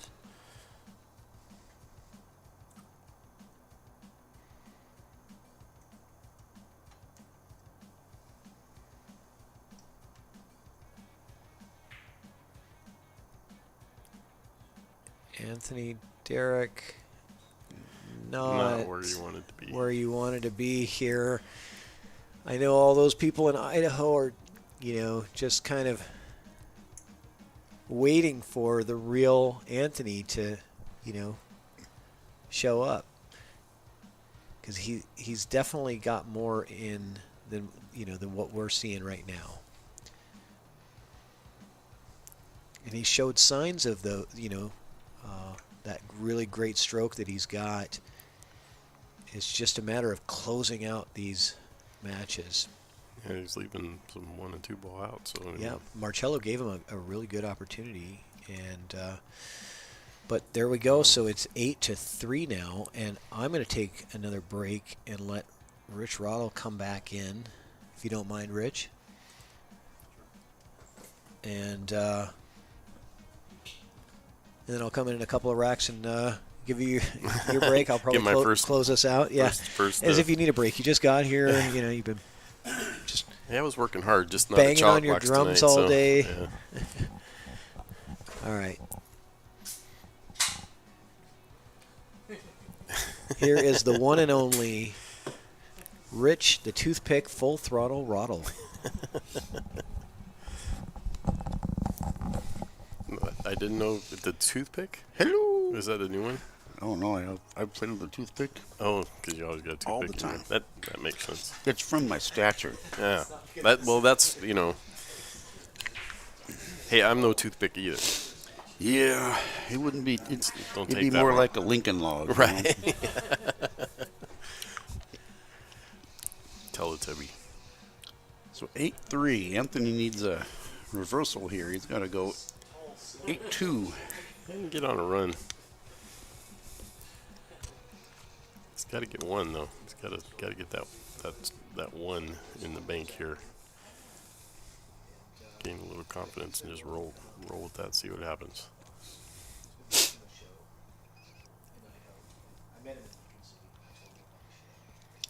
Well, this table is interesting. It giveth and taketh away. Mm-hmm. Good combination shot there. Good leave. Yeah, I kind of think Marcello might start to taste blood here and maybe catch a gear on him. We'll see what happens.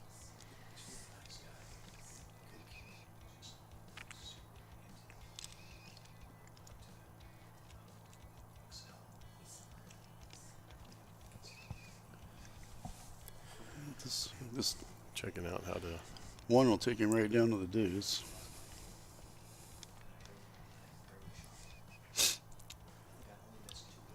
Stop the deuce, 3 in the side. The 6 to the 7 might be a little. No, I don't think so. If you can follow the 3 to this side and come after it, you can stop the 4 and you'll have an angle on the 6 to come 1 or 2 rails onto the 7. Looking at right now is where he needs to be on that 3 to get the lead he wants on that 6. So probably a little farther than he wanted. Well, he'll play up and play to the other corner.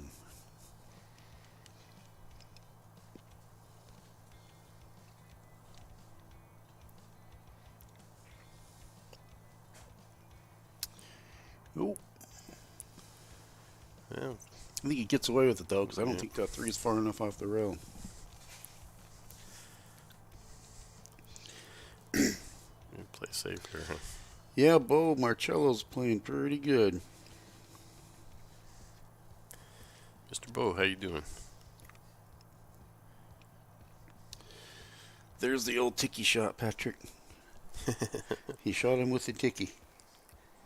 Let's not start the ticky. That's always a joke, yeah. Patrick says, don't start that. Got into a whole thing about the ticky.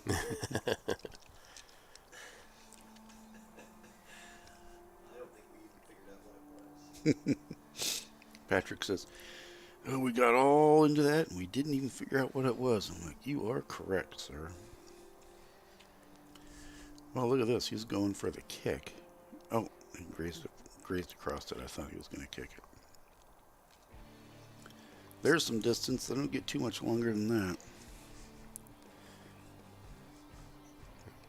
Left him pretty straight, too. On the, yeah, he's got a little angle there. If he gets under it, he can get back to the 6. Got the 4.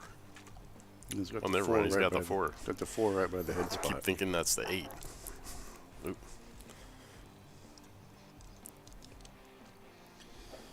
Yeah, diagonal shot on a 9-foot table is about as long as you can get. Unless you step up to a 10 or a 12.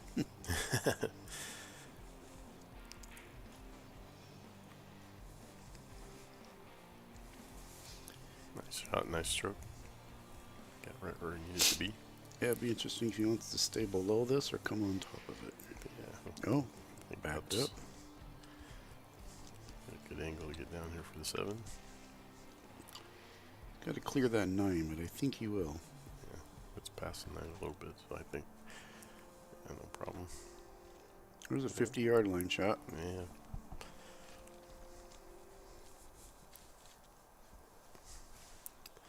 Not the lead he was looking for, but he's probably made a few of these in his career. Yeah, probably a 3-rail leave with a 9 in the upper left corner here. Nice cut.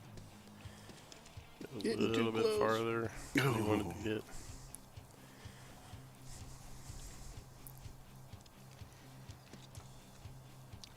There we go. I didn't get the update on the update, so I don't know what buttons to push now. Yeah. Just when I figured out what buttons to push to change, and Patrick goes and changes it up on me. Yeah, these long shots like this, that's a small little V you're aiming for. Nope.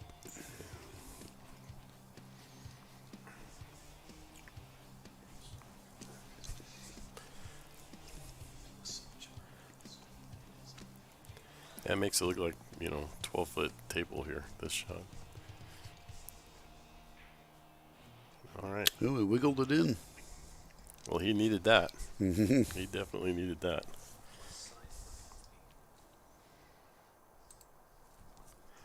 We'll see if Anthony can take this and build off of it. Yeah, absolutely. You got to start somewhere, and now he started, right? So, baby steps.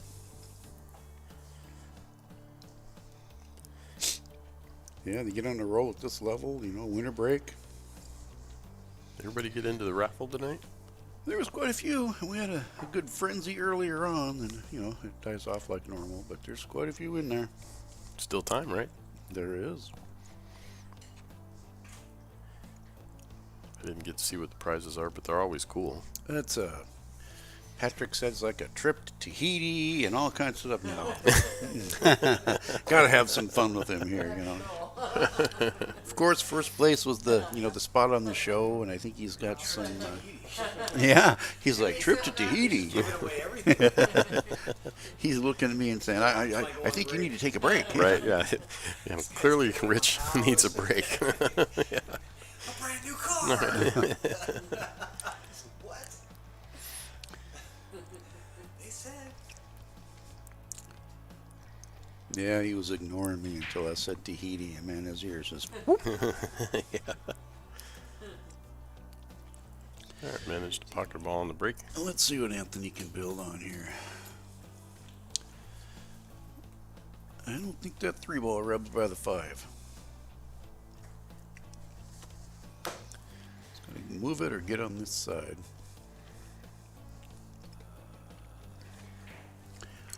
Deuce isn't in a very friendly spot either.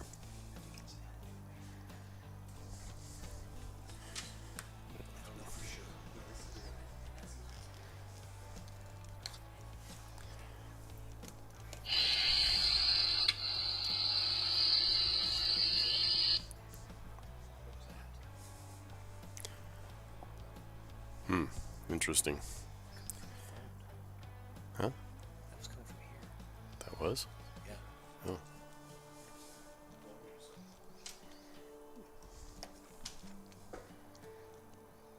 So silent mode. Is that your phone? Mm-hmm. So we didn't have a problem with anything until you got here. It's my phone. I did it. I'm causing all of the chaos at ChalkBox. We'll put it back on and see if it does it again.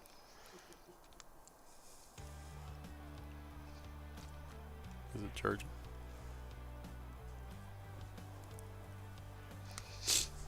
Well, he's got a nice table here. This 5 will bring him right around for the 7. 2 rails onto the 7, I'm thinking. He's shooting with some confidence now. He's getting right up there and shooting, so a little bit straight on the 7, but he's got it. He can stop it and go into the side.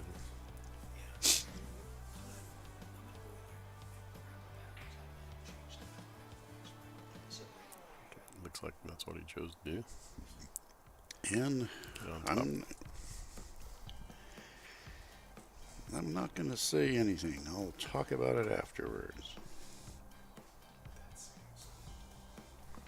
And he looks at me like, what are you talking about? What I didn't want to commentate him curse with was what I thought was going to be the first break and run of the night. But I bit my lip. But saying that you're not going to say something It's is just as bad, Rich. Yeah. Yeah, Aaron, that's me. Sometimes after you have. We're just passing the buck. Aaron says, "Who's sniffling?" Sinus surgery can get you every once in a while. They come out of nowhere. Basically, we're just saying that that's the worst one of the night. So even if we do it after you, then we can still reflect back on But I'm not going to say it. But Patrick whispered it behind me. That's the only reason I really realized it.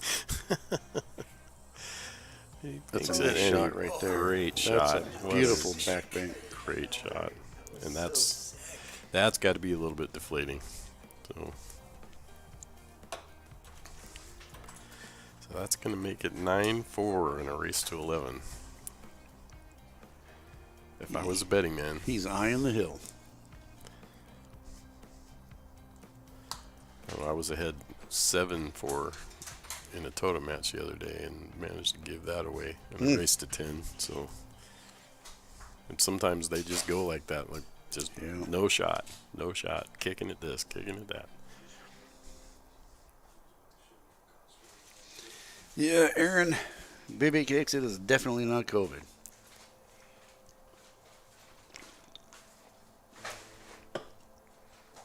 Yeah, that's a huge swing right there. Anthony had some momentum going. He was going to get to 8-5, and all of a sudden, carpet came out from underneath him. It looks like he's got the break figured out.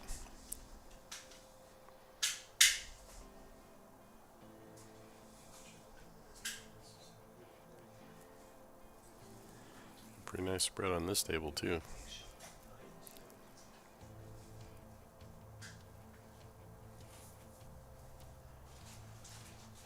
Oh, you're right, Greg. That wasn't Baby Cakes. I was thinking that was Aaron Rodgers. That's Aaron Sullivan. My bad. I don't know what Aaron Sullivan would do if I called him that.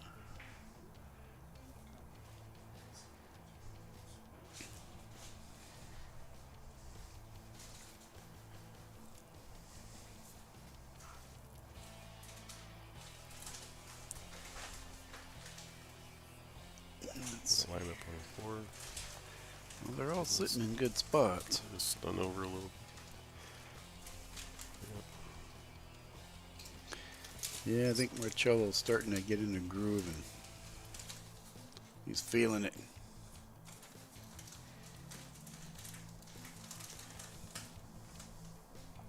Looking forward to that payday.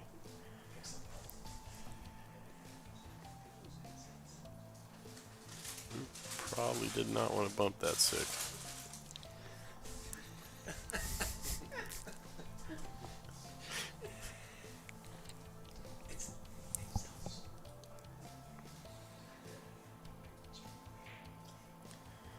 He misses the bank.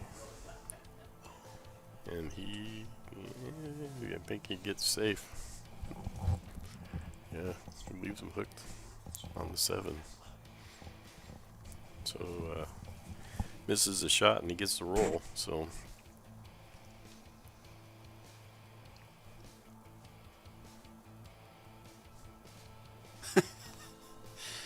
No, Aaron, I am not going camping with you.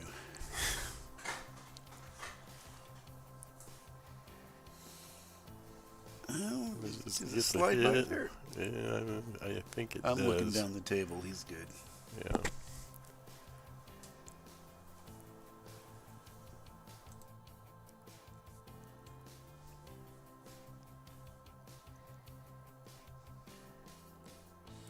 It's got a little bit of an angle. He's going to have to put a stroke on it to get it back up to the 7. I was just going to go to the bottom rail and head right back up. The 7 to the 8 is going to be the stroke.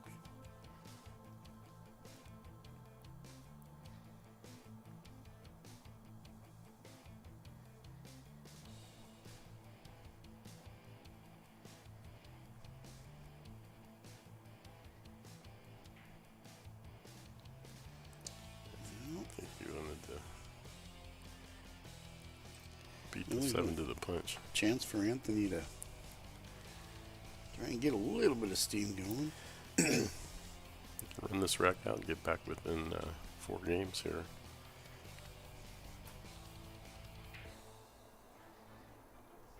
Good I start. think it was Marcello ran. Was it 2 in a row? 2 pack? He didn't run, but he consecutively won 2 or 3 in a row there for a while. And then he got up to 4, I think.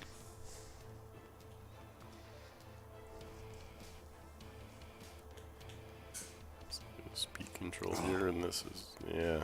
Oof. He babied it in for the leave, and not happy with his stroke.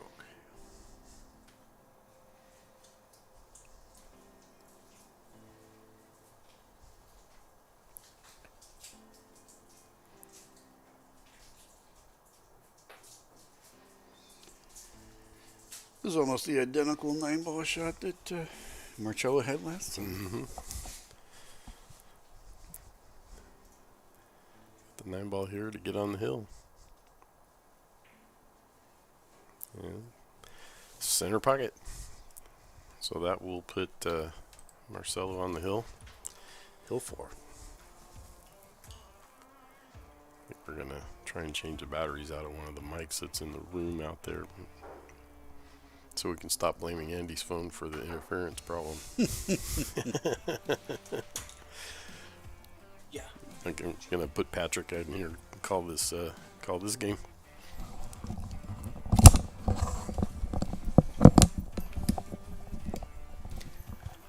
right, so Marcello is on the hill and he's rolling. Boy, some He does. He's got really, the steam going. He's got really the feel. unfortunate errors by Anthony. Late game errors. That 8-ball, definitely one that he would normally make, and just fell a little short at the end on a lot of these racks, and that's what this game is all about. That's the outcome of this match, has been late game errors, 8-ball mistakes, getting to the 9 or misses on the 9. Yeah, and as the score comes up, it just compounds the frustration, I'm going to try to plug this in and see what happens. So hang on to your hats here. I'm doing a sound check with these wireless mics to see if I've got this. Ooh. Okay, we're good. Sorry. I knew that was going to be painful for a second. But we're good now. Was it good for you, too? It's clean now. I had to change the batteries, but plugging it in was a little painful in the ears. Okay, so off we go. We've got sound back, volume back in the game room so you guys can hear the action.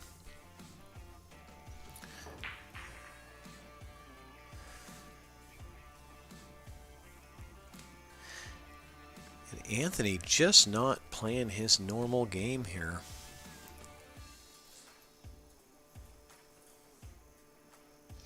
Well, as they miss a few shots, they compound upon each other. The frustration adds upon itself. It sure does. It makes a big difference, So Marcello with a miss there and giving up ball in hand to Anthony. And he's got to do something to recompose himself. He can't just,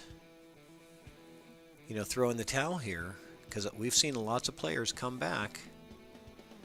And I know it's a steep hill to climb, but you just have to look at it. I hate to be cliche and say one ball at a time or one game at a time, but it's the truth.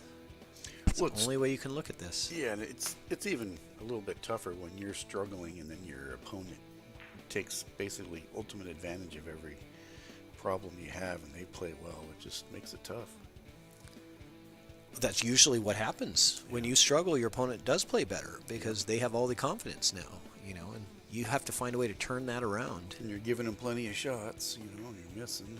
I've been there more times than I could ever dream of counting. Yep. That's why these, longer matches, race to 11, race to 13, 15, whatever, they favor the tougher player, not necessarily the better player, but the one who is, got the stamina to tough it out and sometimes come back from those difficult situations and find that gear. Got to be the Iron Man. Yeah.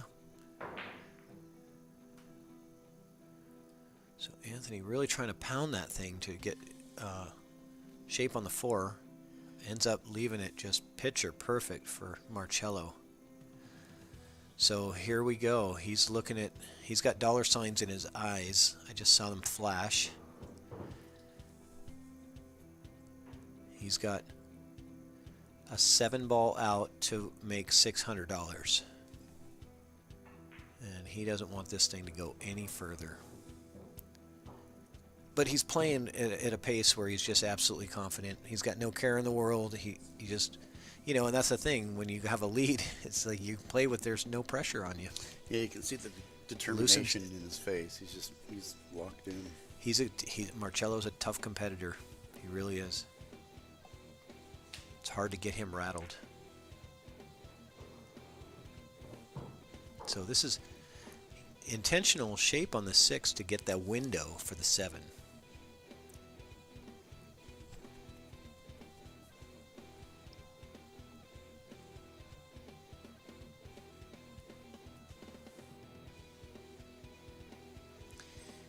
Yeah, I think he wanted to be on the other side, but I think he'll just roll down to the rail and take his medicine and make that cut. Oh. Ooh. Did not get there. No, he did not. And he almost missed the 6.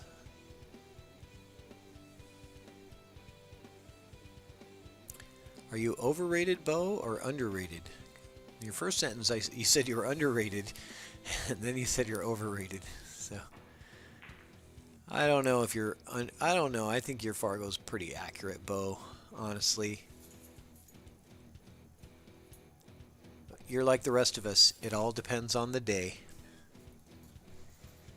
Some days you're underrated and some days you're overrated. It's like some days you're the bug and some days you're the windshield. you know? That's right.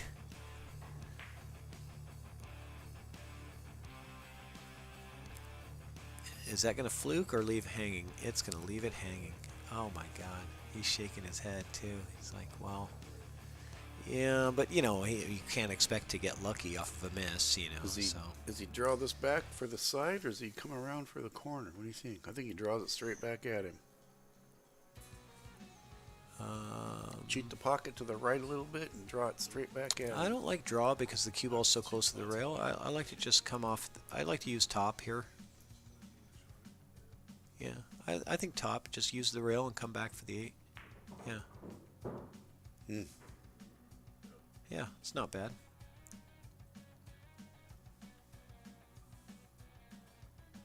Because draw, you'd be jacking up on the cue ball. I never really want to do that. It's tough to get good shape with draw on that position.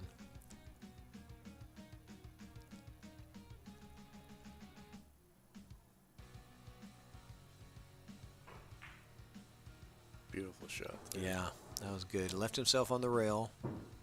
But this is for the money. A $600 9 ball right here.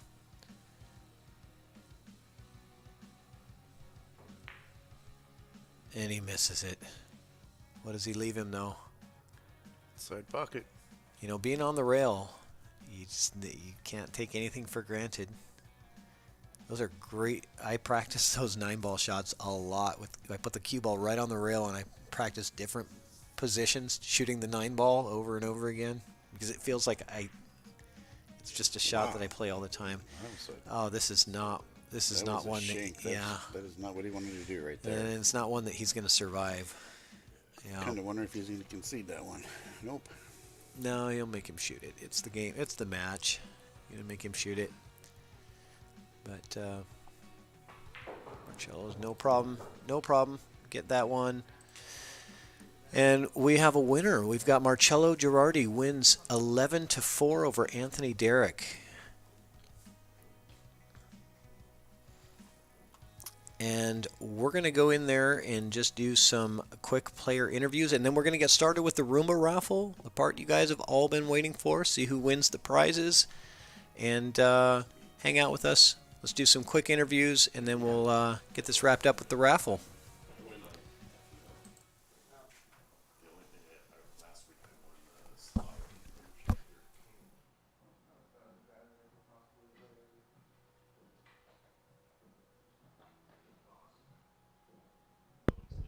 Let's do a little mic test here. Looks good.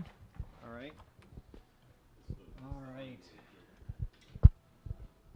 We're just going to do a quick post-game interview, if you don't mind. Yeah, and then we're going to get started with the raffle tonight. So, let me grab this mic over here. Anthony, why don't you get us started off here? Boy, it was a rough night. Yeah, I couldn't finish any racks. I shot really good. I mean, I didn't play bad, but I just couldn't finish a rack. I shot 9/10 of a very good pool.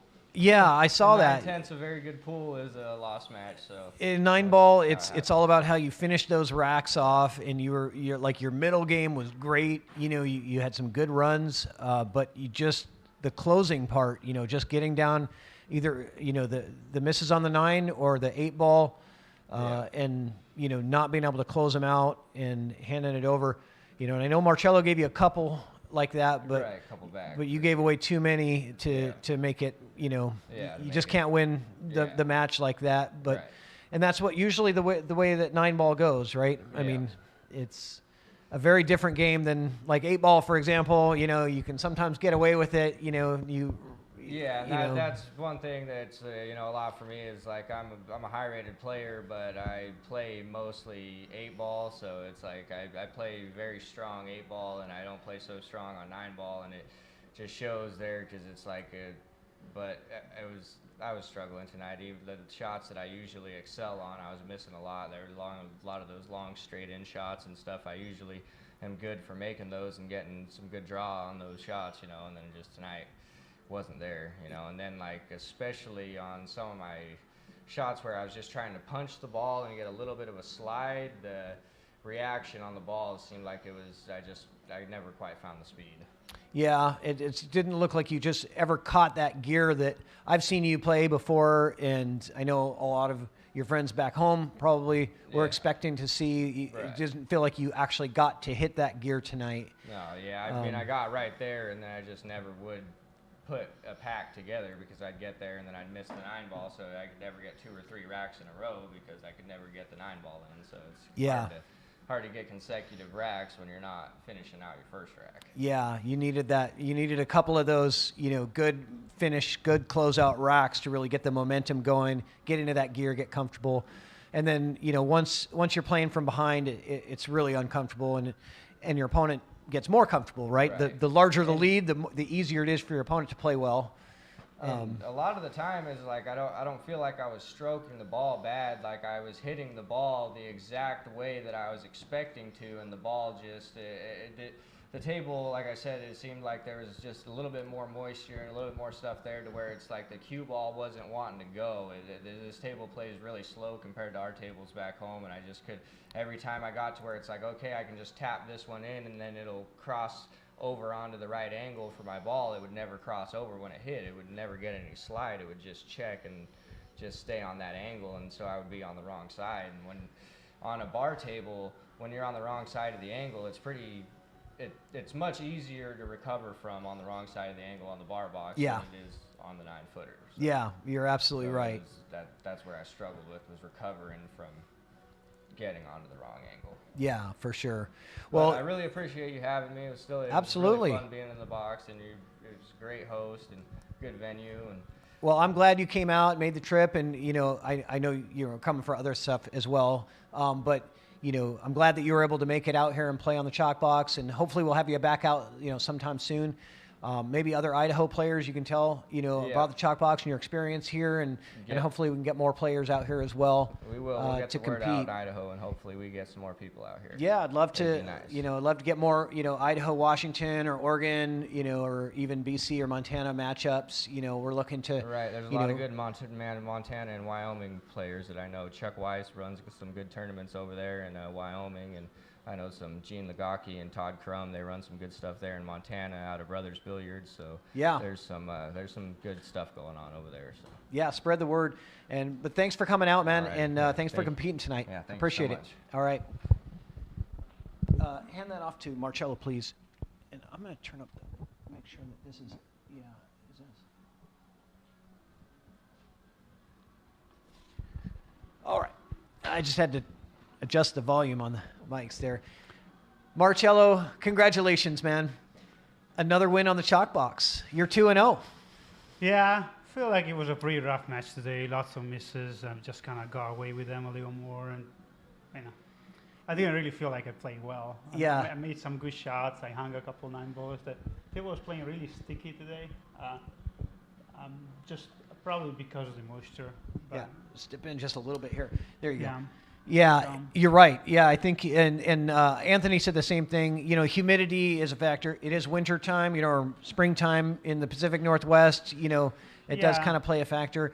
I did run the dehumidifier earlier today for a good 4 hours to try to bring it down a little bit. But you open the door and humidity comes back in. It's not. It does. It's not. I'm not criticizing the playing condition at all. I'm just saying it was playing sticky, and that's why sometimes the ball would roll and just stick like right there, Yeah. like how did I not drop? But that's okay. Right. At the end, everybody plays in the same conditions, so it's. That's true. That's true. Obviously, it was tougher for him because he's used to a drier environment, and it is for me. I'm kind of used to playing the. You're playing on the wet, yeah. So. Yeah, the way the match started, with the missed 9 and then a missed 9. That's the first two games of the match. Each of you missed the 9-ball and left it hanging for the other guy, and I thought, well, that's kind of the way this this might go. It's like whoever has got to get those last couple balls to close out the matches, and certainly that's kind of been the story of the match tonight. There was no big break and run. There were no break and runs tonight, which surprised me. I expected at least a couple, from you guys. And the balls on the break was kind of curious too. I saw you change the rack. You were starting with the turtle rack, and then you changed to the Outsville rack. They weren't getting tight. They were just kind of staying there and sticking to it. So the other rack broke a little bit better, but I know again, everybody used it, so I'm not. It is what it is. I noticed neither of you guys were pocketing the wing ball consistently, and usually that's the you're usually expecting to go in with the magic rack, and it didn't happen. But maybe that makes the match really interesting. At first, I was just kind of breaking to play a moving game because from the rules, Anthony wanted to understand he wanted a shooter's game. So I'm like, okay, I'm just gonna break him soft and leave a few clusters because I feel like I'm comfortable with my moving. But then. When I saw that neither of us was playing particularly well, then maybe it was just time to change the game plan and just try and actually make the ball, Yeah, it's a tough table, and everybody that's played here has said that, it is a difficult table to play, consistently on, to be able to, put together packages and run racks. It's not easy, No, it's a tough table, but there's nothing wrong with that, Yeah. So. Overall, I didn't think I had my best match, but I won, so I'm happy about that. Yeah, you won 11-4, I think, and you won $600. So congratulations! There is your gas money plus some. Yeah, congratulations. Yeah. Well, thanks for having me. Well, I appreciate it. You're always a good sport, and I love watching your game. And hopefully, we'll get you back on sometime soon. Thanks. All right. Well, let's get started with the Roomba raffle. It's time to give away some prizes. All right. Thanks, Marcello. All right. So it is Roomba raffle time. We're going to go to, let's stay on this camera angle here. And let's draw some tickets. And if you don't mind, I'll have somebody write the names on the board while we draw the tickets out. There we go. And I'm just going to go ahead and draw these tickets out one at a time, not looking, and we're going to assign the balls as they come out. So ball number 1 in the Roomba raffle is JP Webb. JP, the champ. You get ball number 1 because you are number 1, right? Of course he gets ball number 1. And Rob Shipman, you got ball number 2. Rob Shipman is ball number 2. All right, who do we got here? Bo Bologna. Bo Bologna, ball number 3. And number 4 is JP Webb. JP, you've got ball number 4. All right. Anytime we draw the same guy twice, we got to give him another shake.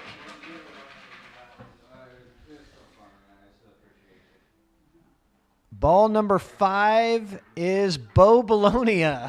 So it means we got to shake him up again. Wow, some lucky people in here. Andy's like, where's my tickets? Brian Cutler. Ball number 6 goes to Brian Cutler. Ball number 7 goes to Mark Neal. Ball number 7 goes to Mark Neal. And ball number 8 goes to JP Webb. JP, the champ, he's got 3 balls in the Roomba raffle already. So I'm going to have to shake these up again. Maybe I'm shaking them up the wrong way. I mean, they're totally mixed up in there, as you guys can see. Ball number 9 is going to be Brian Cutler. What is going on? Brian Cutler, you have ball number 9. And ball number 10 is going to be Mark Neal. What is going on? I've never had so many multiple tickets drawn in the same Roomba raffle. Let's get somebody different now. This is crazy. Christine Mounts, you've got ball number 11. That was a new name. Christine Mounts has ball number 11. And ball number 12 is Aaron Moss, of course. You can't have a Roomba raffle without Aaron Moss. I'm surprised it took us to get to 11 to draw his name. Where's Andy Kashuba? Where's your ticket? I know they're in there. David Ringler. David Ringler, you've got ball number 13 in the Roomba raffle. What is it with your luck, Andy? I swear you, I know. Vanderbeck. We've got Mike Vanderbeck. You have ball number 14 in the Roomba raffle. And the last ticket for the Roomba raffle is going to be Mark Neal. Unbelievable. Oh my gosh. I'm going to read these back off to you guys so you have one more time. Okay, ball number 1 is J.P. Webb. Number 2 is Rob Shipman. Number 3 is Bo Bologna. 4 is J.P. Webb. 5 is Bo Bologna. 6 is Brian Cutler. 7 is Mark Neals. 8 is J.P. Webb. 9 is Brian Cutler. 10 is Mark Neal. 11, Christine Mounts. 12, Aaron Moss. 13, David Ringler. I got to take a breath. I thought I could do that all in one breath. 14 is Mike Vanderbeck. And 15 is Mark Neal. Wow. Okay, a lot of players. There's only a few names that are going to have a lot of balls in this thing. So can we go to the overhead camera? All right, Marcello, you taking off? Yeah. Well, good shooting with you. Are you taking off too, Anthony? Thank you. All right, guys. Thank you. All right, let's go to the overhead camera, and we're going to kick this thing off. We're on the overhead cam? Okay, cool. All right, I'm going to mix these up, as I always do, really good. Totally random. Oh, did you get your jacket? Yeah, I do. I got it. Oh, good. Don't forget anything. I don't want to have to mail anything back to you. All right. Congratulations again, Marcello. All right. We're going to randomly just toss these balls in here. Except for the cue ball. That doesn't go in there.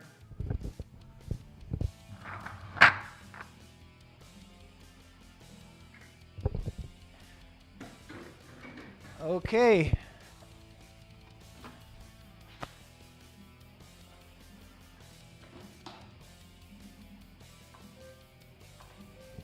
Here we go. Roomba raffle time. Let's go. What do we got going here?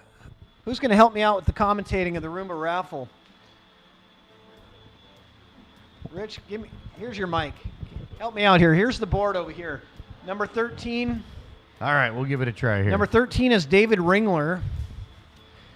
Who's your money on? She might just roll that right on 13, down. David Ringler. David Ringler is number 13. Messing around. And she's moving that thing. There he goes. David Ringler gets the spot on the show, number 13. Congratulations. Well, that was fast already.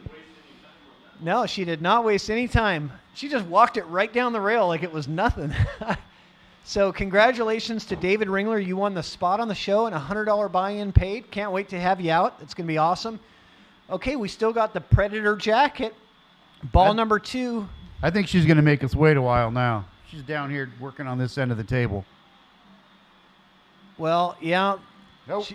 She heard me. I mean, her job is to clean chalk off the table. That's the ultimate goal of the Roomba raffle, is to get all the chalk off the table. But who's going to win the Predator jacket? I'm pretty sure it's not going to be David.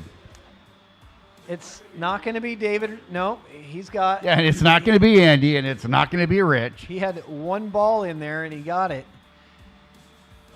And the 7 ball is going to be... 7 is Mark Neal. There it goes. Mark Neal. Oh! Who's going to win the Predator jacket? Not yet. I think that 7's far enough in now. It's going to take a combo.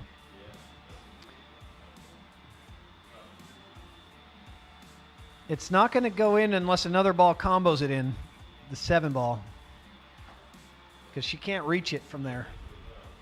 It's outside of her range. She's got those T-Rex arms like I do. She's going for that 11 here. 11 is Christine Mounts, gets the Predator jacket. You got it, Christine Mounts. You won the Predator jacket. Okay, so now we're going for the Ox Billiards 10 hours of of table time at Ox Billiards is going to go to the 3-ball, which is Bo, and so Bo Bologna, you won Ox Billiards, and the 15-ball was Mark Neal. You won the Salado Pro membership. I got to write these down. 13, 11. Bo won the Ox.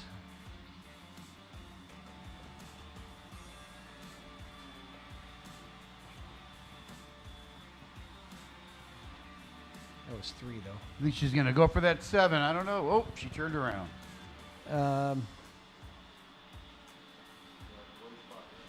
Christine won the Predator jacket.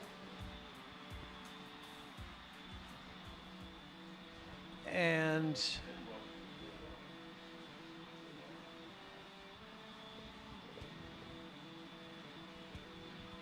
all right, so we're just looking at the Outsville template rack set is the last prize of the Roomba raffle, and that's always the longest one to give away.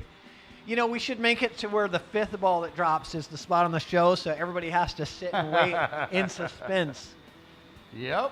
I'm gonna change it up. You know what? I think the next time we do it, we're gonna reverse the order and say the 5th ball that drops will be the grand prize. That should be the way it goes. But we didn't do that, so the 1st ball that dropped was the spot on the show, and that goes to David Ringler. The 2nd ball was the Predator jacket, goes to Christine Mounts.